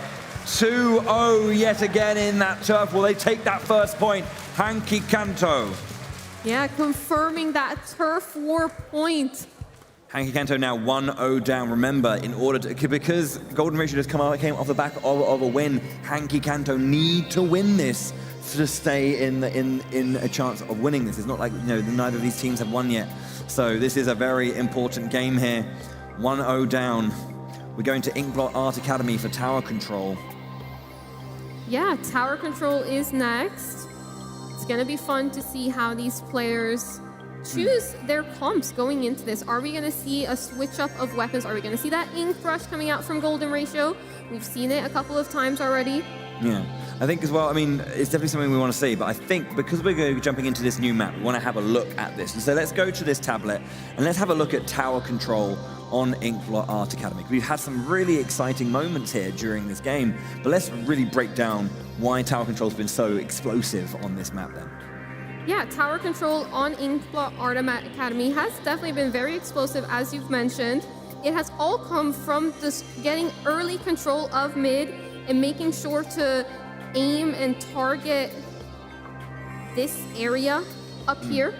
Yeah. Making sure to target all of your specials. Usually a Trizuka shot targeting up area. This flat area is where you want to get up.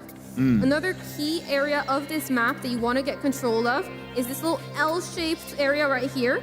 If you have control of this section of the map, you're going to have a great opportunity and great control to let your team ride that tower out and let your team push up.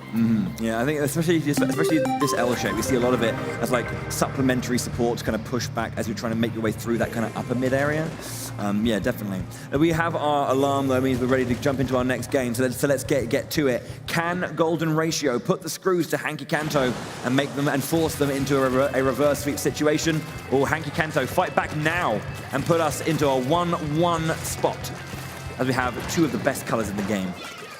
Yeah, I love this too. Pink is my favorite color. Pink's And blue is my second favorite color. So, I mean, they're perfect. Yeah. Only missing purple.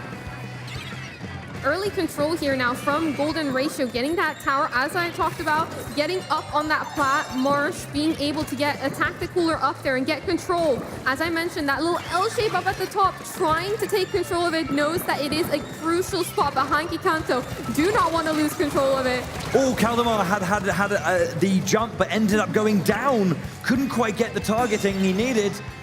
And Daniel gets taken immediately. So as you can see right now, the tower is in control. Well, Hanky Kanto kind of has it. It's kind of pushing back to the center, but a good, nice first push. 54, half of the way there for that first push. It's a good start. Yeah, super great start right here. Ooh, beautiful shot there with the blaster. Blaster is such a fun weapon. It has one of the most satisfying sound effects if you hit that direct shot. The ding. Storm pushing everyone back, having to rotate round. A little bit of time lost there for them, but you can see the tower is still resetting to center. Wave breaker as well going out. It's going to try to put a little bit of pressure into the opponents. They're not stable grounded. Not a lot of ink over there to work with. Blasters thrive best when they have a lot of turf to work with. Blaster is one of those weapons that's really hard to make work when you don't have that ink. Checkpoint 1 pass. They're looking to get to it anyway. Sendu masterfully dodging it. Sendu is a very experienced blaster player, likes to play blasters, and has for a very long time across multiple Splatoon games. Another wave breaker again on the higher side. They've taken the lead. They're getting past checkpoint 2. Hanky Kanto now with the lead. Does have that stop immediately almost. Nagi there just trying to break out of the line because it's taken down immediately. Trizzy there to support though. Phoenix on the side. Arc alone gets taken down. Beautiful work right here on the defensive end. Golden Ratio able to take control of this map. Kaldemar though. Sharking beautifully, waiting in the ink. Pops up 1, 2, 3 shots and that's enough. Trizzy now though with a very aggressive ink brush push. Able to get one player, able to get another player as well. Arc getting punished by that. Are they going to be able to get the third one? Looks like they're just waiting around, lurking, waiting for their opportunity to go in. The killer whale coming out. Oh, wow. Kaldemar does go down again as well. Look at how far back Hanky Kanto are currently pushed as the checkpoint is now being taken down, and the lead is looking to be taken as well. Just 2 is in it. There's the lead once again. Golden Ratio looking to keep this streak alive. Golden Ratio with the lead right here. Very aggressive push up now with the Nautilus. Taking out all the stuff, sending out all of those specials. Hanky Kanto back into the corner. Last 10 seconds now.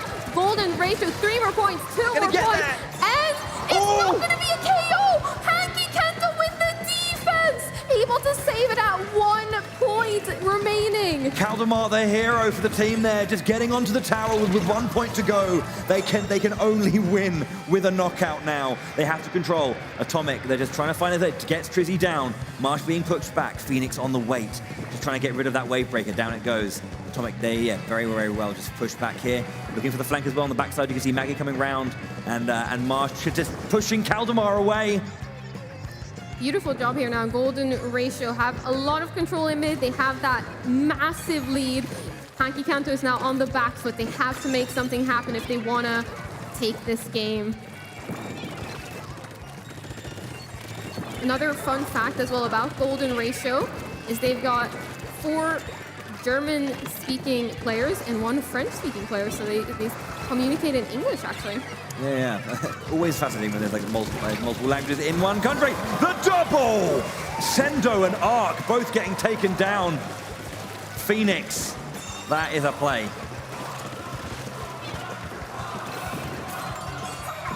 This is looking really good now for Golden Ratio. Got those tri-strikes charged. 20 seconds left on the clock as well. Hanky Kanto need to get control and push now, but they are down 3 members, 2 members now. Just need to get back into it. 10 seconds left now. Hanky Kanto have to get on top of this tower. Maggie, though, doing a good job at delaying, making sure that they don't push it too aggressively. The wipeout coming out as well. It's going to be the nail in the coffin. Golden Ratio taking game 2. Very fascinating position. You can see it on the face of Hanky Kanto. Kaldemar shaking his head. Not the game he wanted. They've been in this position before, but they haven't been in this position against Golden Ratio, who have been playing immaculately so far. Very, very clean play across the board. Very so well coordinated, supporting each other very well. Devastating power plays as well. Yeah, Golden Ratio playing incredibly well, but now Hanky Kanto, they have to reverse sweep if they want to take this match. Now the thing is like they, yeah, I mean, and hopefully we're not they're not in a similar situation they were just in. Let's have a look at that moment when Kaldemar prevented the knockout with that last-minute clutch recapture of the tower with 1 point on the board. Let's check that replay. It's just so close. You can see they were completely knocked out and slowly pushing their way through this tower. It was looking like 100% they had this knockout. Yeah, I think Kaldemar just goes around the side there and just, yeah. Man, that's so tight. Yeah, as you see, I think it was Maggie there just being taken down just as that kind of swap was taken. So it was really, really tight. You know, they were just sitting there being like, it's over, we've won. They did win eventually anyway. It doesn't matter, but it could have mattered. It could have mattered. Could have mattered. It could have been the difference from who took that game. Hanky Kanto now have to reverse sweep. We know they can do this. We saw in the Nordic finals, they reverse sweeped Yifly to get into that finals, to get into the grand finals. Yeah, of course. So they definitely have the mental to be able to do this. They just have to make sure they're playing consistently and getting those wins. Of course, of course. Let's also just show, I mean, we saw some epic like holds from Hanky Kanto, but let's have a look at Golden Ratio and the strength that they have, and let's have a look at some of those epic double splats that they were getting. I think this is Phoenix here on Sendo and Arc, just getting a 1 immediately up 2. Excellent work. Phoenix is just doing so much good work with this Nautilus here. Excellent stuff. Finland, the Nordics. Have to clarify, because there are multiple countries there for the Nordic region. Wonderful flags. You guys have lovely flags. Speaking of flags, that is our flag that we are going into the next game. So game 3, Golden Ratio are 1 win away from Sunday, the semi-finals. Hanky Kanto are looking down the barrel of a reverse sweep in order to stay in this match and stay in this tournament. Splat zones on Museum D'Alfonsino. We're gonna have a look at who gets early control of the zone. Golden Ratio able to take the zone very easily. Hanky Kanto not contesting the zone early on. We'll have to see when they decide to push in right here.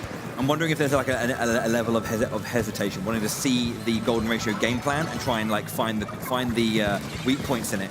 They get control back, the bonus points added on.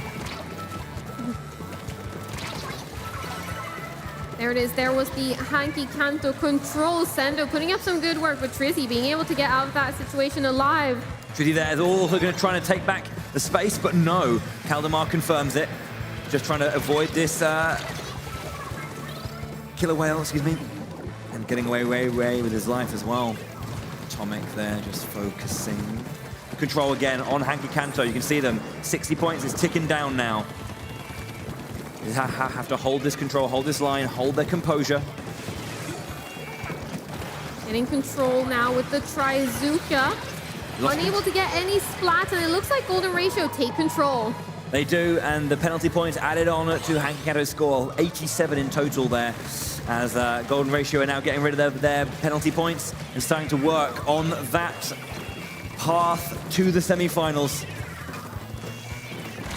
Ooh, the Inkrush lurking around does get punished for it. Hanky Kanto saw it coming. Kaldemar now trying to get some control into mid. Atomic as well. Atomic, they can't an unknown up-and-comer, has climbed the ranks really fast recently, and they've played insanely well. Yeah, but they can't afford to be complacent here. Hanky Kanto, they need to move in. The timer has ticked down. They are now 4 points behind, so they need to get in that lead. The bonus points, the penalty points, same thing. They are slowly ticking. Can they hold it again? Hanky Kanto doing a good job right now at just turfing the map, whilst they have this time, whilst Golden Ratio is respawning, making sure they have all of those little angles covered so they have so many options with movement. Arc beautifully evading the killer whale lines there, just up and down and around and staying alive. There's a tactical in the back as the Ink Storm comes through. Is this the power play that Golden Ratio are after to control this as Hanky Kanto have the lead? 20 points left on the board and immediately back round, the bonus points added on. Beautiful job here from Golden Ratio now to take control, but Hanky Kanto not letting up any pressure. Hanky Kanto want to take this. Sendo getting taken down. We see a nice little trade here. Hanky Kanto back in control now. The Nautilus from Golden Ratio falling victim to that splat bomb. Unfortunate. I hate it when that happens. Somebody has thrown a splat bomb and you can't avoid it. Yeah. It's thrown so perfectly. You're just falling to your demise. Hanky Kanto now, though, with a lot of control of this middle section. They've decided not really to push up on this plat, just to try and keep control of mid and stay in mid fighting. Pushing their points down now. This is what they need to do. Get a snipe. This is looking good, though. 3 points remaining. Hanky Kanto are going to take the win with a knockout. You can see what it means to Kaldemar as well. The roar comes out. It's not over yet. The Swiss have not got their way through that tournament just yet. We're going to see a game 4. We're going to see a game 4 at long last. It only took 5 hours. No, it's all good. That excellent play from both teams there. But yeah, Hanky Kanto, this is what they do, right? They go, oh, we're going to lose? We can't lose, so let's win. So that's what they're going to try and do a couple more times. The Swiss, obviously, they've been so close. They were looking down the barrel of that victory. And now they go, right, okay, well, what we just lost? What were we doing right? Let's reclaim that, re-emerge victorious. They were looking so good. And they were the first time they've lost. They weren't looking at all bad in this match either. It was a very close match. It went all the way to the end. We saw that knockout in the end, but it was very contested. The zone kept getting contested over and over, so they definitely have what it takes. Okay.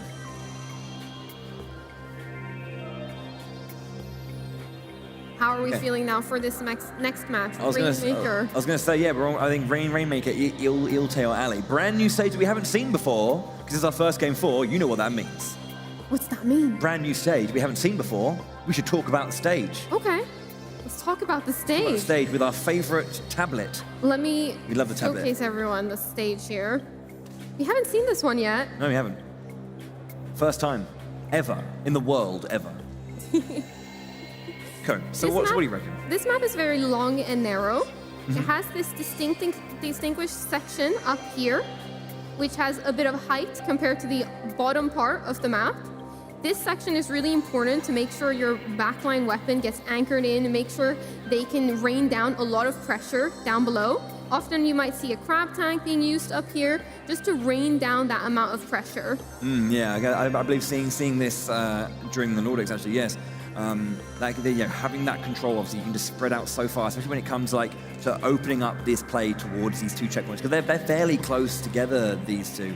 You're talking about how narrow it is. Yeah, this is one of those maps that, as you mentioned, the two checkpoints are very close to each other. It's one of those maps where sometimes teams go for one checkpoint and sometimes they go for the other. It's very split compared to other maps. Other maps, there's usually one checkpoint that everyone goes for. But with this one, it's very split depending on what position you are in the game, like how the play field is looking at that moment, which one you will want to grab.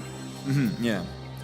And then, of course, obviously making your way to that back line. I mean, I would kind of feel, surely, like the left side looks like it's a little bit closer to it. And there's more linearity, but this choke point down here does look a little bit worrisome.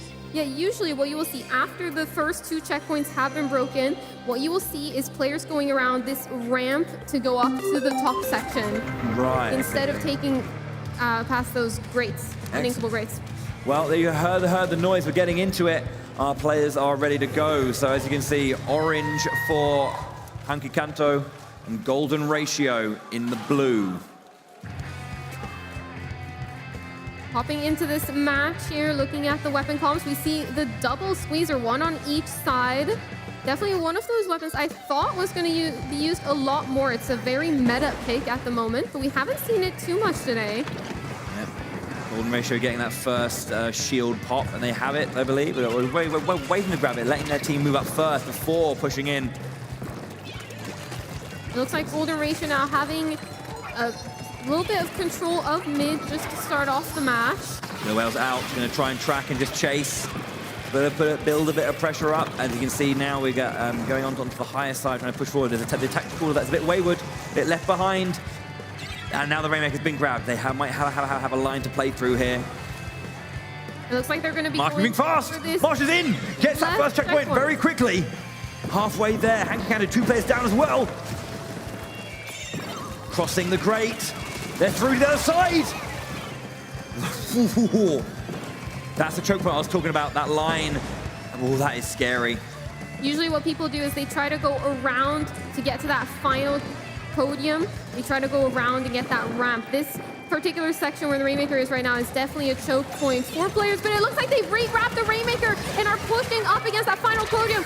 9 points remaining, but the wipeout comes and saves Hanky Canto. That is very, very close. Hanky Canto hanging on by the skin of their teeth. They have to be worried now. They have to really focus here, tighten it up. And Golden Ratio so close to booking their place to Sunday and that semi-final.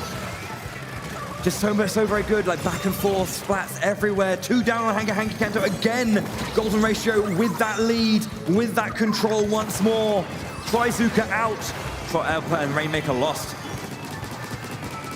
Golden Ratio now with a lot of control. Hanky Canto has fallen on the back foot in this entire match. Haven't been able to secure any control. Trizuka coming out from them, but unable to get much happening. Phoenix now with the flag managed to pick up 2 splats. These Beautiful work. Once again, just multiple players going down from Hanky Canto. 3 down, 2 down. They're going through the checkpoint again, maybe. I don't know. We're going to see positioning round again. Trizzy playing safe and waiting, holding that good shots over to the far left-hand side, forcing Hanky Canto to make a decision to rotate.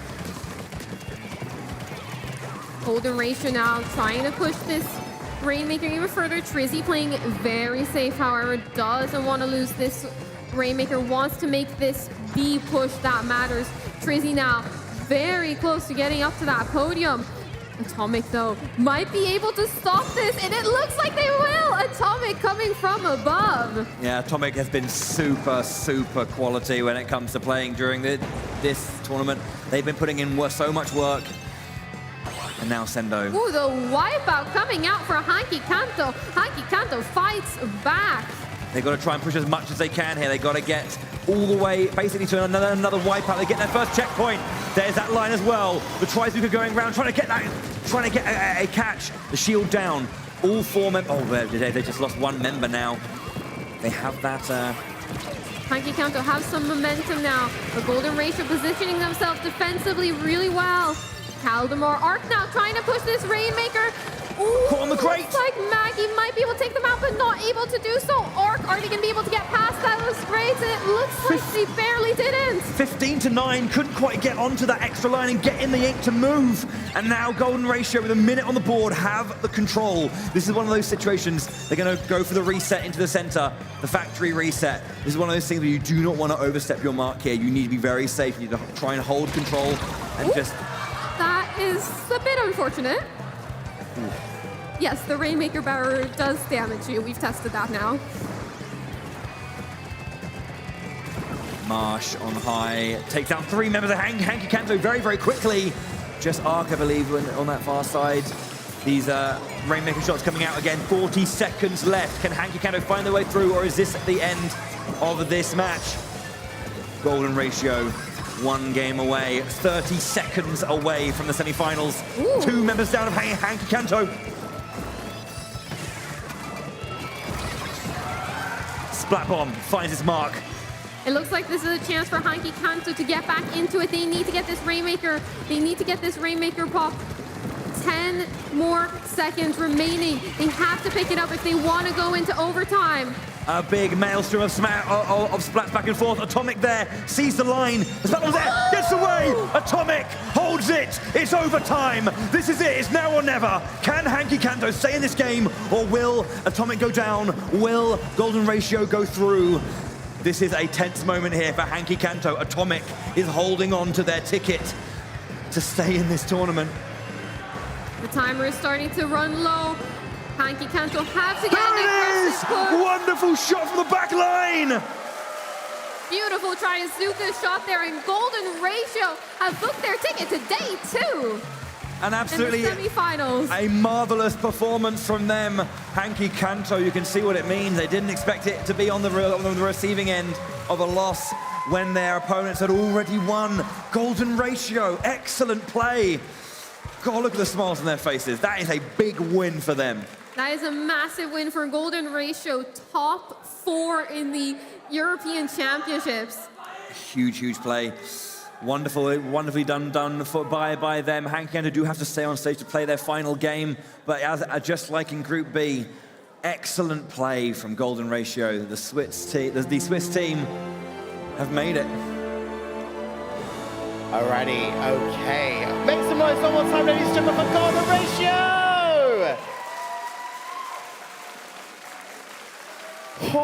Oh my goodness me. I've got like grown men going absolutely bonkers backstage. Someone nearly dropped the monitor back there. It was so intense.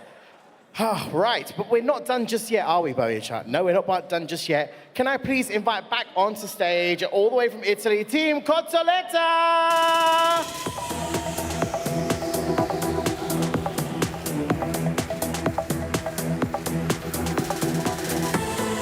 Okay, welcome back, Cotoletta. Welcome back. We're going to get these guys straight away set up into their next set of games.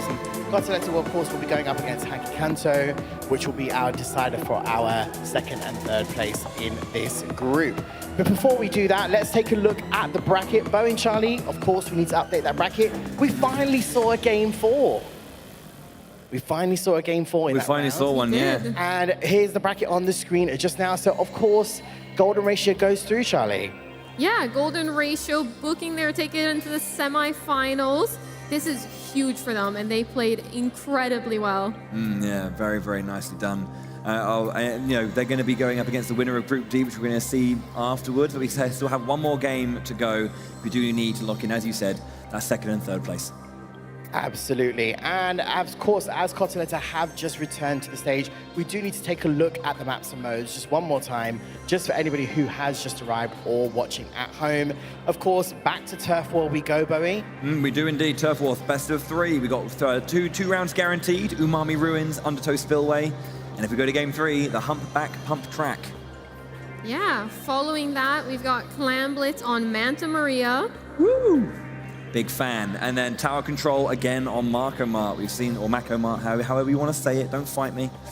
And if we again get a Game 4, it would be Splat Zones on Flounder Heights. That'd be a good one to see, of course. And if we go Game 5, that would be Intense Rainmaker on the Inkblot Art Academy. Alrighty, so yes, we managed to get to a Game 4 in that round. Can we get to a Game 5? Are these guys going to really battle it out for that second position or third position? Yes, I will do. Give us a hand, please, mate. Come on. It's really hard from our side. It's really hard. There we go. All right. So I believe we're going to take a look at a quick little highlight clip of Golden Ratio on the big screen, just as the other teams get set up. These were some of the best bits for Golden Ratio on the big screen.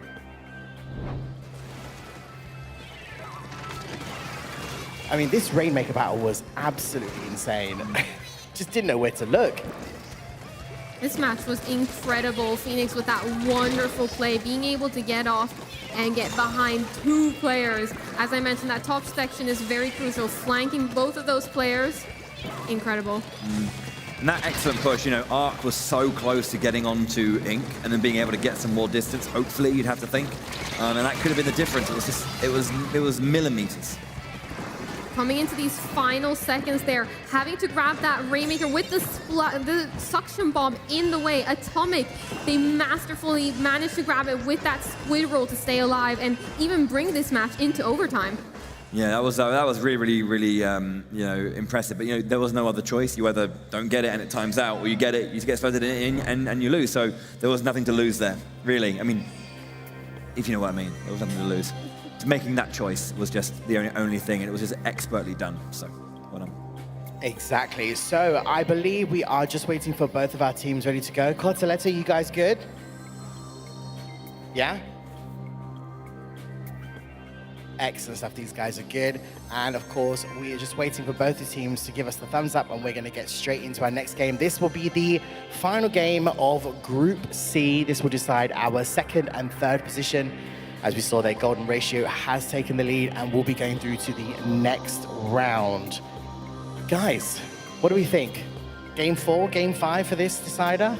Ooh, hard to say. It's going to be very tough to predict. So far, we've seen lots of 3-0s.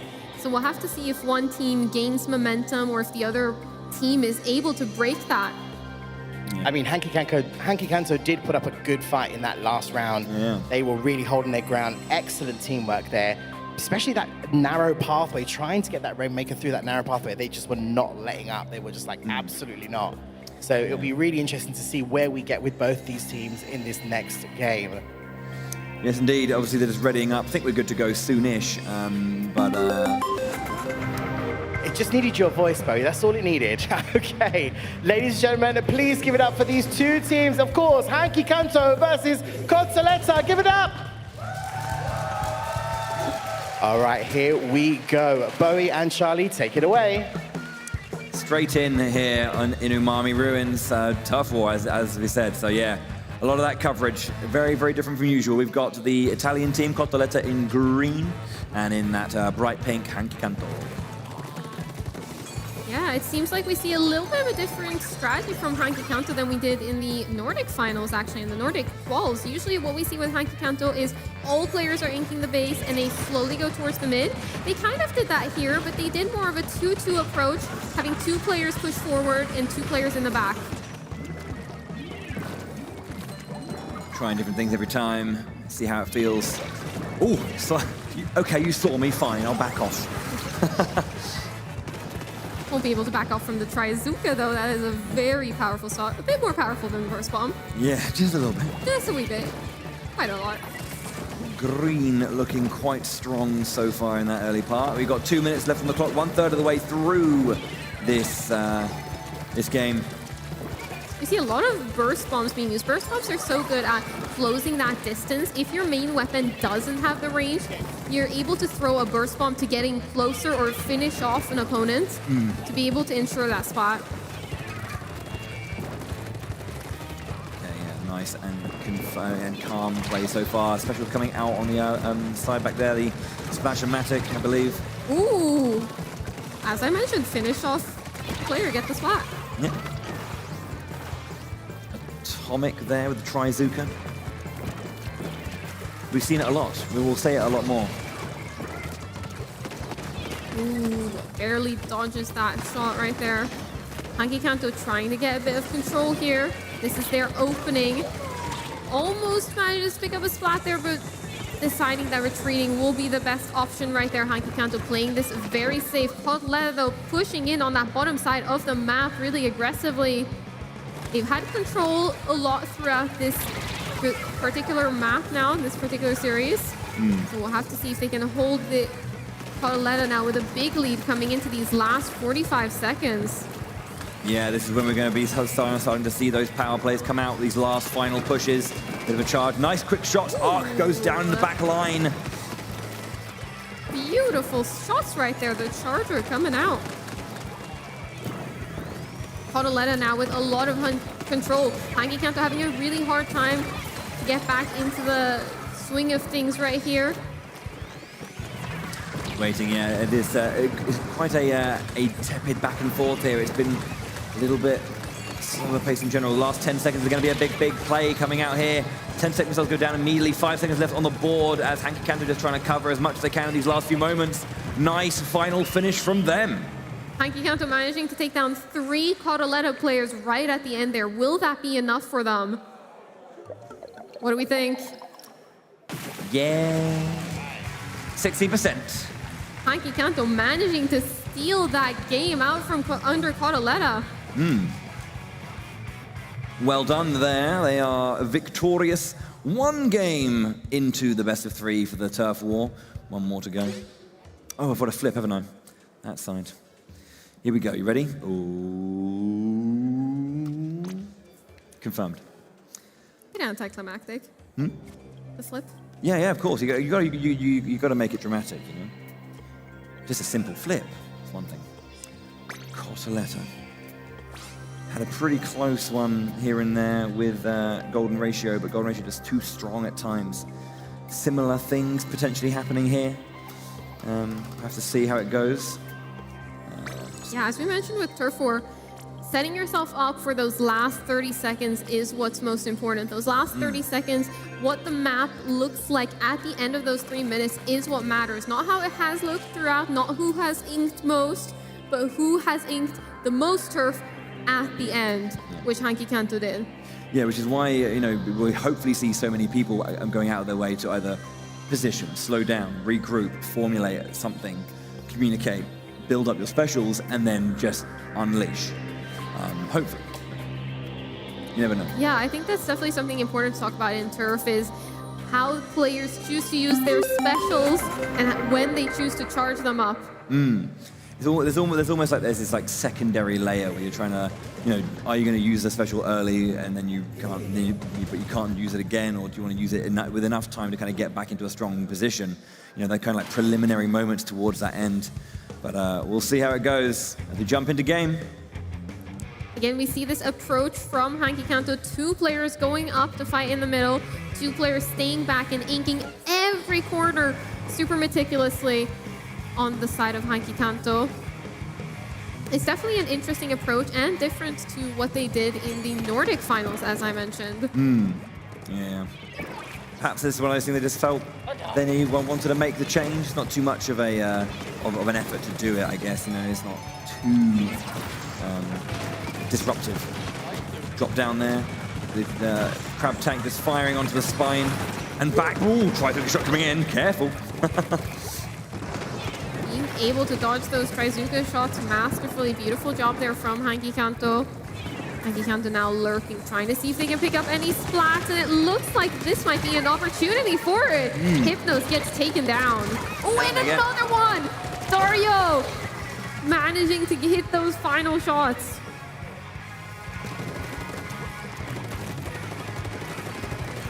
Penny now, though, just inking a little bit up on this glass area. Throwing out some burst bombs, seeing if they can get some control.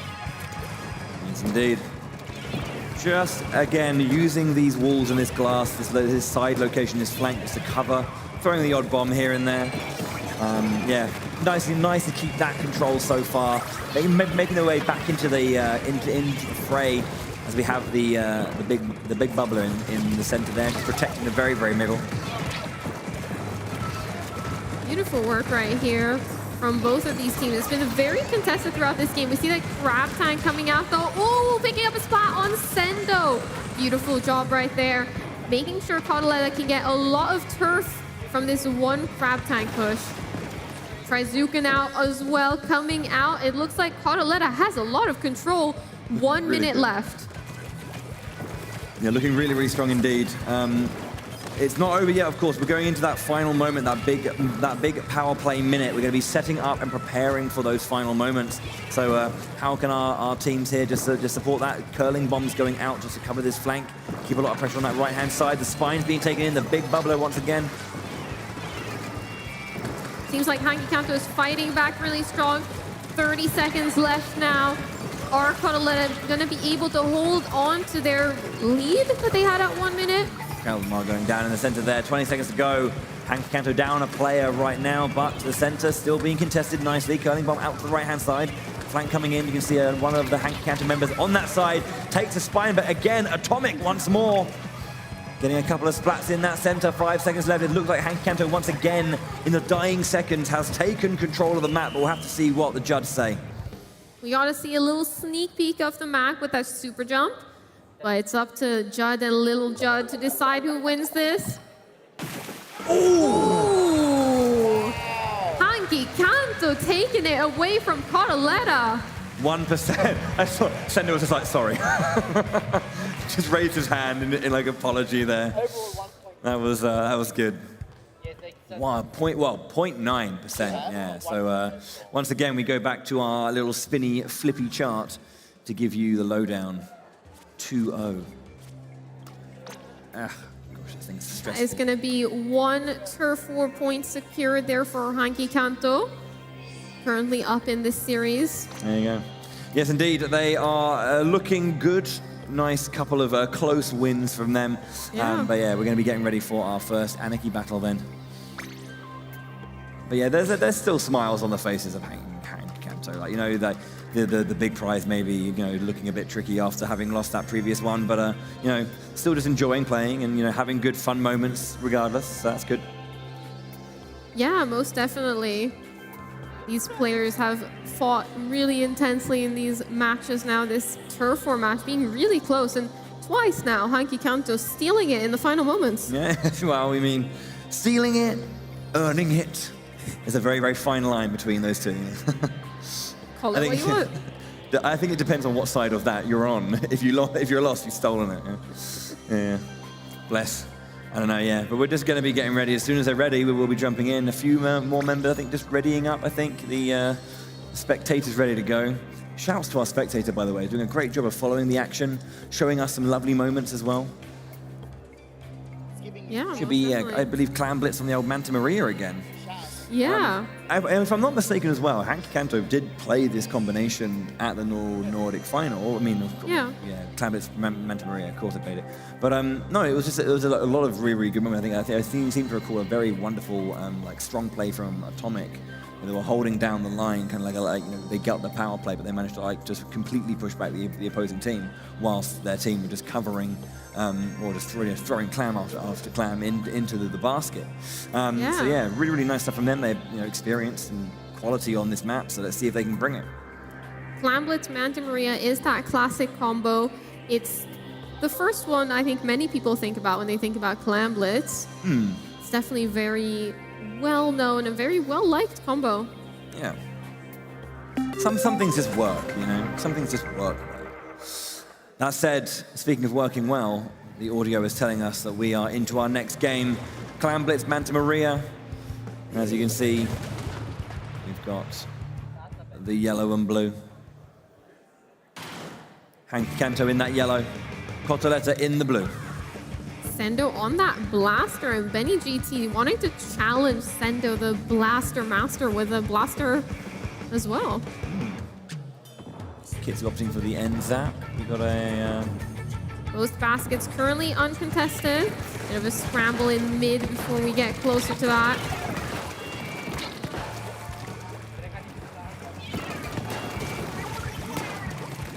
That Bubbler doing a great job defensively. We see a nice push from Cotoletta there to be able to break through it. A couple of splats against Hanky Kanto in the early. Looks like we've got a good chunk of clams on Cotoletta's side. 11, still building up to try and find that moment. Benny being very careful there. So yeah, just stealthing his way through. Does take a splat down. Benny's still there, but goes down eventually, losing all those clams. Dario with some beautiful splats there, opening up a little bit of room and at least stalling a little bit of time so their teammates can get back into the swing of things. Ooh, beautiful movement there! Hanky Kanto able to take it. Arc with the lovely movement. Yes, indeed. Being a menace, staying low. Okay, trying. Oh, excellent! And the direct coming out as well. Beautiful work. That's one of the things that maybe doesn't get talked about all the time, but just maneuvering, being able to dodge, shot strafe, and be able to maneuver around your opponent and hit those shots and dodge those shots as well. Very important at this top level. Yeah. Barrier, there was no more clams put in. The barrier goes back up. Bonus points on the board. The Nice wipeout, yeah. Good counterattack after that power play from Cotoletta, or at least that clam play from Cotoletta. So there's going to be enough space moment to get in there. Can they get, of course, yes they do. The power clam's in. How many extra points can they get in? Looks like they've broken the basket, are able to get in a couple of points. Yeah. The Cotoletta standing strong on their defensive end. Atomic, though, able to toss a couple more in. Once again, just doing what they do best, just being a nuisance to the opponent. Making these bold pushes. Very nice to see. Ooh, that blaster there lurking around. Sendo picking up a splat, but getting punished for it. Currently now, Cotoletta with the lead, but it's very close on both sides. I think if we break the basket one more time, you might see that change. Gosh, yes. So many splats left, right, and center. The power clam does get dropped. It'll disappear soonish. Ooh, Double splat double. again. Nice, nice, nice. Triple Link striking the back line as well. Cotoletta just throwing out as much as they can. And we see the splat bombs coming over and suction bombs. Just need to get back into the bunker, over to the middle. Making sure there's a lot of turf there, a lot of things to work with if you have to go to defense. Lots of clams there on the side of Hanky Kanto. Loads. As I mentioned that, they get splatted. Beautiful push there from Atomic, taking out Hypnos.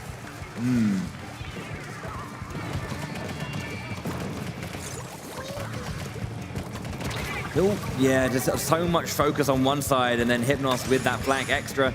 Very, very nice. Atomic was so deep in enemy lines, but jumped all the way in, and then there goes the power clam again. Excellent stuff. I think they managed to get a second one in too. Big stuff there. Well, that casual play, we see, well, I say casual play, that nice and easy breezy approach, you know, to get someone forward, super jump to them, and then jump in. Lovely. There's a nice wipeout there, though. So Hanky Kanto will reset that timer, get the bonus points on, and start mounting their offense back against Cotoletta. That was a beautiful push right there. Hanky Kanto now backs against the walls. 40 seconds left. They have to try and push this. They have to try and take the lead. They've got some clams to work with. They just need to take control of that street section behind this bunker. Senta now trying to work on that. Puts down a wave breaker to get a little bit of pressure on the opposing squad. Gets a nice splat on Dario right there. Trying to push Hypnos now. Seems like it's gonna work with a beautiful shot. Oh, another one! This is why Senta is so good on the blaster. Yeah, just Masterclass in action right now. 8 seconds left. They have to put in some more clams if they want to take this lead. They have the perfect opportunity to right here. Can they get that lead? Just a couple more. Clams. 2 more clams needed. Break into the lead. 2 more clams. Can they get it? Running out now. They have to get in now. This is it. They're in! The super jump coming through. Being able to put in that those final points needed to take the lead. Excellent play. Well done. That smile says it all. It's such a close game. Hanky Kanto with the clutch factor. Ooh. So Hanky Kanto now, twice in turf, and yet again in Clam Blitz. Those final moments of the game is when they choose to take this. Yeah, they know they've done it as well. Caldemar's just smiling away, having a great time. Yeah, this is what's really good though. It doesn't have to be a 3-2 to be a close, exciting game. So tight. Coming down to that last moment, Hanky Kanto now go 2-0 up, and they get their second emblem on their scoreboard.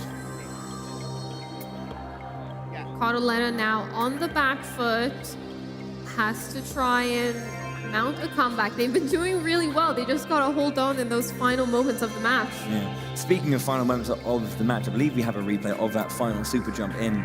It's really good to run that and have a look at that moment, see how it's positioned to get that jump going. Oh no, it's not that moment. I was wrong. I'm sorry. I misheard. It's the play from before when we saw another super jump. Different super jump. This time on the side of Cotoletta, able to break open that barrier. Yeah, different super jump, but yes. That was the one that really put Cotoletta into like advantage state there. Super nice stuff. But yeah, no, that is I guess it's quite a classic play, that one. You know, finding a good position to kind of allow your teammate to leapfrog over to you and then make some kind of play from there. Especially in something like Clam Blitz where it works that way. Oh, I have the objective I need. You're at the objective I want to be at. That's what we've seen. Clam Blitz, we've seen this ever since Clam Blitz was introduced into the Splatoon games. We've seen it. The super jumps, always super strong, trying to secure it so that your teammates can super jump in with a clam to break the basket. Yeah, of course. Oh, yeah, we love seeing those kind of moments. Speaking of great moments, how about that triple splat from Sendo with that blaster? Yes, please. Let's have a look at that again. It was such, as you say, mastery of the weapon, an understanding of ranges, of positions. It all came from this wave breaker moment. Just a little bit of pressure going on, one shot. Yeah, starting off with that first splat, then being able to do like a 90-degree turn, get that direct, then get another one onto Hypnos to seal off the triple. Yeah, to hit around the wall, that was excellent stuff. So well done there. I mean, this is the thing, like when you have a weapon, you always want to show off and style with it a little bit and to kind of show why you understand it so well. You know, this is the same thing with Sarah and the Splatoon Stamper, you know. Just so much, just like, you know, great plays and moments from that. So yeah, excellent stuff there from Sendo. Yeah, most definitely.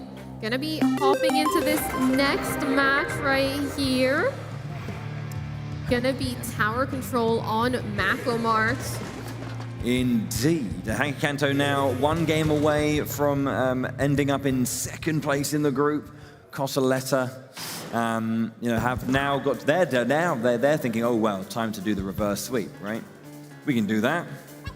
Easy. Just reverse sweep.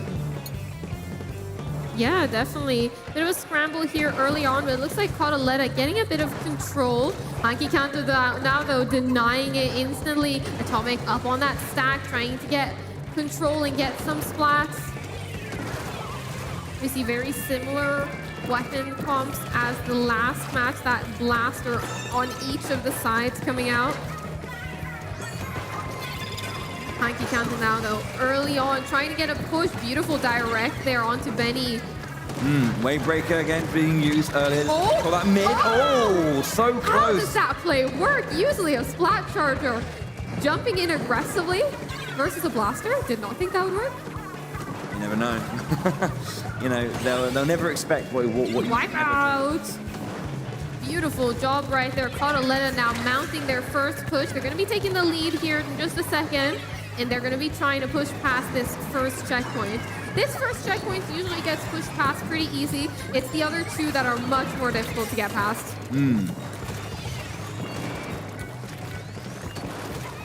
Just Hypnos trying to find their mark. Couldn't quite. Atomic getting away. Hypnos choosing to back off out of that and staying alive was very key there. We see now that Cosoletta still has quite a bit of control even though they lost the tower. Oh, beautiful jump right there. Hanky Kanto thought they were being sneaky. Okay, so you can see once again Cosoletta pushing forward here, looking to get past that halfway point. Sendo getting another splat. Trying to push it back into the center. That reset is what they're after. Hanky Kanto losing members here and there, so not quite able to push up afterwards. Oh, Atomic goes down. Hypnos once again. That was close. Almost getting that 2nd splat as well. Man, charges. Beautiful push here from Cosoletta. Got that bubbler up on the tower as well. Fun fact about the bubbler is it lasts much shorter if it's on the tower than if it wasn't on the tower. Oh, Atomic again going down to Hypnos. Hypnos is just zeroed in on Atomic's position. Caldemar too. These close range snipes seem to be working out for Cosoletta. Is it wrong of me to say that like Charger snipes are like one of the hypest splats? Do you reckon? Charger splats. Do you reckon they're pretty like the hypest? They're always impressive when they happen. For some reason, I don't know why. Yeah, definitely. You can get some really sick angles with it. I think in general, any weapon that has that like 1-hit knock factor, has that 1-hit splat factor, is very fun to see. Like a blaster, or seeing somebody do like a 180 with a blaster is also really impressive. You can see here as well now, finally, Hanky Kanto, after that nice last play, do have a little bit of momentum. They're onto the checkpoint, they're pushing forward. Arc now just like holding the line as Dario's on the right-hand side, left-hand side rather, pushing forward. 2 points away. Caldemar now getting onto this tower and taking the lead. Hanky Kanto now with the lead. Cosoletta on the back foot, has taken control of the tower and is starting to push this back. Indeed, we're going to be trying to reset once again. Cosoletta having their lead taken, or their lead snatched away from them just at these fringe moments. Pablo getting taken down, Tacticaler out, getting a buff immediately as well. Going to try and work with that. Tower's been taken once again. By Hanky Kanto, just 1 member alive. I believe that's Arc. I think, yeah, he gets taken down. basically a wipeout with 1 minute left to go, and then this is it. Can Cotoletta this time actually hold on to their lead and keep that victory in place, or will Hanky Kanto seal it once again at the last minute? Couple of splats there. Cotoletta now pushing this very aggressively. 40 seconds left. They don't need much to be able to take this lead. It looks like they're going to be taking the lead potentially. There it is! Cotoletta back with the lead again. This is it. And they get almost a wipeout there once again. They're past the checkpoint. They're pushing forward. 25 seconds left on the board. Hanky Kanto have to do the overtime play once again if they want this one. Raizuka coming out. Big pressure. And that is much more than a lead, zeroing in on Hanky Kanto, taking that game with a knockout. There we go. We're going to see another game 4. Can you believe it, Charlie? Can you believe it? Game 4! Yeah! So, yeah, exactly. I feel that energy. Yeah, exactly. We love game 4s. Close games. Team close game. But yeah, nicely done there by Cotoletta, holding the line and not letting those kind of like, there's just about losing it and having to fight back to gain it, just to lose it again. You know, they managed to hold it this time and get the knockout. Good stuff from them, nice and clean. So yeah, game 4. Remind me, let's have a little look. We're doing, Flounder Heights. Splat zones on Flounder Heights. This is a really fun match that we got ahead of us now. There's a fetching hoodie there. It's very Nintendo-y. It's almost like we're at the Nintendo European Championships in 2023. Really? Yeah, Bad Fluebel, Germany. Amazing. Who'd have thought? It's always exciting to be at events like these. Great players, great games, enjoyable times. What?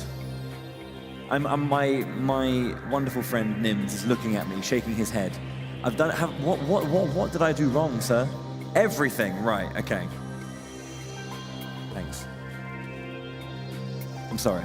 I'll be quiet now.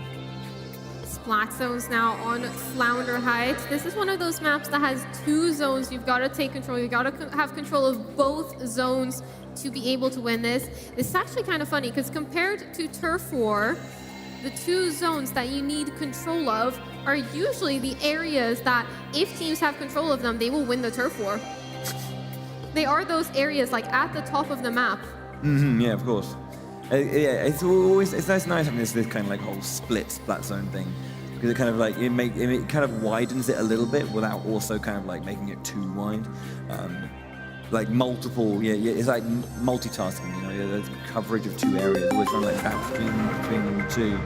But we're getting into it. So here we go. Flounder Heights, splat zones.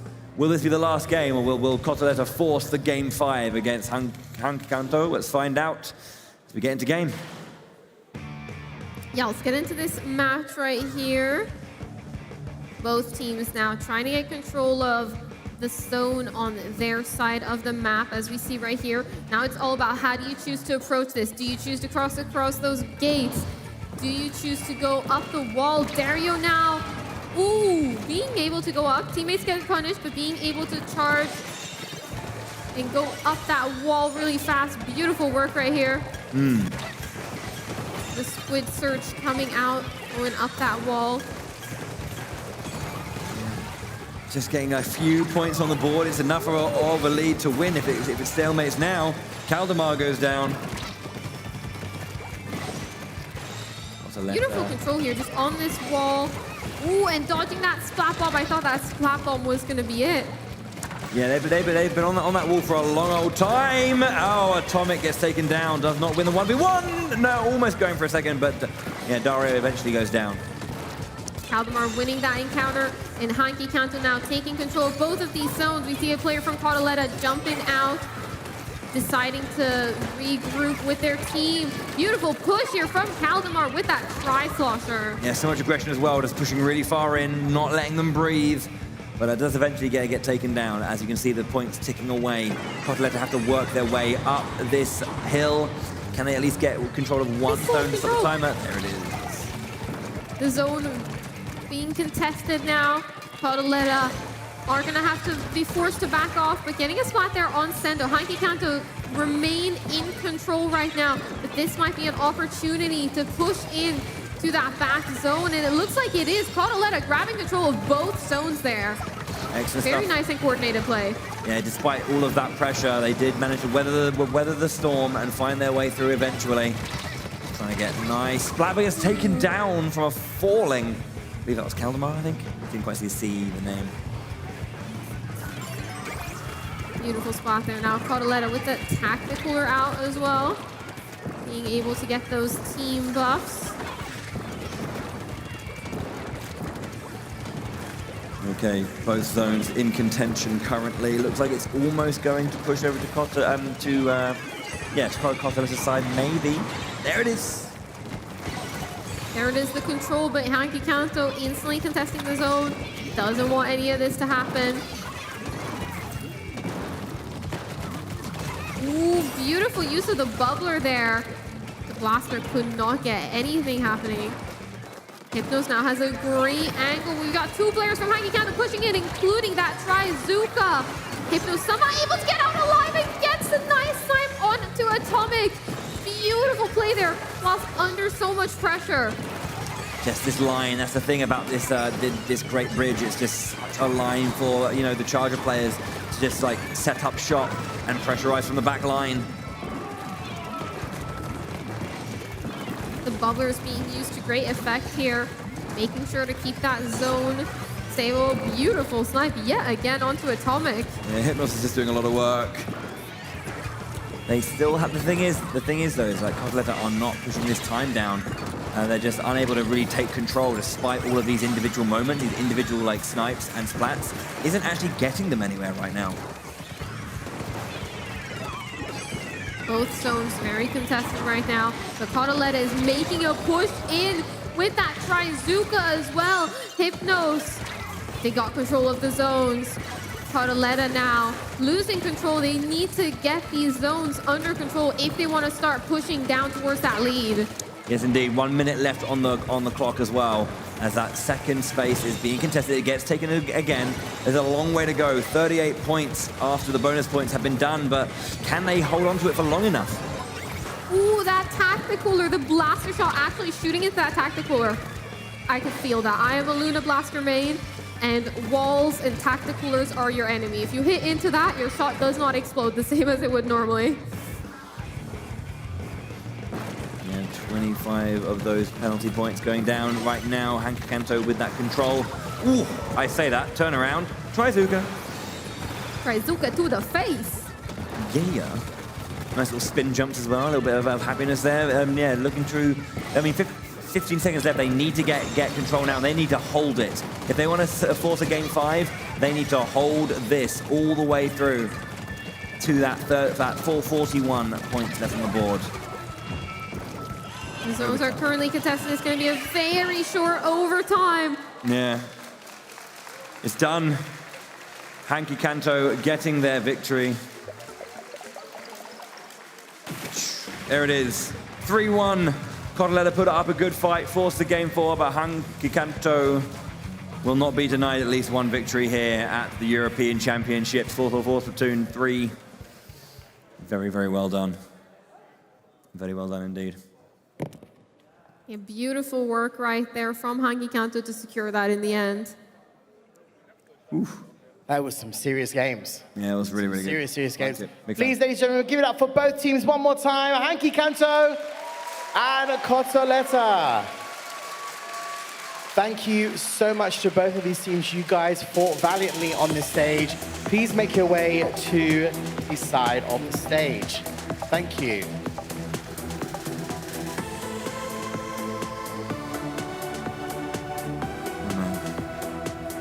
Alrighty, audience, how we doing? Are we good? Still with us? All right, good stuff. Okay, so of course, this was all the games in Group C. And of course, we did have our winner earlier on today. This, of course, was Golden Ratio from Switzerland to come back to the stage. All right, come to the front, guys. Come to the front, don't be shy. Come around this side, come this side. Here they are. Guys, how we doing? Are we good? Good, you're one step closer. You fought some epic games. There was golden battles happening everywhere. How are you guys feeling? Oh, well. Well, that's good to hear. That's good to hear. So you guys are now, like I said, one step closer. You guys will be back tomorrow for the semifinals. Nervous? Prepared? You know what you're doing? Have you guys had a chat backstage? Quite nervous, yeah, but prepared not really, but whatever, we're gonna try our best. He was honest. Give it up for Golden Ratio! Okay, Golden Ratio, I'd like you guys to take a look at your highlights of the games you just played on the big screen just behind you. Here are their highlights, guys.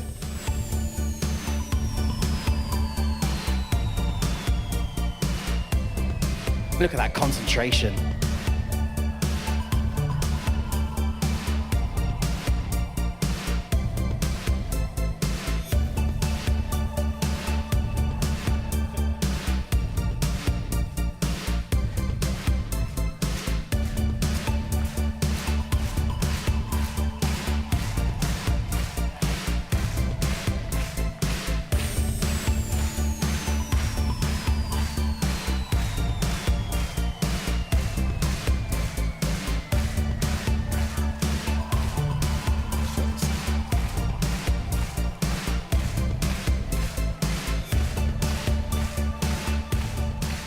Alrighty, give it up for Golden Ratio one more time, guys.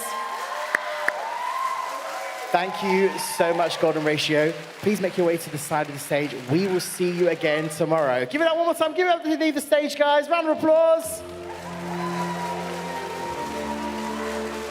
Okay, so we have had Group A, Group B, Group C. Guess who's next? It's Group D. Okay. Are you guys ready for Group D?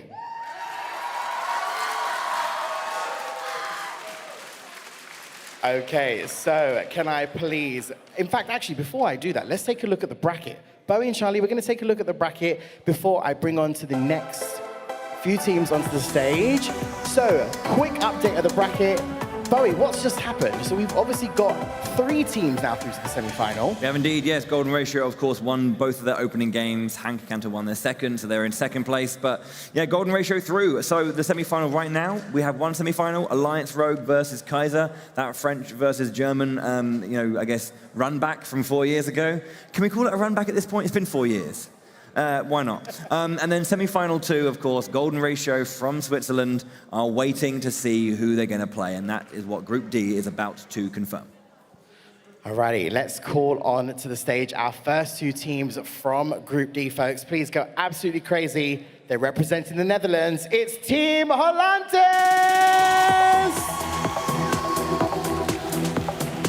Hello, welcome, guys.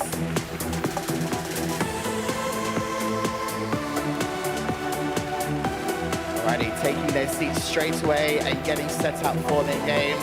Going up against Team Hollantis, representing Belgium, it's Team Overtime! Hello, Overtime! Welcome, welcome, welcome. Okay, this is going to be match 1 in our final group of Group D. Team Hollantis versus Team Overtime. Bowie and Charlie. Hello. First set of games in Group D. We're going to take a look at the maps and modes once again. Same format, Bowie, but we're going back to Turf War once again. We are indeed, and of course it's game 1 of a new group, so we're going to be going back to that match 1 set again. So Wahoo World, Sturgeon Shipyard, so Turf War, and Brine Water Springs if we have to do that third game. Yeah, we're going to be following that up with Splat Zones on the Hagglefish Market. Super popular combo. Oh, yes, indeed. And then again, Rainmaker, Scorch Gorge. We've seen some stuff here. Let's see if we can see some more stuff on Rainmaker and Scorch Gorge. Yeah, and if we manage to go to a game 4 yet again, maybe that's the trend. Clam Blitz on Barnacle and Dime. That would be fun to see it, for sure. And then, of course, Tower Control is waiting in game 5 at the Undertow Spillway if we have to decide it in a nail-biter. We might get a game 5. Who knows? We've had 2 game 4s now, right? In a row. Game 4s, battling it out for their victory to secure their positions either for tomorrow's semi-final or perhaps for the second place position within their group. So we've got some interesting facts about both these teams, haven't we, Charlie? I believe our overtime players, we have Robert, I believe, is the 4-time Belgium champion. And we do, of course, have Brian the drummer's in the house. Brian, I don't think he can hear me because he's got his headphones on, but Brian the drummer, of course, from Team Halantis is in the house as well. So it'll be interesting to see the mix-ups between both of the teams. You guys, I'm sure, have seen previously some of these players play before in different championships. Any kind of, perhaps maybe we're going to see some similarities, maybe we're going to see some normal stuff that we see from these players, Charlie? Yeah, it's going to be definitely a lot of close games here. We've got two teams that are very strong in their region, players that have shown that they're very strong in their region. So we'll have to see how they face off against each other and which team comes out on top. Excellent stuff. I think we're almost ready to go. We're just waiting for a couple more players to double check and make sure that everything is set and ready. Audience, are you ready for this next game? Netherlands, where are you at? Netherlands, are you in the house? There they are over there. Hi, Netherlands. What about Belgium? Belgium, you in the house? Where are you? Over there. Oh, okay, right at the back. Oh, hi, Belgium. Good to see you. Good to see you. Technically here as well. You're from Belgium? My grandmother was Walloon. Wow, look at that. Fun facts all around. Learning new Excellent things. stuff.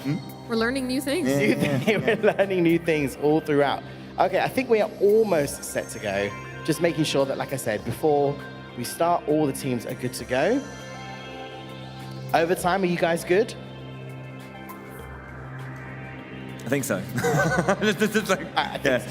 Just in your own time. I know. They're getting ready. Halantis, can you hear me? No, Good. They can't hear me. That is good. That's a good thing. They're zoning out. Because if we're saying what's happening in game, they're just like, one second, I'm just going to listen to the commentary. Right, arcs on the left-hand side, crack on. You know, it doesn't really work out that way, does it? Okay, so we are going to take a quick look at Wahoo World on the deep dive of the map. Okay, sure. If you have that set up just for us to take a look. Just have to scroll through all the maps 1 second. Yeah. There are lots of maps. There are a lot of them. Lots of maps. And modes. There we go. So, Charlie, tell us a little bit about Wahoo World for anybody who is, of course, watching at home. Yeah, let's take a look at Wahoo World here on Turf 4. This map has a very distinguished central area, this central podium that's lifted up. It can be kind of tricky to get onto it. You always have these side alleys where you're able to get onto it. Sometimes these bigger areas will open up where you're able to get towards that middle area, but for a lot of the match, it is usually very isolated. So it's all about getting control of that top part, but also getting control of this part right below the circle to see if you can take the win here and take control.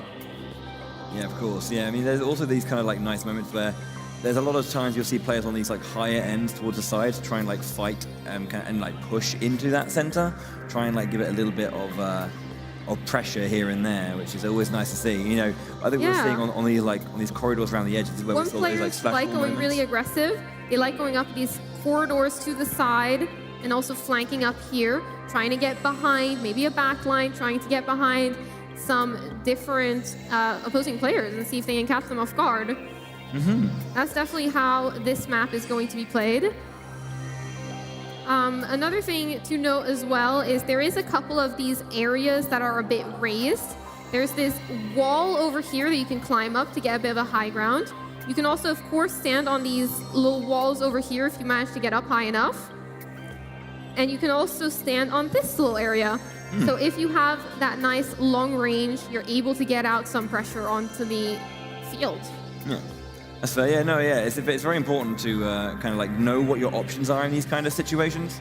But yeah, I mean, it's one of those things where like every map has so much like little small bits and pieces here and there, and people always kind of find new tech and find new things that they want to kind of do, you know, to keep a map interesting and new.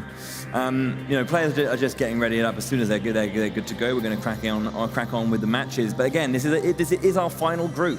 You know, after today, we're going to have locked in our 4 semi-finalists. And of course, we'll have said goodbye to 9 other teams. I think, no, 8 other teams. I can count. I'm very good at maths. 8 other teams. But again, everyone's been playing fantastically, no matter whether they're winning or losing. It's just, they are the 12 best teams from, in each individual country, and that is represented here. Excuse my stutter. But yeah, it's great to see everyone come together, and whether they're winning or losing, hanging out in the audience and having a good time, sharing that with each other. That's kind of the point of events like this, really. And not just for Splatoon 3, of course, because that's just today. Of course, tomorrow we're going to be having Mario Kart 8 Deluxe on the main stage as well, as like a kind of final. Yeah, absolutely. I was actually going to say, so obviously this is the first Turf War map that we've just taken a look at. We can look at the next map, which I believe was... we have the next... there it is. You have the next Turf War map as well. Yeah. Yeah. You can take a look at that. The next match will be Turf War Sturgeon Shipyard, Game 2 of the Turf War. This is yet again another map that has some of those moving elements.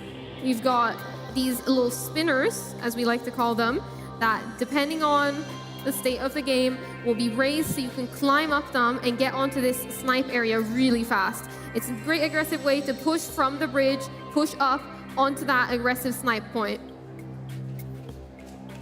That entire back area when it comes to the team is so open, so it's very, very I wouldn't say it's easy to control it, but it's one of those powerful things that you can use that and kind of dig your heels in here. You obviously have these wide flanks at the side, a little bit of height with a little bit of dip down there as well. But this kind of central area of the base. If you have control of mid as well, there's multiple ways to push up.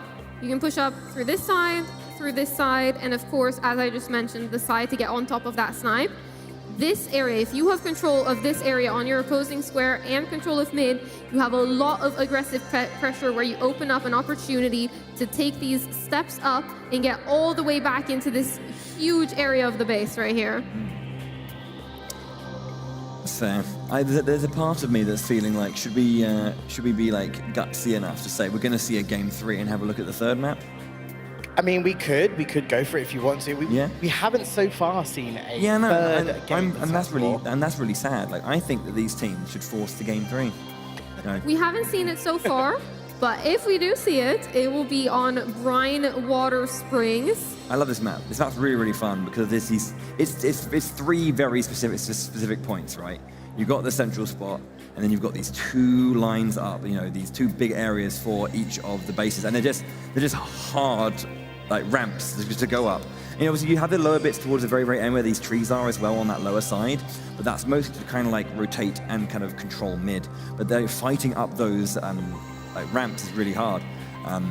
Yeah, I think this map is very different to many other maps that we see. You've got that huge ramp that leads up to the base, up to spawn. And a funny fact is also this part over here is overlooking the middle section. So you've got ramps that lead up in this direction to the spawn, but you've also got a nice little perch that overlooks the middle, where often you'll see chargers perched, you'll often see maybe splatlings perched there, since it's such a good control area to get control of that middle section. Indeed. Okay, guys, tough question for you two. Go for it. Out of the 3 Turf War maps, which one is your favorite? Of these 3, I'd probably say Brine Water of these 3. Really? Yeah. There's beauty in simplicity, my friend. No, I agree with that. I am a big fan of Sturgeon Shipyard though, and I do like Wahoo. Wahoo is great because every time we start there, I actually say Wahoo. Wahoo! I do. You have to though. Yeah. You're contractually obligated to say Wahoo. I'm not. I'm really not. I just enjoy saying Wahoo. Okay. Audience, do we like saying Wahoo? There we go. See? It's great. It's the crowd's favorite. Of course you're going to have the audience on your side. They love you. You have to say it. You have to say it. It's great. Okay, I believe we are almost there. I can sense the sound coming. I can sense it. I can see the flashing lights. They're about to bless us any moment. Now, we just need to double check. Of course, folks, technical difficulties do happen, so do apologize for that. But we are almost there and good to go. It is a live show after all. And it is. And what good live show doesn't have a good old technical difficulty? I mean, it's part and parcel, isn't it, really? Of course, yeah. I've always been part and parcel. We'll just have to find out later on what that means. Okay, here we go. Ladies and gentlemen, thank you for your patience. Please give it up for both of our teams. Volantis versus Overtime. All right, Bowie and Charlie, take it away. Okay, we've got Overtime there in the purple and Volantis in the yellow, orange kind of color. Fitting. But yeah, as we said, you know, you've got that spinning dial in the very, very center, trying to make our way up to mid. No one's taken it just yet. There's a little bit of skirmishing on the lower side right now. There we go. Let's try and find our way forward now. We've got a crab tank already out, trying to find a way in, to try and get a line if they can. Firing artillery shots over the top, trying to be a bit of a nuisance. Yeah, trying to climb up this wall to get up to that top mid section. As I mentioned, it can be very hard at different stages of the game to get up there, but now these big paths are opening up to that middle section. Inkjet shots coming out, just pushing back the members of Overtime. Noah now trying to mount an aggressive push. Got the burst bomb, but just choosing to lurk around, see if there's anyone here that they can get a pick on. Choosing to go further up, though. Here we go, Crab Tank once again.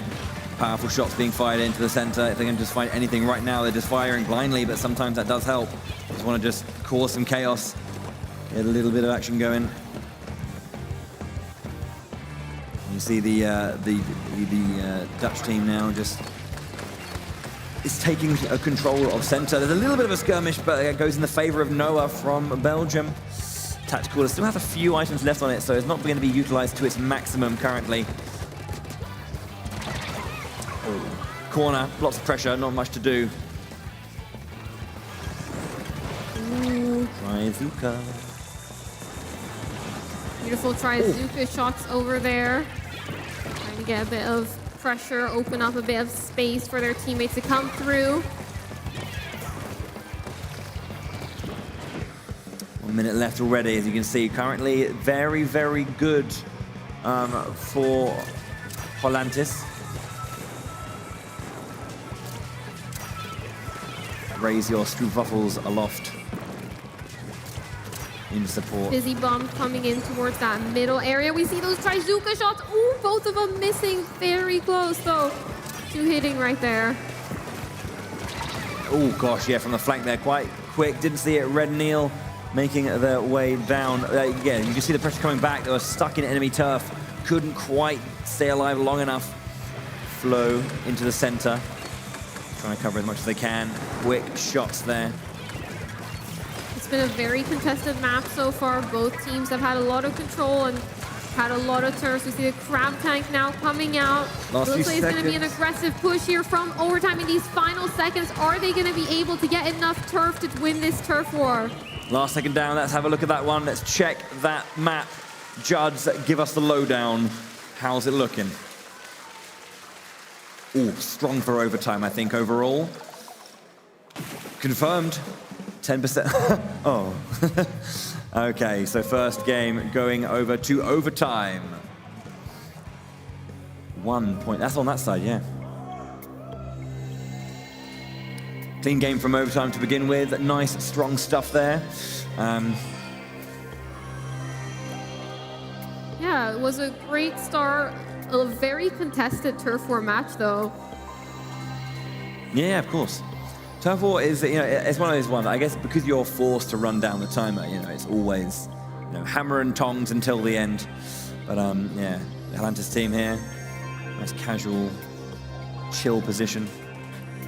Yeah, it's all about just charging up those specials. When do you use those specials to be able to secure pressure and just secure the game in the end? The audience there, very much enjoying their time on the camera.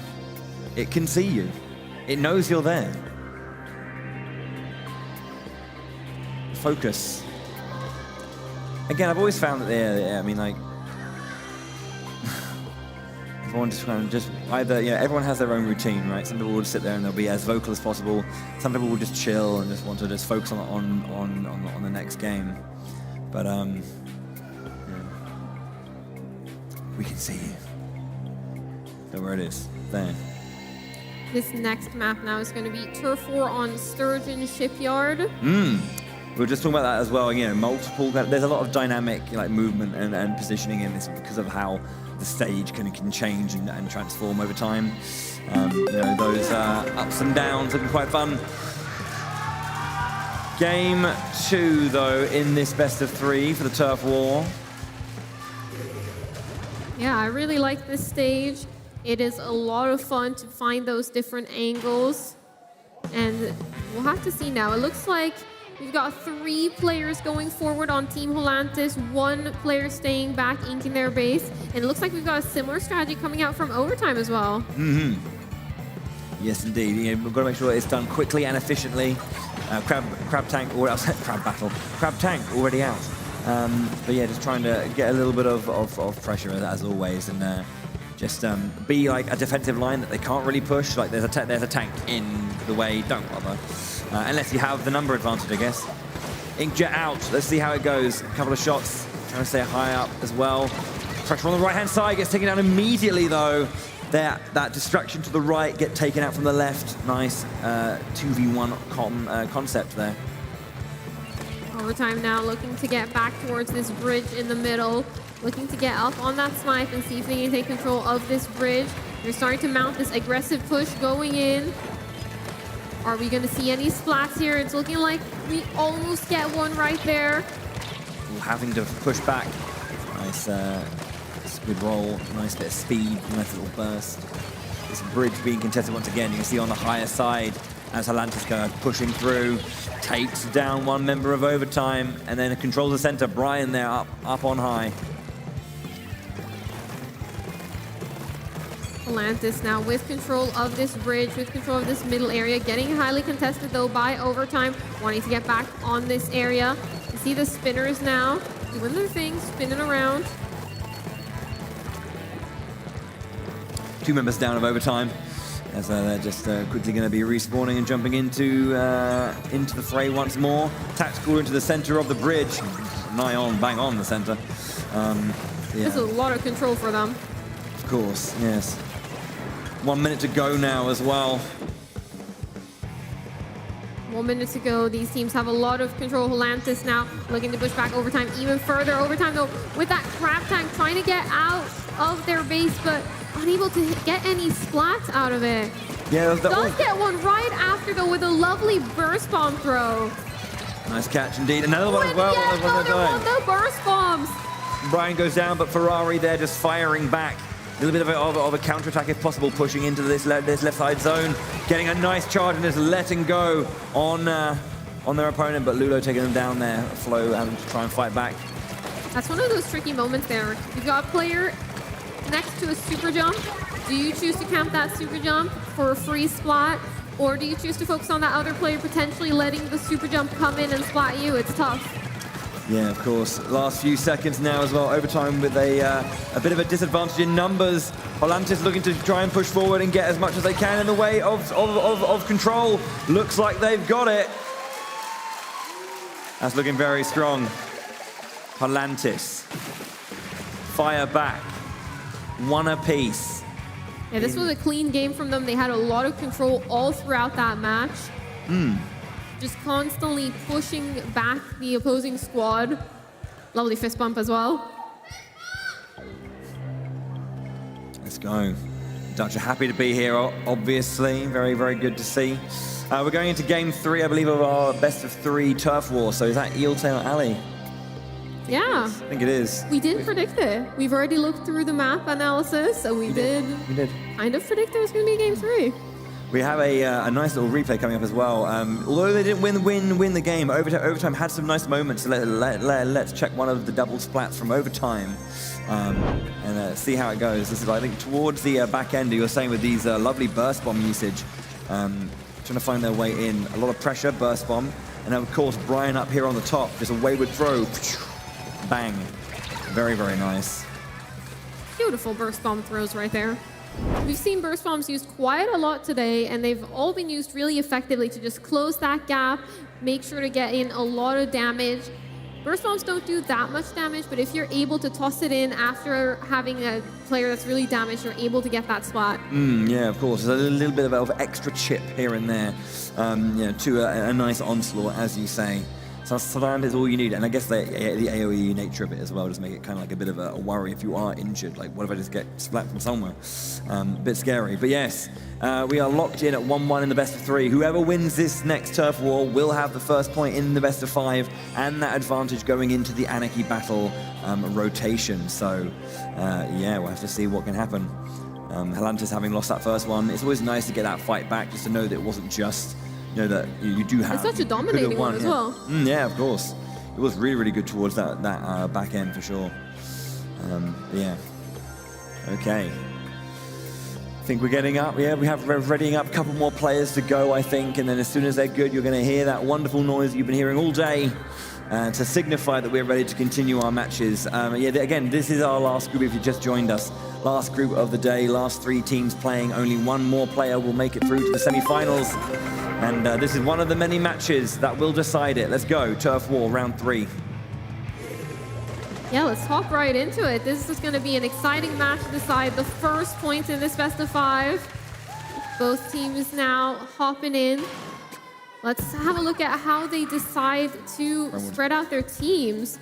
We've got 3 players pushing forward on both of the squads, 1 player staying back and inking that spawn, inking all of those corners. That's going to be really good as well to build specials. Speaking of specials, Trizuka's out already, a little bit of early pressure, see how that works, but the missiles just kind of pushing a little bit, but staying safe in there regardless. As you say, this high point down onto the mid, going for the flank, tries to get a catch, but there was a slosher being thrown. And another one! Sloshy with the slosher, going crazy. It's almost like Sloshy is a slosher player because of general naming convention. Flo, though, getting a quick splat back, trying to push into the center. These bright pinks covering the ground so well. Missiles, ahoy, off they go.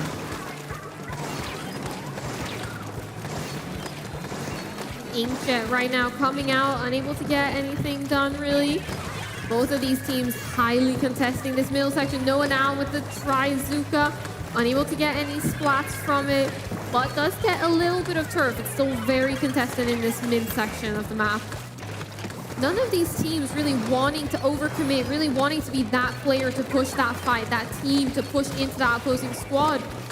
You see Helantis now trying, getting a nice splat right there. Beautiful work here from Helantis, getting a little bit of space in mid, but overtime now. Getting a beautiful splat with that Trizuka, the crab as well, the added pressure of both of them. And there's suction bombs onto that top to try and get rid of that perch control that you were talking about earlier. That perch being able to look down onto that mid so well. Have they seen a victim in the water there? No, as you can see, also got a little bit of pressure coming in, nicely evaded and baited round. Flo letting go of their own missiles, off they go. Nice, took one down as well. A little bit too much pressure there for that member of Helantis. Beautiful work right here, picking up another spot. Got that Trizuka charge, waiting for the super jump to land. And there it is. Beautiful. Big fan. Oh, wow. Okay, Brian just getting caught, unfortunately, on that perch. A little bit open and free. Does get taken down. Grabs a little buff as well. Overtime now, having a lot of control. It was, for a lot of the match, it was a big scramble to get this middle section, but overtime now closing in on this one player. Wow, that Helantis player, oh, they were dancing between life and death there, but falling down in the end. But we've got the last 10 seconds. This is the moment that matters the most. Trizuka on the backside, does get a splat on Red Neil. There's a wipeout there, overtime going to be pushing through. Oh, celebrations coming through from overtime as they get that very, very necessary win at the very end of that game. That means that overtime do win the turf war. They get that first point in the best of 5, and they have that early advantage. Yeah, this was a very contested point. Both of these teams going ham, going crazy to try and get that point. But in the end, it was overtime coming out on top. It was indeed. Exciting stuff indeed. We are now entering our Anarchy Battle phase. We're going to see how. What we're going to do though is before we get into our next game, have a look at those replays though, because overtime playing pretty well, and let's have a look at one of those pushes of theirs. Nice strong pushes. This is like towards that like final minute, as you see. You know, getting these splats. Try-Zuka here, another shot coming down, waiting for that jump was perfect as well. Yeah, nice stuff. Those kind of plays, yeah, getting like 3 splats at that point, 30 seconds left on the board roughly, you know. Can feel pretty good. And the celebration as well from the Belgian team, very happy to get that one done. Nice to just go, whew, you're almost a point down. We can reset and focus on the Anarchy now. Yeah, up next we have the Anarchy modes. Quite different than Turf War, but having that map control like you do in Turf War is going to be super important in these Anarchy modes. I believe it's Splat Zone's Hagglefish Market. Yeah. Yeah. Going for our first Anarchy battle there. Yeah, we've seen this a lot. Obviously, it's, you know, we're going to see it every single like game 1 or round 1 of each group. So we've seen it a lot. You say a popular one. People enjoy it. It's very, very, very nice in general. Good map in general, but nice mode on a nice map. Big thumbs up to that one. So we'll have to see exactly how our players can approach this one. What do Halantis want to really do to kind of get that one? Because again, that was so close between it. It was a game 3 in the Turf War. This is similar, but scaled down a little bit. But I wouldn't say that Halantis were like doing much worse. They just were on the receiving end of the loss. Yeah. We'll have to see now coming into this next match. I think something to keep an eye out is just the Inkjets getting a lot of a height around that zone on Hagglefish Market. Yeah. We'll have to see how that comes into play now. Yeah, of course. And we're jumping in right now. So Halantis in the dark blue and Belgium in the nice orange there. Jumping into game, let's see how it goes. Anarchy reigns supreme sometimes. Yeah, both of these teams scrambling to get their positioning right on their way to mid. It looks like Atlantis doing a good job at inking the zone, but overtime coming in with some of those specials already. The Try-Zuka being able to pick up a splat as well. The Tacticooler is down, and as I mentioned, the Inkjet super aggressively by that zone does get taken down, however. Halantis with this early lead is ticking away, and right now, overtime, haven't really got an answer for it yet. Just not wanting to engage in that central spot until the team is ready and together. But every second they spend contemplating is another point taken away. Ferrari, was that Ferrari? I think it was. An excellent shot there on that down the flank to take down overtime. Yeah, we see a lot of control here. Only about 40 points remaining now. Are overtime going to be able to get into this zone and stop this? It looks like it's very contested. That ballpoint doing a great job of picking up the triple splat. They keep control, and there comes the next one as well. Ballpoint Splatling writing its name in history there with that particular play. Excellent work. Halantis with 20 points left to go, just ticking time down very, very quickly. Overtime need to force something, but after a close Turf War victory, it's going to just be an immaculate Splat Zones game from Halantis. Yeah, we see the ballpoint there inking the zone in those final seconds just to ensure that they got those last points. 1-1 then, the score in this game. 1 point each. We're going to a game 4 guaranteed? Game 4, let's guaranteed, Guaranteed game 4. Thank you to the one person who really... Was it you, Pixel? It was, wasn't it? Yeah, of course, yeah. Pixel.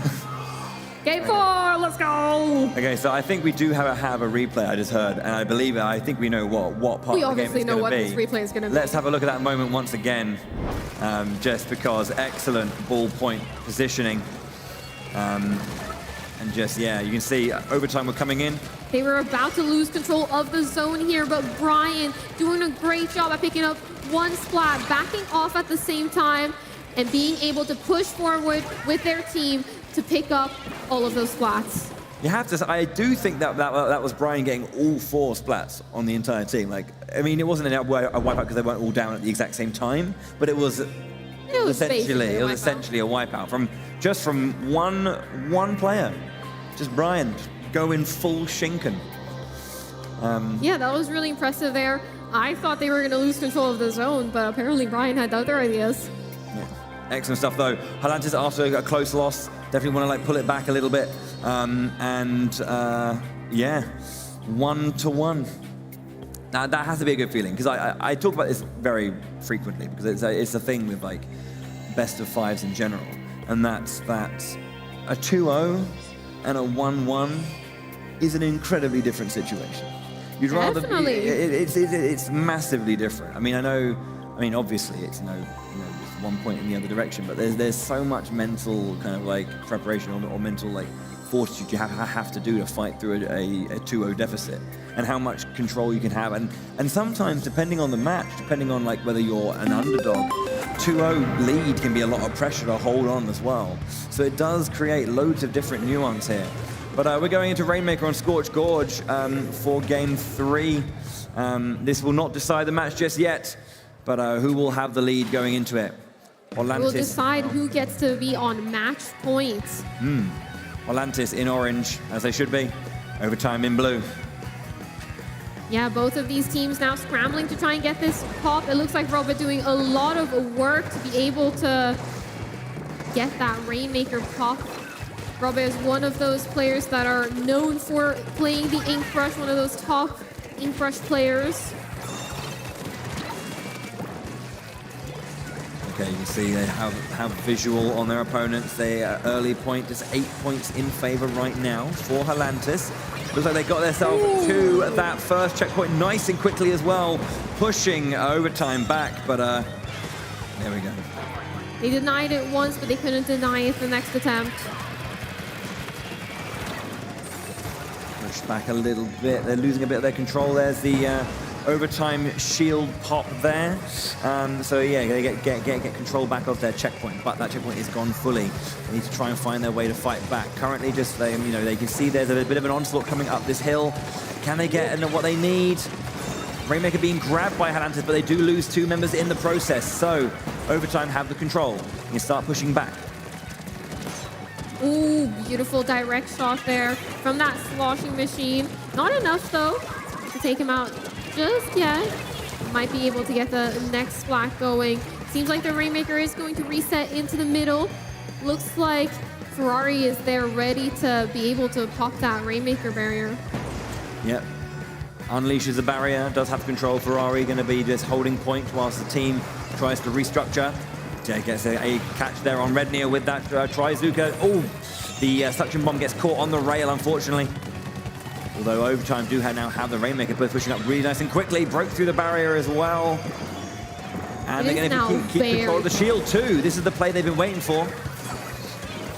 It is now very close. They have the opportunity to take the lead, and they do it. They managed to push it all the way to 39 remaining points. Excellent. That was a great push from them to take the lead, and they still have control. If they're able to pop this Rainmaker now, they're going to be able to take it even further, a couple of points more. That's really good, just using these jumps just to kind of get as much momentum as they can in their own turf. Jumping over the enemy turf as much as possible just allows them a little bit of control. As you can see now, Orlantis have taken control back. They have the Rainmaker, and they're going to start forcing a little bit of a play. They lose it, though, immediately. Trizuka, that looked like a double splat, I think, Yeah, from beautiful Noah. double there with a Trizuka, though. Rednir able to get that amazing play.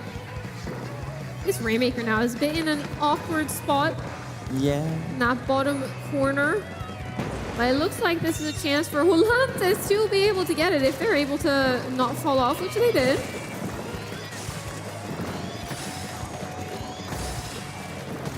Just raining those shots over the wall, make sure that there's not a line for their opponent to find to get around.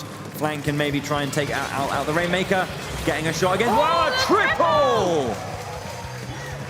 Unfortunately, unfortunately, there's nothing to really be done about it. There was a lot of casualties on both sides, but nice though. Brian holding down the line. That ballpoint splatling again, just trying to push back the shield. It eventually gets popped by overtime as Noah is just snaking back and forth. Ooh. Trying to get it off the edge to reset it as he saw, but yeah, I think that was an attempt to get it closer into the middle, but ended up bailing and trying to send it off the map, where they would have had a chance to do it if they went for it a bit earlier. Orlantis maybe looking for their own kind of push, trying to get that down. There's 24 points are the difference, and that distance is closing in.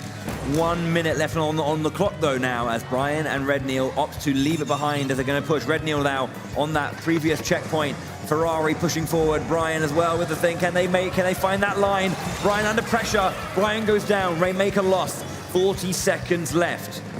This was their chance. Looks like we've got some great defense coming out of overtime here. Doesn't seem like they wanted to pop that Rainmaker barrier from the comms. Yeah, I could hear that. Yeah, there's a little bit of confusion, I guess, on communication. But you know, keep it calm. Restructure. Rainmaker reset now. Back into the center. They need to hold. The thing is, at this point, they need to hold the line. They can't let their opponent have one more play. So that, you know, making it pop and resetting it like that gives Halantis one last chance. 3 seconds now going into overtime. They lost the Rainmaker though. Overtime. Breathe a sigh of relief. Ooh. 2-1 to them. Yeah, beautiful game right there. In the end, it came down to a nail biter. They had a chance to make a final push. Yeah, I think the games have been lost that way, where you don't need to make any more plays with the Rainmaker. Just protect it, keep it in its shield, push beyond it, make it hard for your opponent to get behind your line, and then get to the Rainmaker as well. You know, games have been lost that way. So that's why there is that nervousness to pop the shield, potentially lose the Rainmaker, reset it, put it in the hands of your opponent. But, you know, it didn't work out that way. They managed to shut down their opponent. They got the win. They're 2-1 up. They have to just win one more. A bit of a risky play there at the end. And we heard that maybe there were some regrets after popping it. That's one of the things with the Rainmaker barrier. If you keep it colored to your side without popping it, it makes it that much more difficult for the opponent to then, they have to, first of all, ink it to neutral. Then they have to ink it and pop the barrier and grab it, instead of just having to grab it or just having to splat someone to get the chance to grab it. Yeah, of course. We're going to have a quick check at a throw over to a replay very, very quickly as well. Maybe an unlikely special here in the replay, but we're going to show you a little bit of killer whale action in that previous game. So yeah, there will be, the killer whale will come in, and actually there's this massive turnaround that comes from this. I feel like we might have missed it, but yeah. Oh, not the killer whale, it was the Rainmaker, excuse me. Yeah, it's off the back of that triple, the killer whale being able to stop that push. Had that killer whale not happened, we would have had a very aggressive push right there. That was a good replay moment. Yeah, we all know. We all know. Yeah. Okay. Cool. So 2-1 there for overtime. Looking to end this game now, as the pensive faces of the audience as they look into the bright lights and dream of what could be. Overtime, though, yeah, as I said, yeah, they are 2-1 up. And I think, I'm trying to have a look at this. The order of this game is we have Spark versus Overtime afterwards. So if Overtime win their game, they're sitting down for their second game, and again, looking down the barrel of semi-final. To play both the games back-to-back has got to be a bit scary, I have to say. Yeah, or maybe the momentum will help carry you. Yeah, you never know. You never know. Some people play it in different ways, but here we go. We're going into our fourth game for the first time in this in the round one segment of each group. So yeah, let's go. Clam Blitz.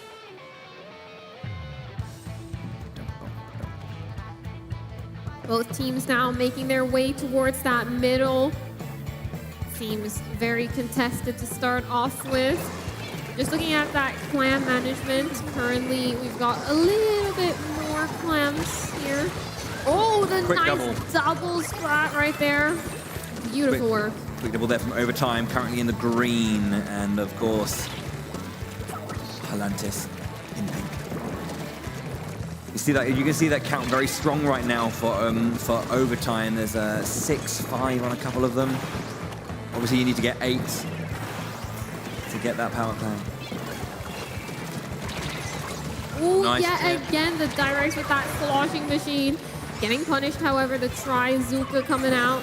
Yeah, try to find that line. Couldn't quite find what they wanted, though, and does go down. This is quite tricky, I have to say. You know, there's a lot of open space to get to that to get to the basket, obviously, which means it's quite hard to actually like find your way in without like massive like bit of sort of stage control. So we'll have to see. Yeah, the baskets are quite deep down into the base, so you've got to go quite far to get towards them. Ooh, that is a good spot bomb. Power climb, as you can see, it does, however, make you visible to your opponent, so they know where you are. They're looking for you. A couple of splats there for overtime. They have a little bit of time to push forward. There's Killer Whales doing a good job at assisting the dodges as well. Beautiful work right there. I believe though that was Brian at the end. They're just shutting it down, but still overtime just pushes back. Yeah, gets rid of that power climb just to make sure that they are not being spotted out. Although they do get caught by the sensor there. That Inkjet now coming out, trying to pick up a couple of spots. Looks like they've got a lot of control now with the wipeout following. Excellent, yeah, they finally make their way through. Great chance to push up and break the barrier. There we go, the stalemate has been broken. Ooh! Moving in. There are a few clans in there, keeping that basket alive and open, just resetting that timer a little bit, but you have to think that's probably the end of it, as overtime are now here to defend. Barrier back up, bonus points added on.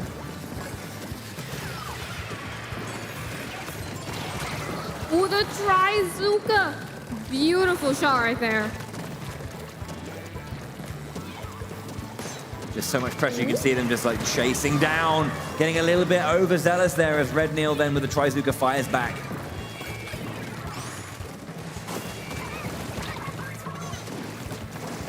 We got yet another power slam here. Looks like they're able to hold control of it. Pressure, lots of Throwing it pressure. a little bit too far, though. It looks like they won't be able to keep this one alive. Yeah, I mean, they were caught behind an enemy line, so in the wrong kind of turf. Good decision just to keep themselves afloat.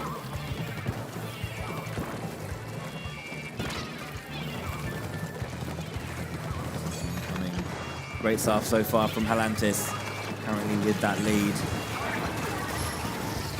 A lot of clams here as well, 7 clams. Usually that ink brush is actually one of those weapons that gets brought out quite a bit in Clamblitz. This might be the moment to shine, grabbing one more and making their way behind the entire team. What a flank from the brush! That is so classic Clamblitz. Pushing forward, the timer though, that's going to be, oh, they managed to jump in, and they get another power clam through, and they have taken the lead. Overtime with a steal, 1 minute left on the clock. Robbie gets a couple in as well. That is one hell of a play. That's what the ink brush is good for. Halantis has had this lead for so long, so much control, and they even had so much zone control, but they just let one player through the cracks of their defense, and it looked a bit like it's going to be a little bit of a different story here. They need not just this power clamp, they need to get a few in as well. Time is not on their side. 20 seconds ticking down. Can overtime hold the line? Like we have overtime actually looking to push the advantage now as well. Last 10 seconds. Was that play the game winner for overtime? It looks like it might be. They're taking this into overtime though. Are they going to be able to push and get the lead? It looks like they might be able to toss it into the basket. They just need a few. They just need a few. Overtime need to hold the line there. There's no one from the Dutch team there. Brian's coming through. And it closes. Overtime, hold the line in overtime. What an incredible play to steal the game from Halantis. The shock on their faces. They thought they had it, and one play was all it took. That's a heartbreaker. It's a heartbreaker for the Netherlands. Overtime breathing a sigh of relief. Gosh, that's a horrible way to lose. Man, oh man, that was awesome. But an excellent way to win for overtime. In overtime. In overtime. In overtime. Ladies and gentlemen, please give it up for both teams one more time. Come on, give them a cheer. That was some excellent play. And now, of course, Team Hollantis, you are not done just yet. Please make your way to this side of the stage. We will see you shortly. Overtime, you're still in this. We good? Yeah, we're all good. Excellent stuff. All right, folks, we are going to bring out our next team in this final group of Group D. They are representing the United Kingdom. Please go absolutely crazy for Team Spark! Welcome, Team Spark. There they are.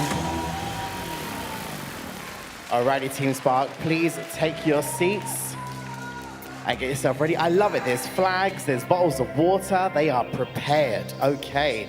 So before we get into the next set of games, Bowie and Charlie, we do need to take a look at that bracket because that bracket has been updated. It was an excellent game. It was an excellent game, but overtime they're taking their win over Hollantis in wonderful fashion. Tight games like that, that's what it's all about. Absolutely. Now, Charlie, overtime, of course, do need to win this round, and then they will then go through to the semi-finals. If they don't, of course, if Spark do take this, we'll then have to go to our next set of games for them to win another point. It's going to be a very tough match here for overtime. Spark is a very well-known team. They have a lot of experienced players, lots of experience playing at that top level. Absolutely. And in fact, speaking of overtime's amazing play just in that last round, we're going to take a quick highlight look on the main screen at that final game we just witnessed. I believe it's going to come up on the screen just in a second.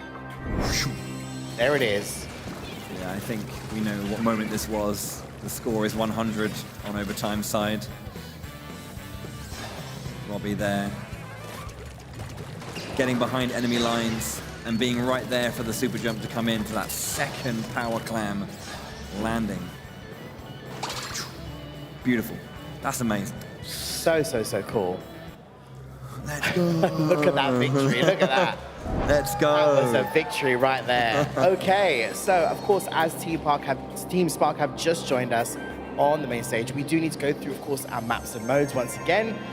Turf War, back at it again, Bowie. What maps are on Turf War? You've seen it 3 times before, but we're going to go back into it again. The second match of Group D now. Let's have a look at our Turf War maps. We got Crableg Capital and then Flounder Heights as our first 2 guaranteed maps, and with Hammerhead Bridge waiting in the wings if Game 3 is met. Yeah, it's going to be followed up by Tower Control on Inkblot Art Academy. Big fan, big fan, big fan. Game 3, Splat Zones, Museum d'Alfonsino. We've seen some epic games end. Quite an art theme here with both of these Anarchy modes so far. Going to be followed up by Rainmaker on Eeltail Alley for Game 4, if we get a Game 4. But a Game 5, it would be a nail-biter, of course. Clam Blitz on Hagglefish Market. Oof, absolutely, a nail-biter indeed. So we've seen lots of Game 4s now. We've seen right down to the wire, plenty of overtimes.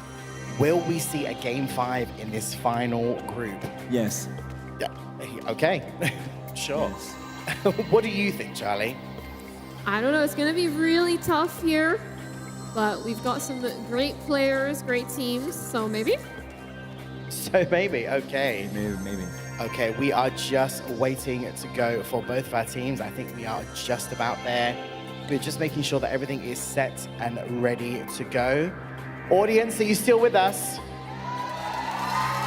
Okay. Okay. Belgium, you still in the house? Where are you, Belgium? There they are up there. Excellent stuff. It's a silly question, really. Should I ask it? Team UK, are you in the house? There they are, right at the front, waving those flags high. Excellent stuff. Okay. Here we go. I think I can sense the sound is coming. It's there, see? I told you. All right, ladies and gentlemen, go absolutely crazy for these next set of games. Team Spark versus Team Overtime. Bowie and Charlie, here we go. Here we go. As I mentioned, you know, dude, well-known player, been on the scene for a long, long time, content creator, you know, competitor. You know, hasn't been here for a while, so definitely wants to make sure that his time here is not misspent and is going to be in the final, but we'll have to see how that goes. Overtime have won their first game. They are looking to secure their place tomorrow. Yeah, definitely. It seems like we got a lot of early control here from Spark. We've got the specials being used as well. Lots of control here. Dude holding a very high line, just trying to splat some opponents. It's just this back and forth. No one's really pushing super hard here, just yet. With a minute to go, it's been quite a tepid start to the match, but that is somehow how it goes.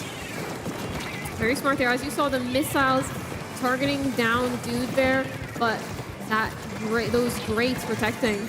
Yeah, no one's really committing to like an over, you know, overly pushing out and getting super aggressive here. It's just, you know, just testing each other's, just testing the waters, pushing each other back and forth. Yeah, a lot of contested ground right here. There's I think that's, was that our first splat of the game? I think it might have been. I don't think so, but it's definitely been very calm so far. But as I say that, Robin making a beautiful play right there to push up very aggressively on that opposing squad. We see the crab tank being used as well. Does get decimated, wow! But able to get a splat out of that. Excellent ducking and diving. Did not go down without a fight. Took one down, and then there's going to be a second one. Excellent work.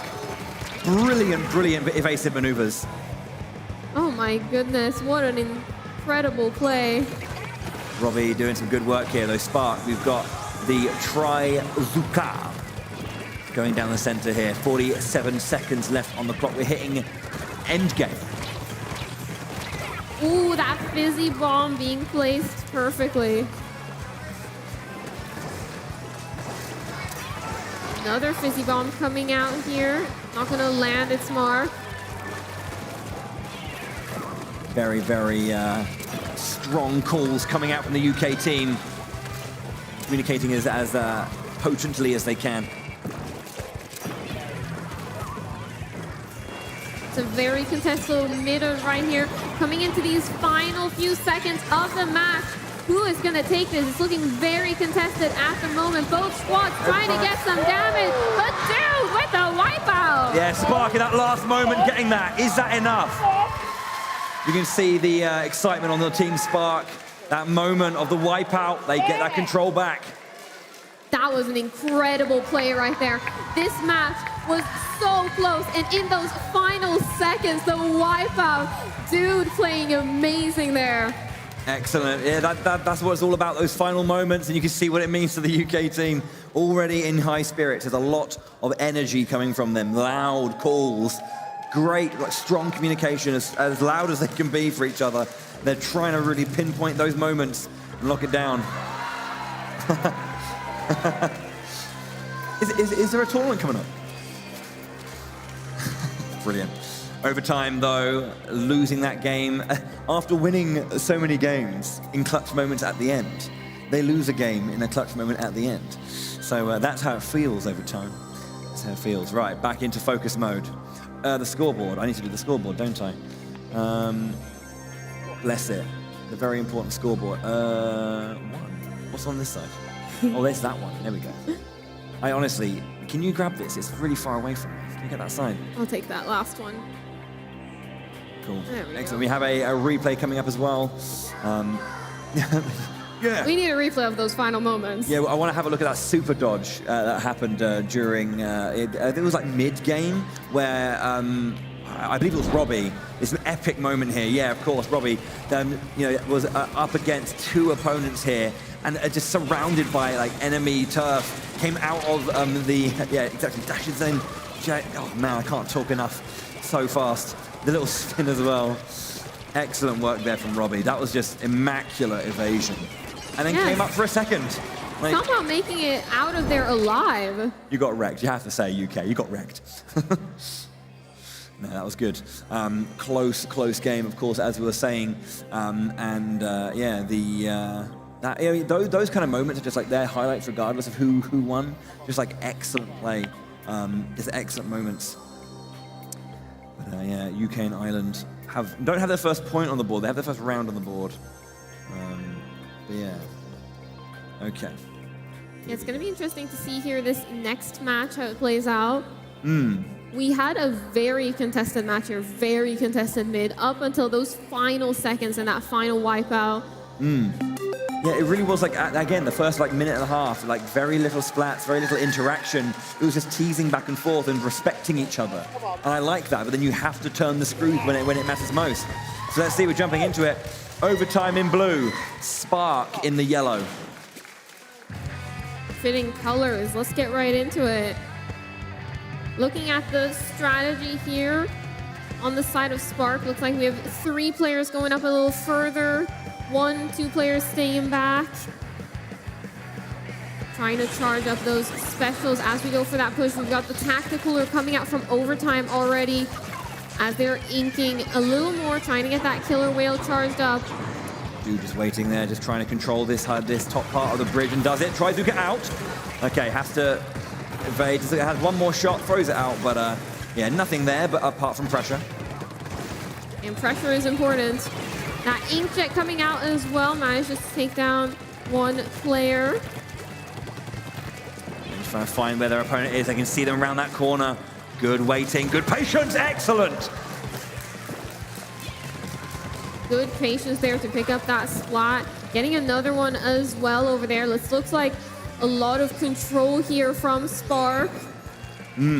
Overtime now. Have to try and get up towards these heights of Flounder Heights.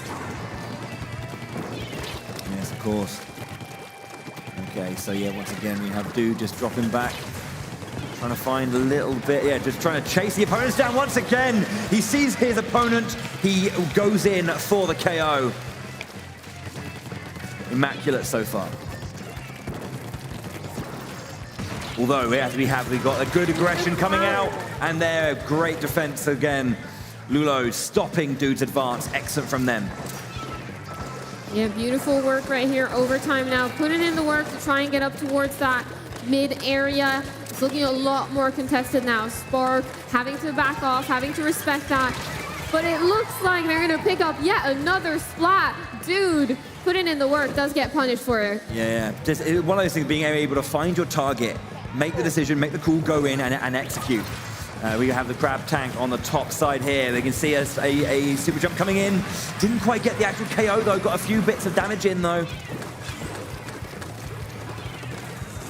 A bit of control here from overtime potentially, but those Tenta missiles forcing the whole squad to back off, giving Spark an opportunity to get back into it. Last 30 seconds, this is where it's going to be tight. It's taken down there, Chano, Flow finds their way. Just okay, Tenta missiles going out again. Yeah, drops down a little bit, but comes up and into a screaming Trizuka shot. And a trade there. Last 10 seconds. It's going to be quite Snap close is looking there. highly contested right here. Oh, yeah, that mid is really, really harsh. It's looking quite blue, though. Can Spark find what they want, or does overtime have it? It's looking blue. Dude goes down at the last minute. Is that enough? They pump their fist to overtime. Do they have the victory? Are we going to a Game 3 turf war? It's looking like there might be a chance. Oh! 0.09% once again. A clutch victory. You'd have to argue if that splat against Dude was the difference. Might have been. It was in the last second. Dude splat causes it all to go blue, but wasn't it? Whew. It's now 1-1 in turf war. Less than 1% in it. That is happy times for overtime. It was one of those moments where, you know, I mean, oh yeah, even Spark were like, man, really? That was so close. But that's the difference. It's very, very neck and neck amongst these players. It's not over yet. One more game of flat zones, turf war to go. So yeah. The decider, who is going to be getting this point right here? Yeah, I think it's Hagglefish Market we're going to again, is it? I think so. Maybe? Much. Hammerhead Bridge. Oh, okay, yeah. Oh, yeah, Hammerhead Bridge. Yes, yes. Sorry.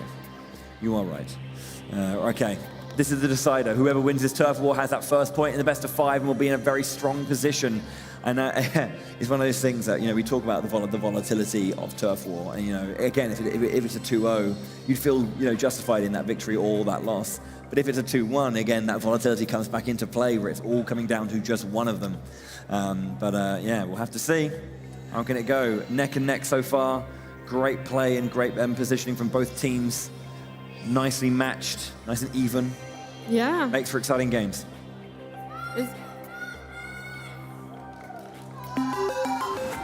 Spark apparently got this according to the audience. We'll have to see what have Overtime got to say about that particular call. Jumping in. We're going to be jumping into Hammerhead Bridge here. Looking at some of those loadouts. Not many people with those hidden jumps right there. Yes. Spark looking on the yellow side. Overtime once again on the purple. Those Tenta missiles coming in really quickly. Ooh. Okay, I get it. You're angry.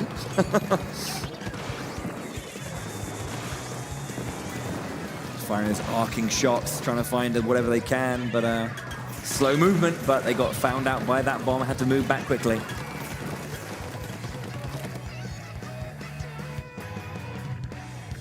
Overtime has inked their side really well now as they're pushing in towards that middle.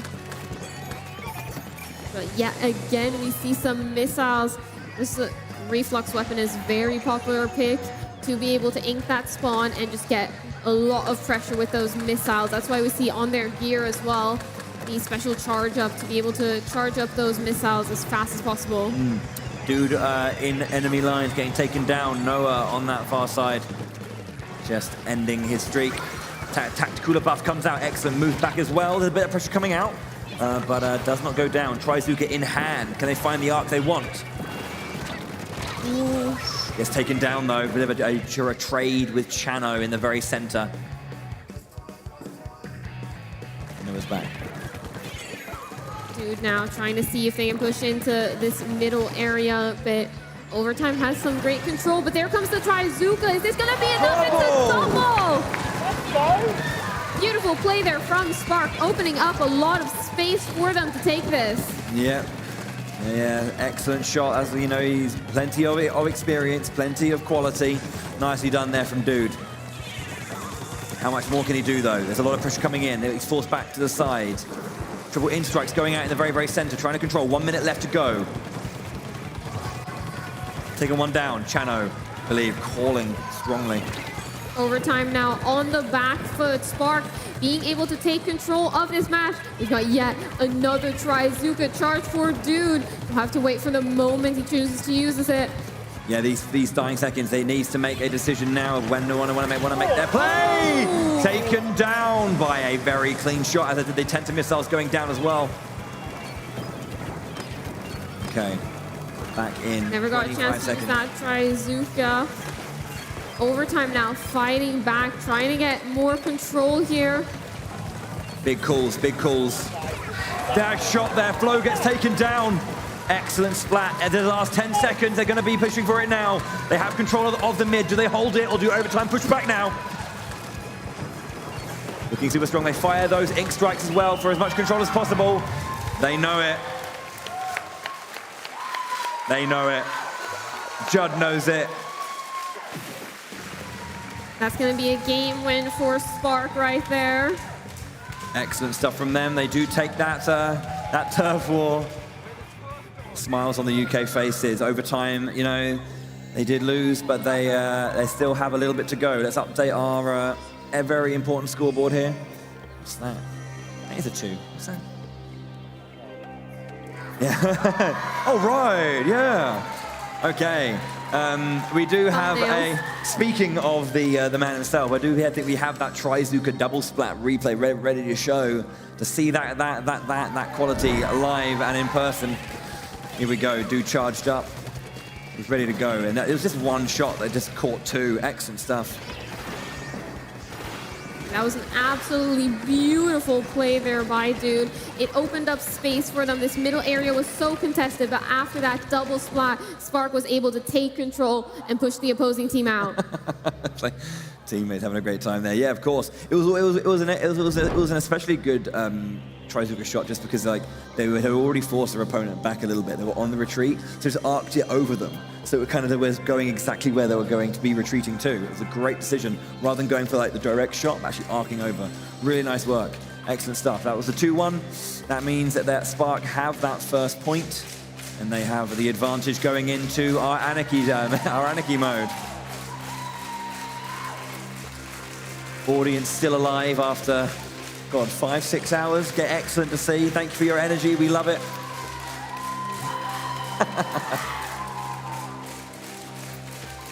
I think this is one of the matches people have been waiting for. They've been wanting to see Spark play. Spark, one of those fan favorite teams. Yeah. It's always nice. I mean, obviously, all the teams are filled with great players. But there's always one or two players here and there that are well known, have a good presence within the community, and to see them succeed is always a nice thing, But it is a team effort. You're not just looking at those 1 or 2 star players. You're looking at these players. Looking at these players. Are you okay? Are you all right? Spark definitely has a great roster of players. It all started with the short-term goal of winning the UK and Ireland championships, which they've done.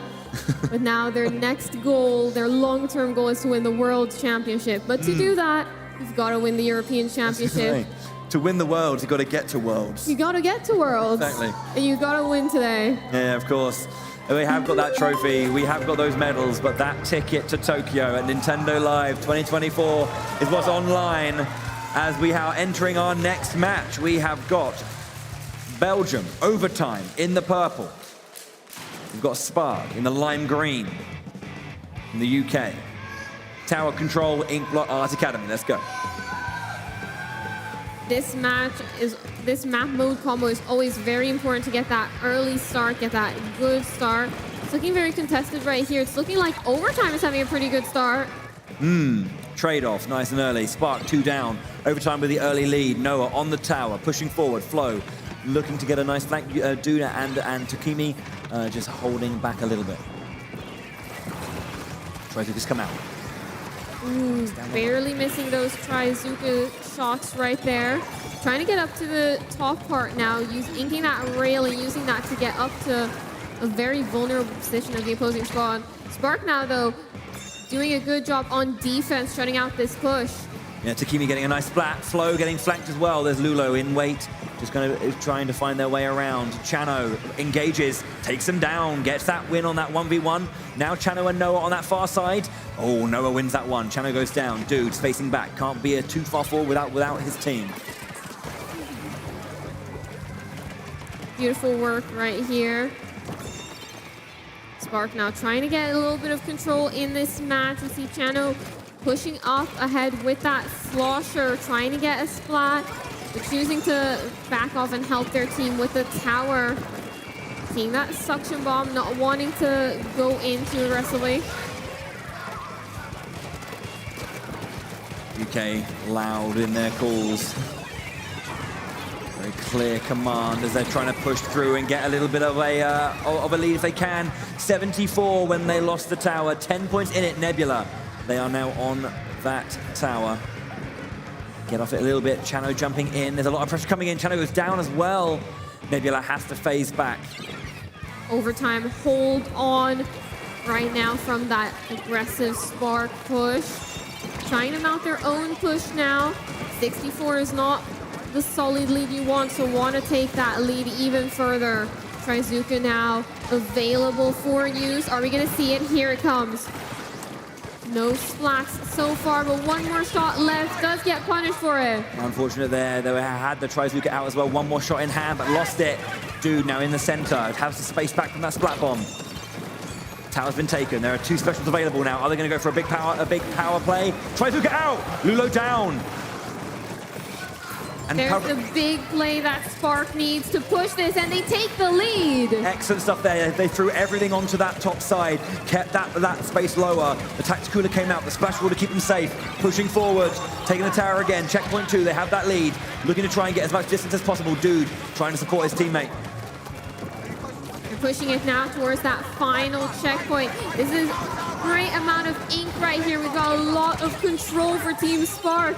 But yeah, Chano needs to take down Floaters, not lose this flank. Can they get the victory? That's close! Oh. It's a trade, it's a wipeout as well. Overtime, stay alive. 15 is the remaining point available. Overtime have a minute and a half to fight this back and take the lead once more. That was insanely close. Still a very good push and a very big lead that Overtime has to overcome now if they want to take this game. Starting their push now, they've grabbed the tower, they've got the Tacticooler out. Tacticooler's perfect opportunity to be able to push up very aggressively, but Spark doing a good job at having a defensive stand right there. Tower lost again on the side of Overtime. Going to be resetting back to the middle. Spark with a 2 splat advantage. Nebula goes down in the center. Robbie just facing back a little bit of that height. Push galore. Middle is very contested at the moment, but Robbie doing a good job with that ink rush at pressuring Spark back. This gives their team enough space to be able to grab that tower and start a little bit of a push.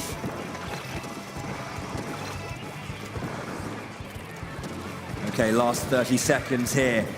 The lead is in the side of Spark, but as you can see right now, Overtime have the control. They've taken down 2 splats. They're at checkpoint 2. They're going to try and push here. This could be the play they want and the play they need. Can they just get the necessary splats? Dude is down. Dude is down. Here it is. 20 points in. They're so close to taking the lead. 10 seconds left. Can they get it? Spark. They take the tower back. It's pushing back and forth. 5 seconds. Overtime are down. Spark win the game. Spark able to build that defense right in the end there. Stop that big push from Overtime. So much emotion in this UK team. They really want this one.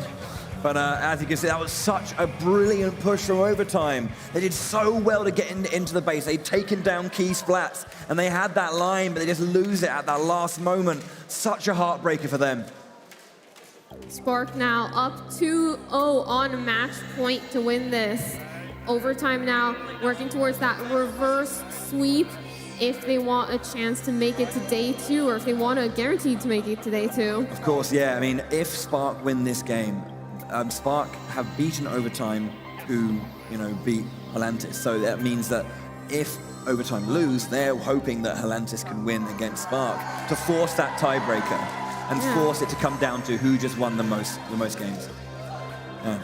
So let's have a look at that last final moment. Super exciting. Overtime pushing for that win. Let's check that final moment and just see exactly how that wipeout went to secure Spark that second point in this best of 5. It was this moment here where Dude went down and they felt like they had it. Super exciting stuff here. But then from the top and the back, that was it. It's this point here, that height allowed to get the flank. Overtime were looking so far forward, they forgot to look to their sides, look behind them. And unfortunately, that's what cost them the game. Yeah. Insanely close match there in the end, coming down to those final moments. Spark now need one more game. God, Splatoon's exciting, isn't it? Definitely is. That's what we're all here for. Oh man, I don't know. Like, I've never been like a top player of this game. I've never played it to any kind of level to really understand what goes on in the minds of players at this caliber. But just watching it is so fun. Well, I don't know. I've always felt that. Always felt that. A great spectator game. Would you agree, audience? Great spectator game.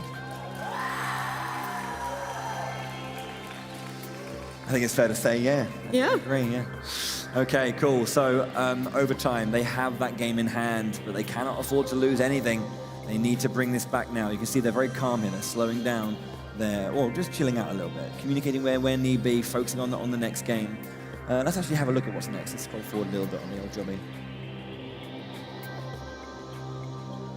What do we have left? What is next? It's oh yes, Splat Zones on Museum d'Alfonsino.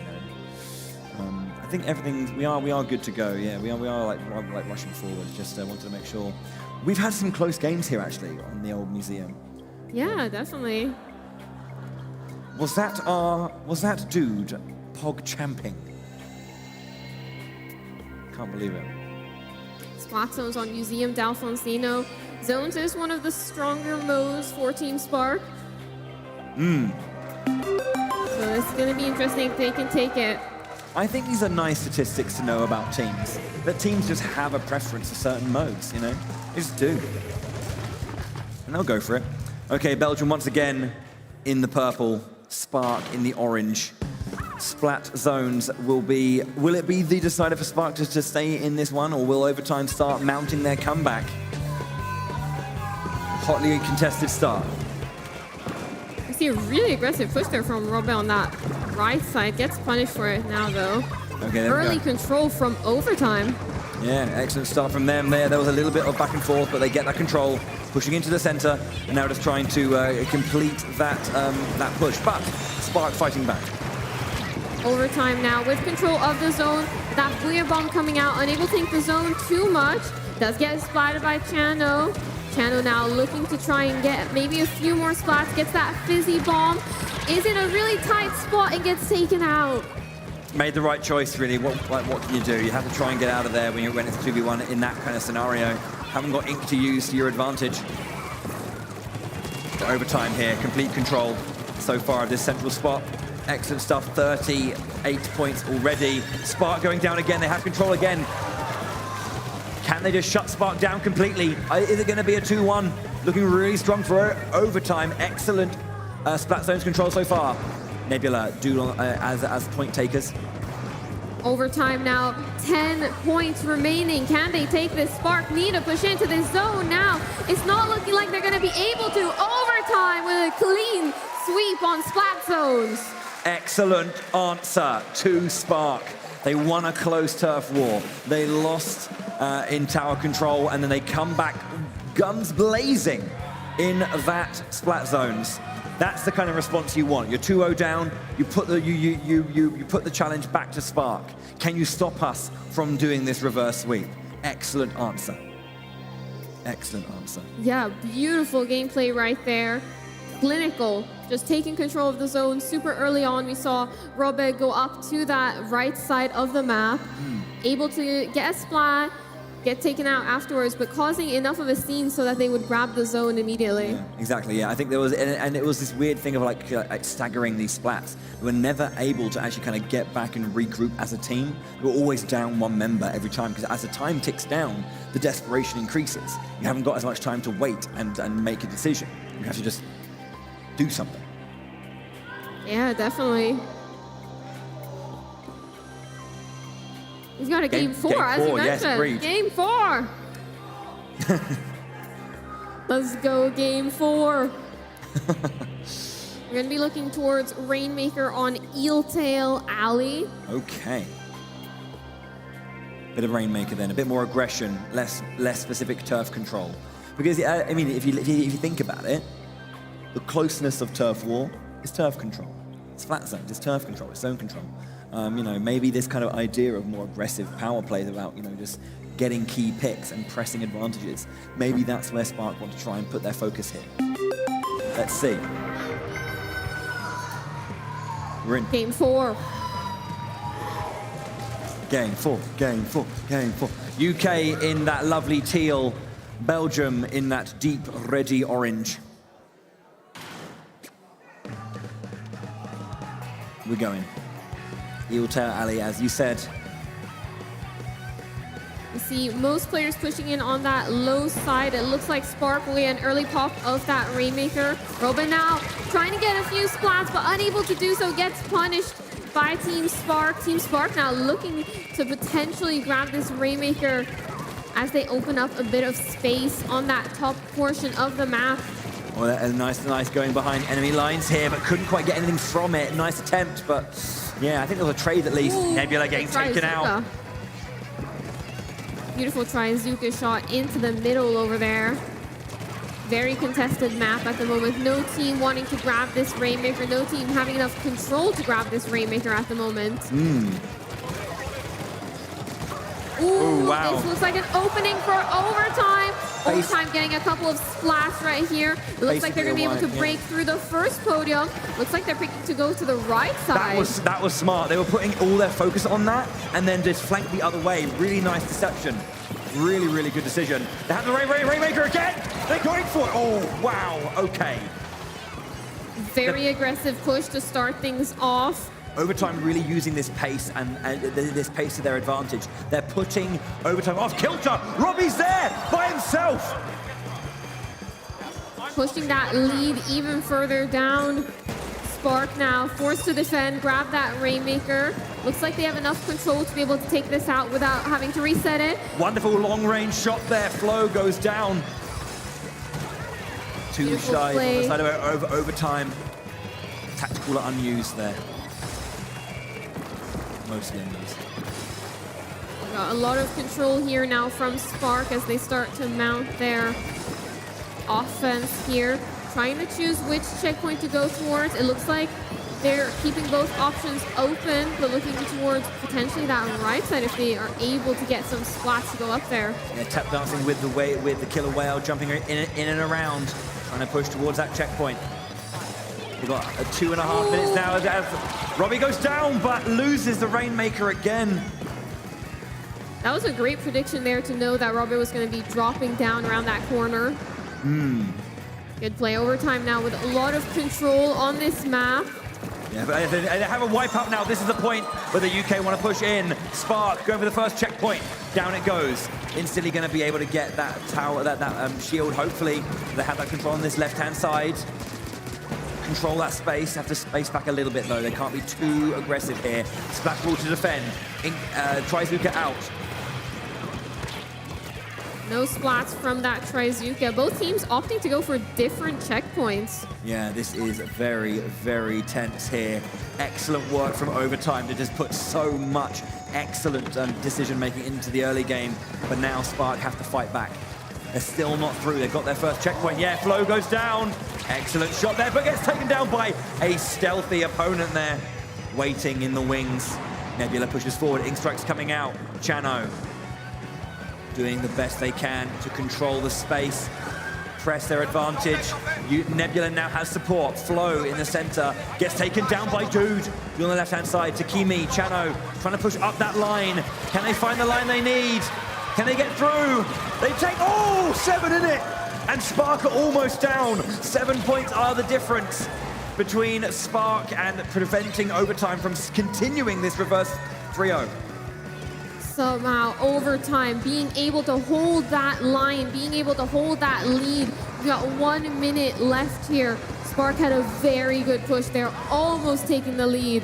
Overtime now, though, is trying to get control of this middle area, trying to get as much control as possible. Takimi. Looks like they've got somebody flanking them from the back. Lulu now just forced to run as far as they can. And Dude shuts it down. Says no, closes the lane, can't continue in there.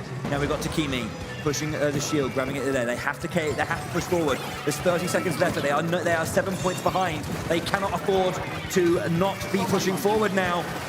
Trizuka out. Pressure, too much pressure, 20 seconds left. Spark against the clock here. Overtime, just need to hold on to it.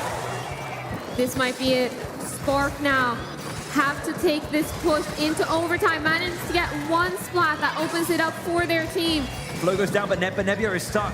They need to move on here. Here it is, Overtime going on. Can Spark beat Overtime in Overtime to close it out now? Nebula goes down. Overtime once again, clutching it out when it matters most. 2 for 2. If Overtime win this next game, they are in the semi-final and there's no hope for Spark. We've got our first game 5 of today. Overtime holding strong right there throughout that Overtime.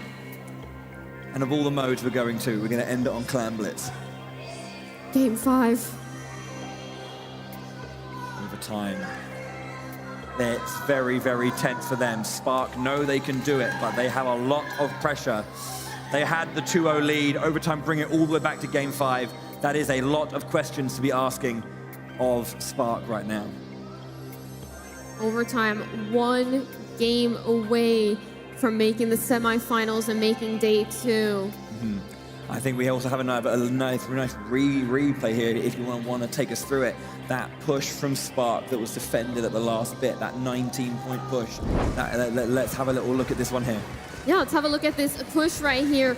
Team Spark, beautiful push. We see a couple of the players spreading out, getting some of those key splats, opening up space for Nebula to come through right at the end. Overtime though, able to get that splat. I'm pretty sure that was the killer whale that was able to pick up that splat, and then the continued pressure from overtime to be able to stop it. Yeah, excellently attempted, but there was too much. The overtime early play was so strong, and that hold was imperative. It was very important, of course. They managed to do it, and that was the deciding moment of Game 4. We have our first Game 5. It is tense here in Germany. If you're watching at home, I hope it's tense for you as well. Obviously, the audience here on tenterhooks.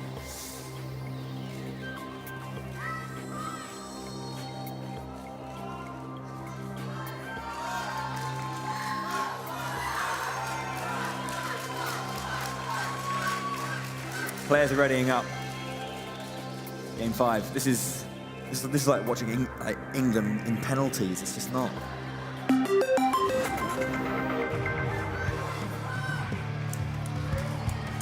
Here we go. We're gonna be hopping into the final match, Game 5. We've got Clam Blitz on Hagglefish Market. Take it away. Yeah, we got this. This is the Game 5. Whoever wins, well, it's either overtime or in the semi-finals, or Spark hold and force a potential, then force the next game to be even more intense. Robbie now has special available, going to be going for One thing I want to note here, we saw both teams each had 1 player go to that bottom right side, potentially grabbing some clams and just making sure that it stays in their color. Okay, so yeah, the clam count here, 6 to 5, nice and even. As you can see, these baskets are waiting the power clams to be broken open. Robbie goes down, so does one of our members of Spark here. Flo gets taken down as well. You can see a lot of these clams here. Can they get this? Oh, it's a trade again. Back and forth. There is no real leader here. It's just consistently so close. UK, you can see they have this. They have the zone advantage at least. Both teams currently scrambling. Spark has good control of the mid, looking to make a push here, looking to get a lot of clams. They've got 14 clams as a team right now, looking to build that push onto the overtime side. Overtime, though, doing a good job at staying back nice here. Flank. Robert trying to get the flank through. Excellent awareness, really, really good response and reaction to that. Pushes early, gets the point in. Spark getting a couple of clams in, and they're starting to push a few more. 62, good for a good power play here. Can they get any more, or is that the end of it? There'll be 22 penalty points added on here, but excellent power play from Spark. The questions are now being put back over to overtime. What can they do to respond?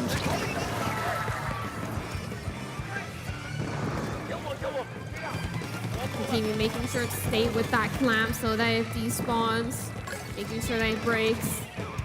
Spark now, they have the lead, and they also have good control of mid. Takimi here, waiting, lurking, sees Robert, goes for the splat, and there it is. Yeah, they have to try and keep this line, though. They have to be careful. There's going to be a lot of pressure on them. Trizuka's out. Trading Trizukas. The trade Zuka. No one actually went down, though, at least. 1 clam in hand here. We've got 8 on the side of Spark. There's 3, 4, and 1 on multiple members. The killer whale coming out, chasing. Can it find anyone? Looks like, I think it was Chano going down in that lower side. Ooh, gets a beautiful splat there on Dude. This is going to open up space for overtime to push in with that power clam and break the basket. The barrier's down. They have 5 clams in hand as well. But can they do anything about it? Can they get them in? Or is the time just going to tick down? It looks like it's going to. Spark still have the lead. There was a lot of clans there. They could have potentially done something, but no. Good fight back. 2 minutes on the clock. It was a good push from overtime, but Spark able to shut it down, able to ensure that overtime would be backing off after that push. Overtime, if they win this game, they are in the semi-finals. A huge game for them. Pressure is up. You can see them going through. They found the line. No one's there to stop them. The barrier's down. Can we get some clans in? Are they going to take the lead? 61-58, there's the lead. Overtime. Now in prime position for the semi-finals.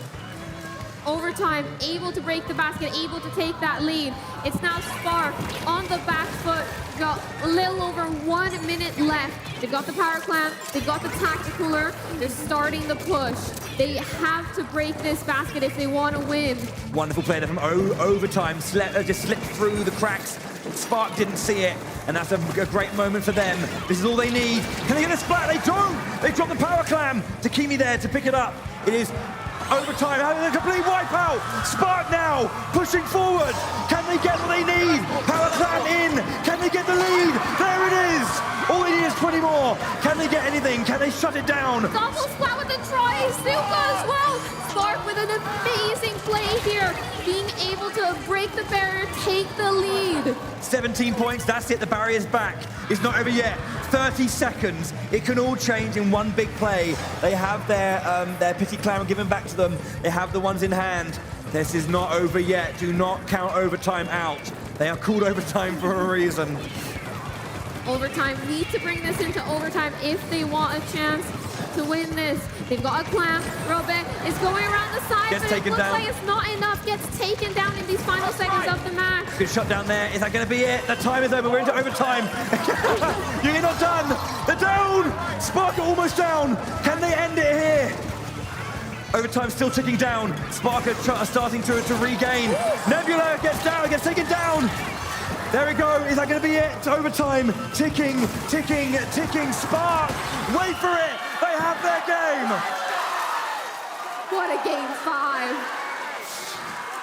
Overtime denied their semi-final position. Spark 2-0 up, get pushed to the limit, get put on the back foot in the last minute and find their moment. They remain in the tournament. Spark able to take this win against overtime. What a massive game 5.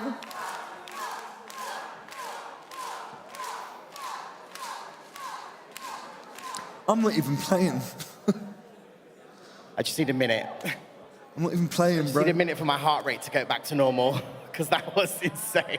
Nice moment here, though. Nice moment here, though. I love to see that. Give them a round of applause, guys. Come on. Let's capture that. Let's capture that. Cameras on that. Come on. Wow. Cameras on the... Oh, show it. Ah, it's a moment. Excellent, just... Team camaraderie. We love it. Absolute. That's respect there. That was a close game, man. Oh, my goodness. Okay. Right. Thank you so much, of course, to Overtime. Overtime, make your way to the side of the stage, because I need to bring back our other team who were, of course, in Group D. Guys, are we okay? Are we good? That was quite intense, wasn't it? I needed a minute to breathe. I was like, whoo, damn, game 5. Oh my gosh. Okay, coming back to the stage, please welcome Holantis!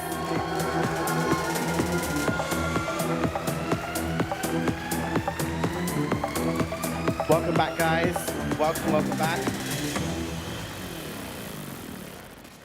Alrighty, let's take a look at that bracket, Bowie and Charlie, because we do need to update this bracket after those immense games we just witnessed. We got a game 5. We got a game 5 all the way down to an And what a game 5 it was. I'm never ready for games like that. No, never ready. Like, Overtime played incredibly, and it's an absolute heartbreaker they aren't in the semi-finals right now. Absolute heartbreaker. Spark, however, they held the line when they needed to most. And now, Overtime are putting their fate in Holantis' hands. and that's scary for them as well. That is indeed very, very. It's gonna be intense once again, I think. But we managed, Charlie, in that round. Not only did we get a game 5, the game 5 was settled on an overtime as well. I mean, they were called overtime, and I guess that's something that they wanted to deliver. But that was absolutely immense. I mean, we got to see all modes, all maps, and just incredible gameplay from both teams. So we are just gonna get our next set of games set up. Just a reminder for everybody, of course, who is watching at home, and of course for our live studio audience, we're going to take a quick look at the Turf War maps and modes, and of course our Anarchy Battle maps and modes. Bowie, where are they going back to? Of course, it's Turf War. What are the maps? We're going back to square one, Turf War again, indeed. Best of 3. Umami Ruins, Undertow Spillway guaranteed, with Humpback Pump Track waiting in the wings if we go to game 3. Yeah, game 2, we've got Clamblitz on Manta Maria waiting for us. We are indeed big fan of that one. Tower Control in Mako Mart. Just to make sure I get all the different pronunciations there. If we get a game 4, we'll be seeing Splat Zones on Flounder Heights. And should my heart need to beat any faster and just suddenly stop, Rainmaker in Inkblot Art Academy. That felt targeted. Oh, goodness. I'll be all right, don't worry. We'll be all right. So before we go on, because I know you've already forgotten, reset. Thank you very much for doing that, honestly. That's okay. Bye. That's all right. Okay, so let's reset these back. Reset the bracket. Oh gosh. Right, there we go. So, of course, ladies and gentlemen, of course, watching at home and to our live studio audience, this is our final match of the Group D category in these games. Are you guys still with us? Are you having a good time?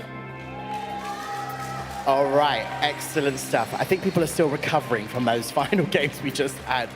But we are going to get straight into those next games. So Team Spark obviously still on stage. We've seen some excellent play from all of the players there, Charlie. Holantis back at it. Do you think they've seen perhaps maybe what's been going on with Team Spark? They may have an inkling, should I say, about what they're going to do next. What do you think, Charlie?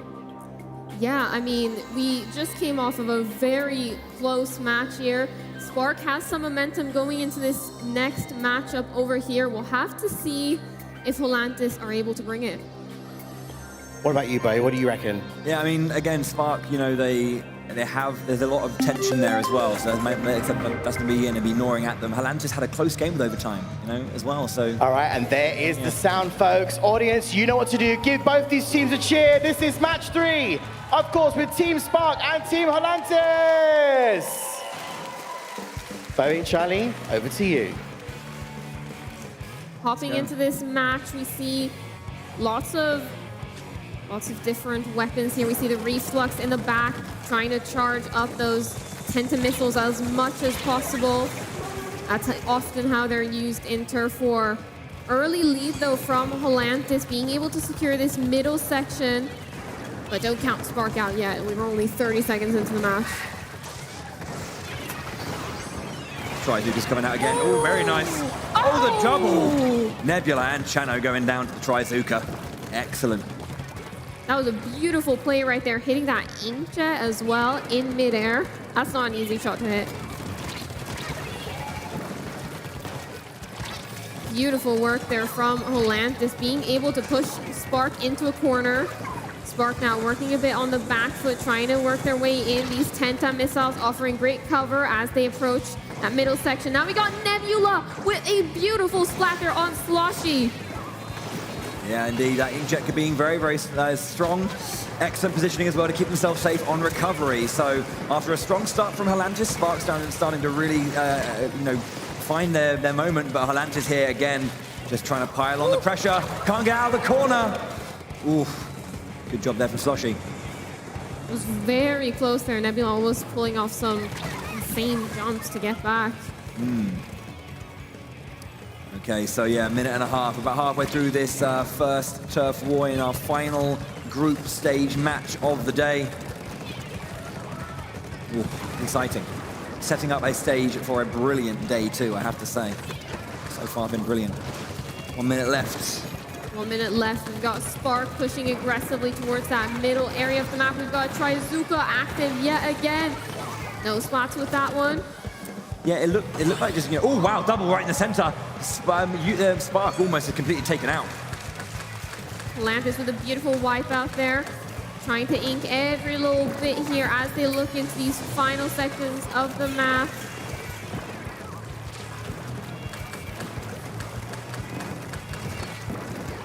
Okay, cool, 38 seconds now. Just needing to see what we can do. Got a few splats back and forth. Halantis does lose a couple, Spark loses one. Time for the big power play moment. Get ready for that finale of our game. Takimi just covering as much as possible on that side, looking to get into the center. Tenta missiles going out, put a bit of pressure on the opponent as you're pushing forward. Looks like they've taken a couple of splats here. There's still 15 seconds. That is enough to fight back if possible. This is 10 seconds left of the match. Spark having control of that mid area now, being pushed back so far into their spawn on large portions of this. But Halantis now fighting back. It's going to be a very contested map. Is that last moment enough? They lost the numbers, but was there enough time for Halantis to really take control? I think so. Halantis being able to take that win. They played this turf war match to perfection, pushing Spark out. Almost lost it there at the end, but able to take the win. Oh yes, 4% in it. Very, very good start for Halantis. And by extension, a very good start for overtime, remember. Yeah, we haven't seen, there's been no ties. Obviously, we'll go into more detail about how that works if it happens. But we're still very early doors in this match. First turf war match going over to, or game going over to Halantis. Spark here wanting to make sure that they don't drop that second and are on the back foot when we enter Anarchy mode, because that is when we get very, very intense. Yeah, I don't know. Good start. Halantis, obviously, as I said, like, even though Halantis, I think it was it a 3-1 or a 3-0 for overtime over Halantis? I can't remember now. I think. It was a 3-0, yeah. Despite that, it wasn't like Halantis were out of any of those matches. We're really, really close, really tight moments across the board. Overtime, just clutching out wins in overtime. And I think that, I think the scoreline belies how close it was and how intense this match is going to be as well. Yeah, definitely. They've got a lot of strong players on their team. They've got multiple national championship wins under their belts. So they've definitely got the experience. Of course. Experience has a lot to say when it comes to situations. The biggest part of these kind of things when it comes to, situations like last time, the Game 5 situation, experience and dealing with pressure and not crumbling when you need to play your best. It's the thing. Let's go. Hopping into Game 2 of Turf War right now.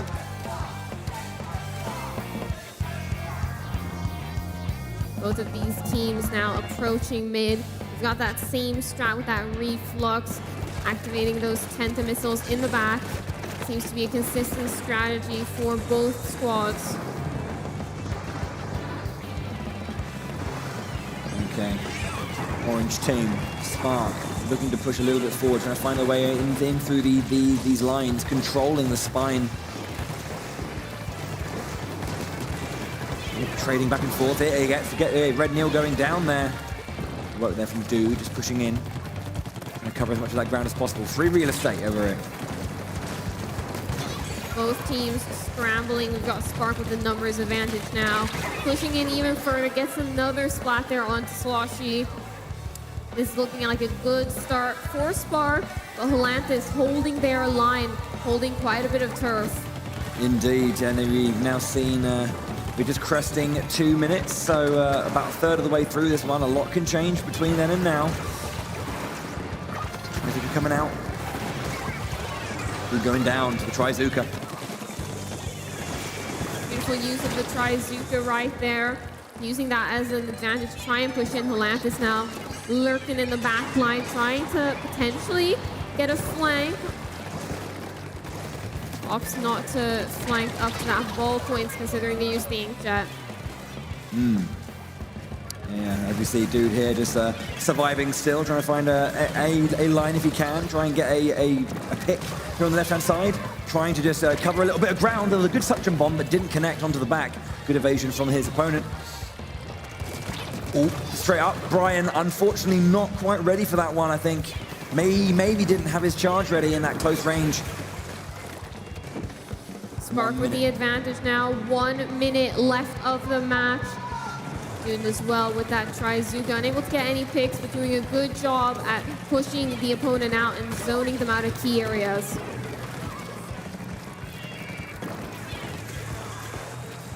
Okay.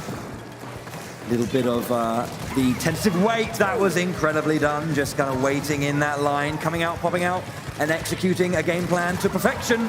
2 down. Once again, clean shots. Very good game from them. Looking at the final 25 seconds of the match now. Spark had a lot of control. They're starting to lose a lot of ground. Holantis pushing in very aggressively. Spark trying to hold their line with these specials as well. 10 seconds left on the board. This is it. Holantis do take a couple of splats. Can they do what they did last time and take control at the very, very end and call themselves the winners of this turf war? Arms up in the air. Holantis able to get a couple of splats there right at the end. The map is very contested. Who's it going to go to? Holantis taking it with 0.6%. Holantis with the turf war points. That is dirty. We've seen so many like sub 1% differences. 0.6%. Dang, that is tough. That is tough. But excellent work from Holantis taking that first point. They have the lead as we enter Anarchy battle time. They are focused. They know their quality. They know their pedigree. It's time to bring that to these modes that aren't all about these last-minute like pushes. Holantis have the power play down. We've seen that, and they managed to do that multiple times. Can they keep that up and push Spark to the edge? Or will Spark be able to hold the line, get those games, and secure their place in the semi-finals? God, if Holantis keep down this line, we're going to have our first tie. Yeah, well, don't speak too soon about that. Oh, you know, of course, yeah, I'm just saying, but if they keep down this line, that we will have it. But, you know, it is early doors. Early doors. That was just the first point. Spark have to just recalibrate themselves a little bit. Don't get too pushed away by the fact that was 2 close losses. It's only 1 point. We can go in. Next up is going to be Clamblitz on Manta Maria. Good stage. This is a great stage. This is one where teams just have to be looking to make that aggressive push. It's one of those classic Clamblitz modes. Yeah, and we've seen some great plays on this stage already today. Just really, really nice stuff. Utilizing, you know, those key areas in that map, taking control and being able to just get very explosive plays from moments, you know, getting big turnarounds, you know, just coordinating well and just taking those kind of moments when they matter most. Yeah. So, yeah. We got Spark in pink, Holantis in the green. Hopping into this match over here, we see Ferrari on that Nautilus as well. We saw that be used to great effect in some of those previous matches. The Nautilus is a great weapon if you're able to lurk around, get a couple of splats with it. It's a very contested mid area here. Holantis though, with an early bit of control. Looks like they get taken down. Takimi punished for that push right there. Oh, indeed, yeah, 30 seconds in, nothing major so far. Low clam counts as well. People are grabbing them and getting splattered and losing their stock. So nothing huge just as of yet. Slow start, but it's to be expected when games are this tight. Yeah, definitely a pretty contested map at the moment. Nobody with a clear advantage. This height being used by Brian, seeing if we can get anything here. We've got a shark in the water. Fizzy bomb over. They've got a few. Is that enough? 6. 4 gets taken down. Yeah. Holland just... defensive stand. Takimi going down to the Trizuka. Chana going down to the Trizuka. Ooh, very nice. Yeah, they have a couple of splats on both sides, though. So again, neck and neck. Wipeout, Spark have the advantage. Can they do anything with it, though? It looks like they can at least get control of that mid area. Holantis now a little bit on the back foot as Spark is mounting their push. Yes, indeed. They have that power clamp in hand, and they have a few more besides. They can get some big points here. They get two down. Can they find the line they want? Just need to get over the wall, but Nebula goes around the flank. Excellent. Gets that first power clamp in. The first point's on the board. Ooh, Red Neil, that was a beautiful jump to get up there fast. That'll be it. That was a little push there from Nebula, the captain of Spark.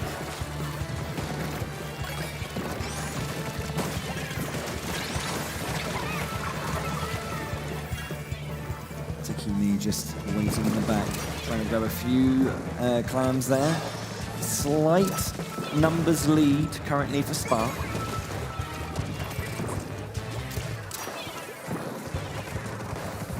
Currently a very contested map here. Volantis trying to make their push, trying to see if they can get in. That Nautilus climbing in with that clamp. We got the full charge ready. Able to open up a little bit of space. They were too busy focusing below. Yeah, they were too busy focusing below, and Nebula completely just removing any sense of pressure in that moment.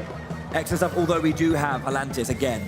2 clams in hand. Sloshy goes down again. They need to let that reset.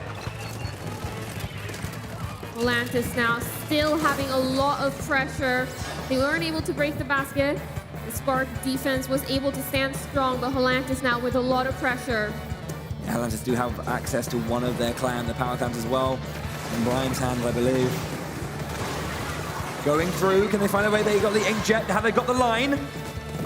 Seems like it's only a matter of time until they break that basket, but Spark, their defense standing strong, the tri-strikes coming through, but Volantis still able to break the barrier and take the lead with some additional clams. Yeah, that is what they need, because if they just got that power clam in and nothing else, they would be in second place because they were the second one to do it.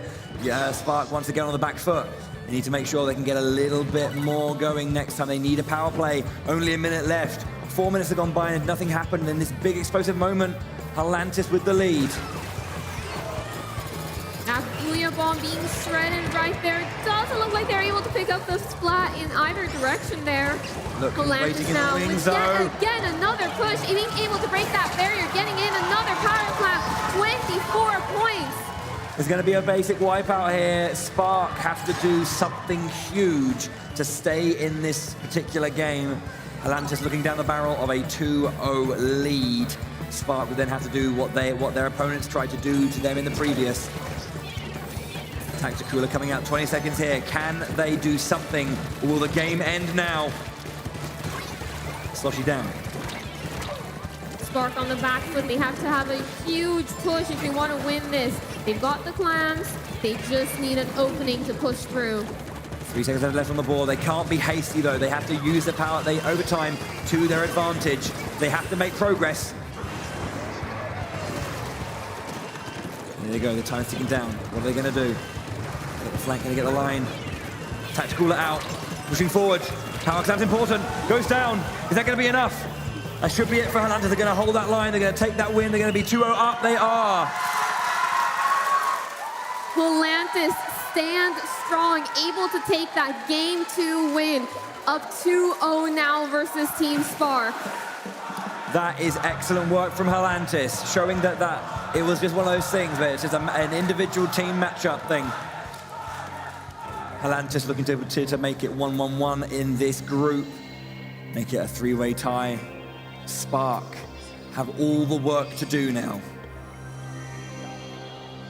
Tense times in Group D. What a way to end the day. Whew. Okay, the Netherlands looking confident, looking strong. Oh my goodness. You what okay? a game. You okay? Speechless. That was absolutely beautiful. Our next map mode is going to be tower control on Macomart. Oh, we're going to Macomart, are we? Okay. I think we've seen, we've seen this a bunch, of course we have. Yeah, we saw some great stuff coming out from a variety of teams in this place. Again, you were mentioning this, that first checkpoint. It's relatively straightforward to take compared to the others. But yeah, it's going to be hotly contested in that back line, trying to get to it, trying to get a real good push. We're going to have to see how it goes, but yeah, right now it's tense. Whew. Dutch players scanning their loadouts, trying to make sure they know what they want and what they want to do. Looks like our players are just readying up now. This is it. Can Hollantis shut the door on Spark? Yeah. If Hollantis wins this, we will have a tie in the group. Yeah, and as mentioned before, of course, there are rules and structures and lines to go down. We'll go through it in more detail if we hit that point. It's not over yet. This is still just game 3. We're ready. Game 3. Hollantis here to shut the door, claim 3 games in a row, and see what happens. Spark looking to deny that 3-0 sweep as we hop into Macomart here, tower control. Both of our teams are going super aggressively towards that middle area. Who is going to get that first splat? Yes. Okay, so Hollantis. Looking for some line. Ooh, and it looks like we've got 1 splat on either side right here. Both teams pushing up really aggressively. Yeah, but as you see, early doors, Hollantis takes the first push here, trying to push back, and Chano goes down. And there's, Nebula not going down there. Can they do anything else? No! It's a bit of a trade. Hollantis lose all their members, as do Spark. We're going to be going back into the reset. Great spot there onto Dude. Just tapping the tower to make sure it's like not moving backwards again. Try to see if they can get another tap again. There you go. Tryzuka coming out. We've got Tri-Strikes as well coming out. Lots of early pressure here from Hollantis as they're looking to break through that first checkpoint. So far, so good for Hollantis. They have the lead. They're pushing. Lose a couple of members now. Spark trying to push back. Dude on this left side.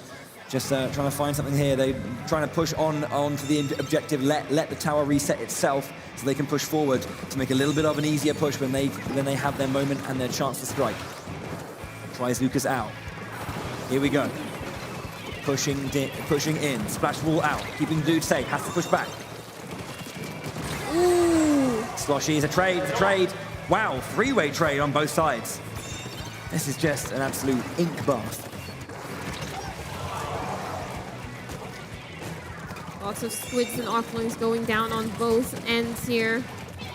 Yeah. Mostly squids. Okay, Spark now, they get to the checkpoint. They're going to start mounting the point pressure again. Can they hold it? No. Hollantis denied.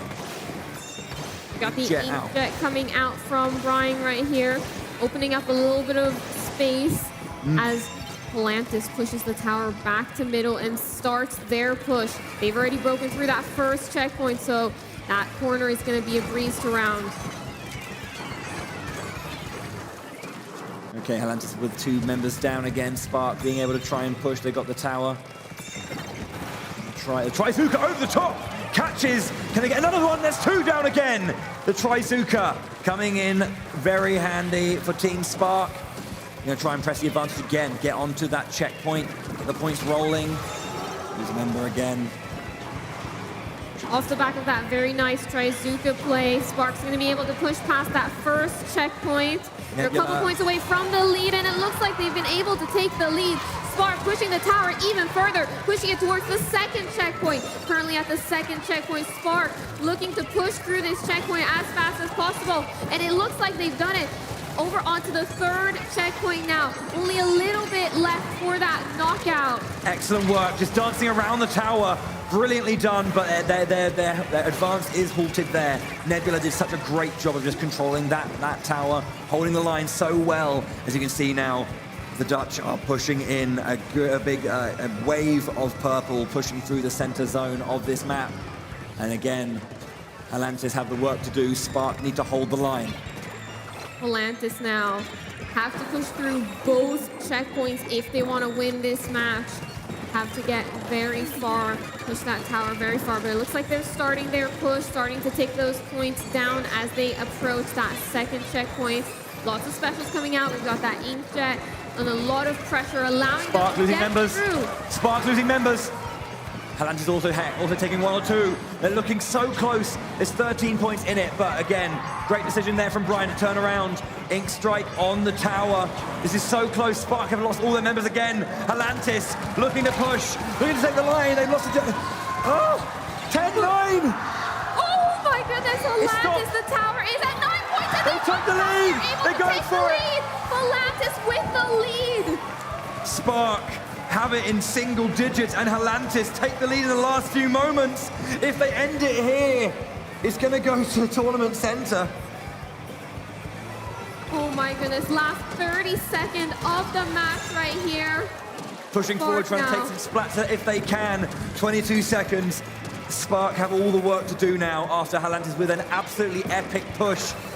The audience members taking a moment to breathe if they can.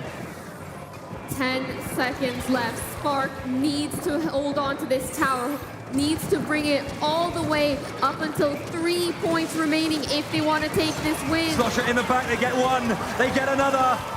Three members down for Halantis. Spark here, have to push. Can they get past it? 5, 4, 3, they win it. Spark stay in the tournament.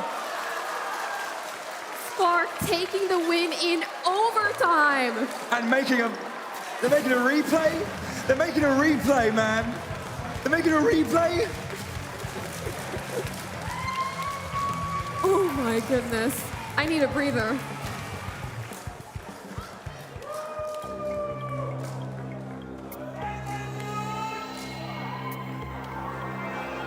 What a match!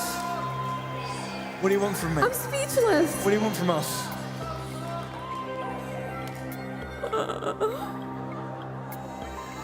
I've only got 1 heart. Oh my goodness. Spark now trying to mount that reverse sweep, getting back into this game. I think we need a replay of that. Let's have a look at this play. I think if I heard correctly, it was that kind of a last-minute push here where Halantis got the lead because it was so tight. They dropped it and lost it multiple times and just kept pushing. It was so brave here. Having it tied 9-9, they had to get on this tower just to be able to push it that slight bit further and take the lead.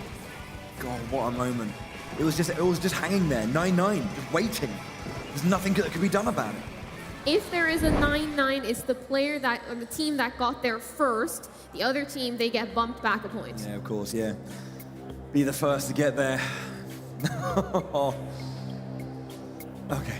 Yeah, and I think we'd also like to see that end as well, because again, it was single digits, 4-3 or 96-97. Let's have a look at that final push. I think this was a moment here as well, because there's an excellent moment here. Takimi sees that he sees the line. They got the sensor to see where they were, and is aware of that thing, that slosher line, completely taking out a couple of splats right there. That was so important, and they could just push away the remaining member. Excellent, excellent play. Oh, okay. Almost awkward. But it wasn't. But no, yeah, Takimi in particular, we'll have to give it to the sensor just to allow Takimi the knowledge to find that line the entire time. Oh, gosh. What a match. Our next match is going to be Splat Zones on Flounder Heights. Okay, sure. Splat Zones on Flounder Heights, why not? Yeah. We'll have to see how this goes. Split splat zones on the top of the bridge. Split splat zones. Okay. Let's hop right into it. Are Halantis going to be able to take the win here, or is it going to go to a game 5? Let's hop right into it. 1 for Spark, 2 for Halantis. Game 4 is underway once again. Seeing a nice range. We've got a couple of triple Ink Strikes, Storm, Trizuka, Tacticooler, the usuals. Inkstorm, again, as I mentioned on this, is really good. It just controls that space very slowly but surely. Ninja Squid on that splatter shot as well. That is an interesting ability choice coming out. Definitely not one you see every day. Nice. Beautiful splat there, Sloshy with the slosher. In control now. Spark have the lead, although they immediately lose it, but they regain that one again. They're going to start mounting that lead, pushing it back.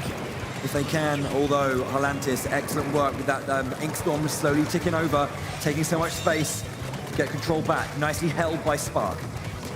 Good line down there, but not enough to actually get a splat though.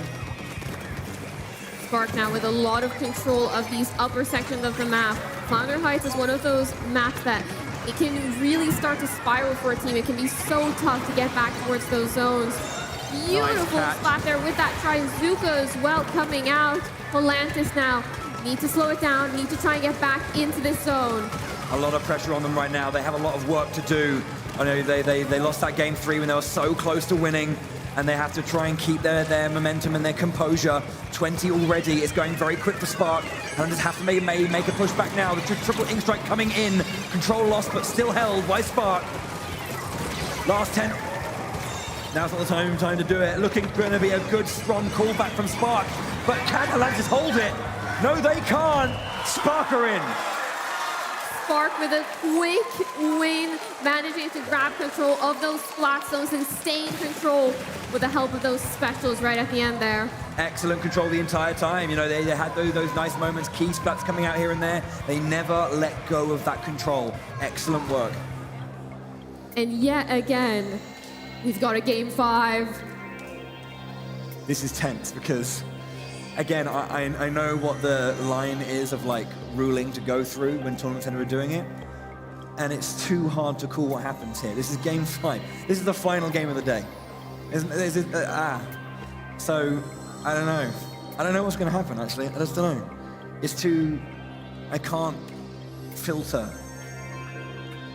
And we're going to go to Rainmaker on Inkblot Art Academy. Gosh. Okay, sure, yeah. Excellent map, excellent mode. I'm game. I'm game. Let's see what happens here. Halantis have been so strong today, and now they're looking, and they were there, 2-0, and now we're in a game 5 scenario. Spark, who were 2-0 up, and then forced to game 5, go 2-0 down, and force a game 5.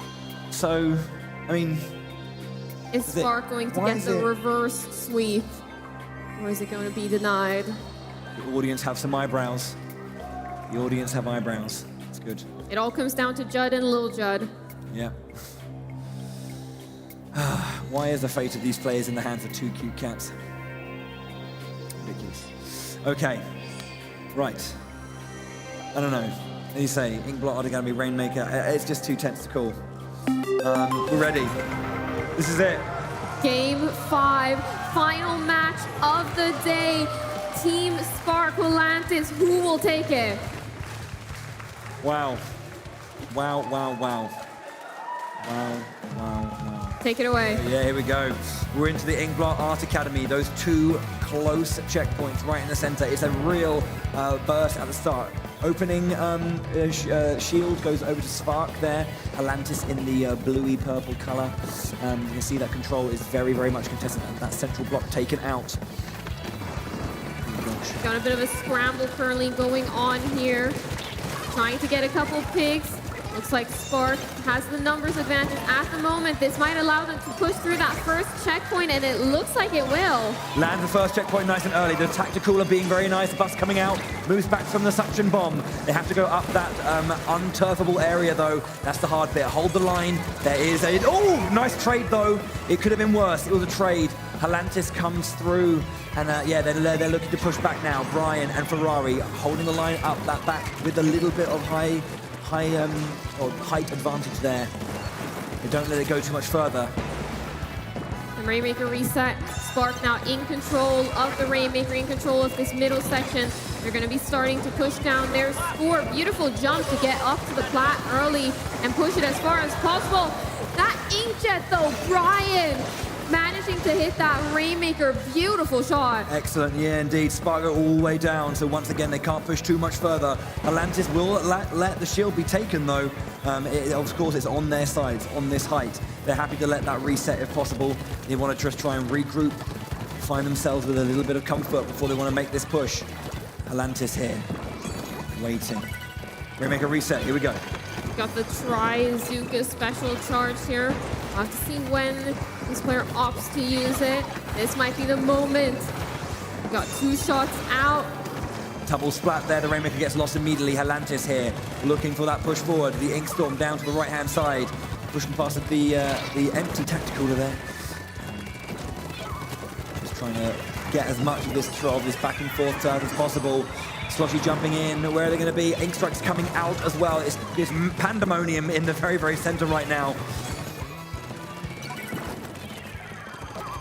Spark now trying to calm down the game, trying to slow down the pace of the game. Halantis need to get control, need to push it past this first checkpoint. They don't have enough control to do so yet, but maybe this Trizuka can change things. Doesn't look like they get any hits with that.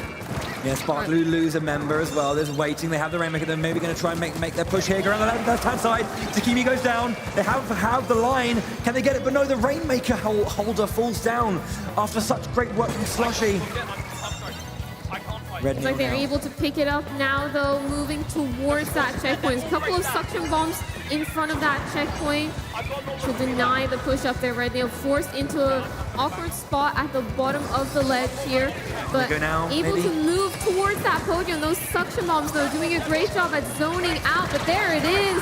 Oh, they're not able to break through the checkpoint. Oh, wow, yeah, one suction bomb going just beyond the checkpoint allowed that push, but as you say, it wasn't enough to get the actual claim on that checkpoint. Halantis losing a couple of players. Spark taking them down. Can they get that a virtual wipeout there? Now let that Rainmaker reset as well so they can push forward with enough confidence. Spark playing for control here, letting that Rainmaker reset back into the mid, instantly popping the shield, but opting not to grab it just yet, letting it just chill there. The Trizuka gets activated. We've got one splat with it, another splat with it. Goes down eventually, but 2 for 1 is a good trade. There's a double though in the middle. Once again, Halantis have it. Can they get there? Oh! Taken on the line out. That is really nicely done by Dude, I believe that was, who got that splat. Tacticula out. Splash Ball going to try and pressurize. 2 go down, it looks like. A virtual wipeout again, maybe. Sloshy goes down. Dude pushing forward. Dude making it look easy right there. Got that Trizuka as well, unable to connect with the shots, but that gives them a huge advantage. Yeah, they pushed down another 20-odd points there. 29 is the remaining distance to go. Spark, 30 seconds on the board. If they hold this, they're in the semi-finals. If it's Halantis, it goes to Tournament Center. It's on Halantis now, the last 20 seconds of the match. They have to pop this Rainmaker. They have to start to mount that push. It looks like they've got somewhat control of mid, are able to grab that Rainmaker and mount that push. They've still got the first checkpoint to go through, though. So we'll have to see if they're able to do that. The suction bombs coming out, doing a great job at just pushing this team back. We're into overtime. Halantis to stay back. This is all on Halantis now. If they lose anything, it's game over. They can't. There's so much pressure. There it is! A takedown! The UK roar! It was so close. Halantis with an absolutely brave effort. But the UK, they broke the monitor. Broke the monitor. Spark denying the overtime push to secure their spot into day 2 and secure their spot in the semifinals. Absolutely brilliant work though. Group D, an absolute barnstorming group. Brilliant play across the board, so tightly matched. Excellent play from the UK, from Holland, or from the Netherlands, and from Belgium. What a group. What a group. There's so much, man, just 2 close games. As our players again share just a little bit of a moment here, just they know how close it was every single game. I mean, I know that Halantis lost, but there's not, I mean, I know they're going to be hurt, but there's no way they can really feel like that was an incredible game of Splatoon. 3, sorry, just for PR's sake, 3. Okay, ladies and gentlemen of the audience, please go absolutely crazy for what you've just witnessed on stage. Give it up for both these teams. Yes.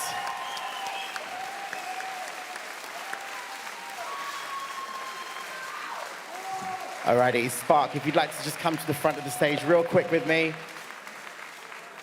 Please stand at the front. Come stand over here for us. Guys, how do you feel now that you've made a lot of people have some heart palpitations today and raised blood pressure all across, perhaps everybody watching at home, and definitely me. I nearly fell off my chair about 5 times. How are we feeling? We don't lose this. You made it right down to the wire. Congratulations, you are one step closer. Dude, how are you feeling? That was such a close game, honestly. Like, Netherlands played so well, the Belgian team played so well, and all I can say is just that we tried our best and we gave our best and we managed to put it in. I just gotta say shout out to my team because, we're a new team. We've been practicing so hard. So it's just like, it's really nice to just like see that we're always getting better every single time we show up, so. Thank you. You can breathe now, it's okay, you can breathe. Ladies and gentlemen, please give it up for Team Spark one more time!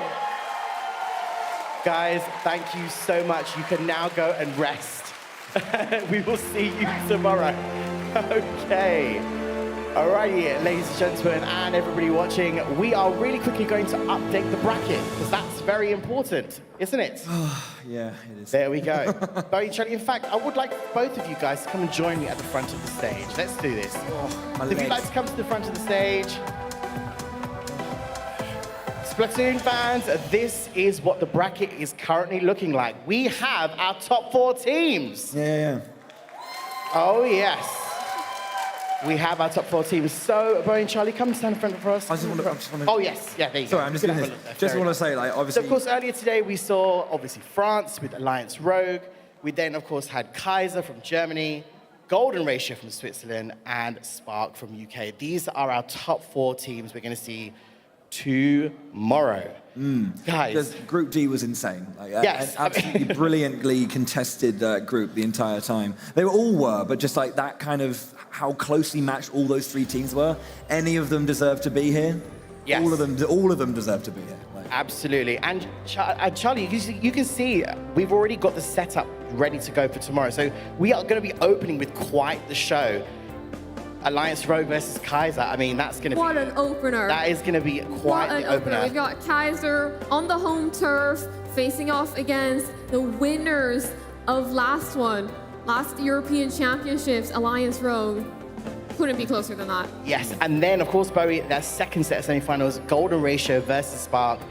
It's going to be quite the show tomorrow. Yeah. I mean, Golden Ratio showed up and put an absolute masterclass on. Dismantling Hanky Canto and beating the Italian team as well. It's excellent work from them. One of those ones where I was really impressed with their showing. So 2 very, very excellent semis, and we're going to have a fantastic final as well. Absolutely. And of course, guys, can I actually get a massive round of applause and a cheer for these incredible casters on stage? They have been giving you everything you need to know about all of the games that are happening today. Thank you, everyone. It's all her. You guys have been absolutely insane. Thank you so much.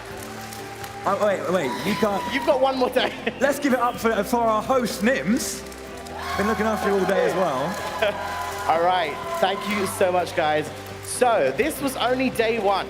We have one more day left, where we, of course, will be taking you through tomorrow to our semi-finals, and then, of course, our grand final for the Splatoon 3 European Championship 2023. Who's coming tomorrow? All right. So, of course, if you're watching at home, be sure to check us out tomorrow, because not only will we be doing the Splatoon 3 Championship, we, of course, for the very first time ever, will be doing our Mario Kart 8 Deluxe European Championship 2023 as well. Ooh, okay, yes. We're going to be seeing some top racing, top Splatoon play, and I'd just like to say to every single person watching at home, thank you so much for joining us. And audience, you've been absolutely fabulous. Thank you so much. Have you guys had a good day? Amazing. Awesome stuff. Thank you so much. My name is Nims. This is Bowie. This is Charlie. We have been absolutely, honestly, we're so honored to be here, and this has been an incredible show. Take care of yourselves. We'll see you soon. In fact, we'll see you tomorrow. Bye-bye.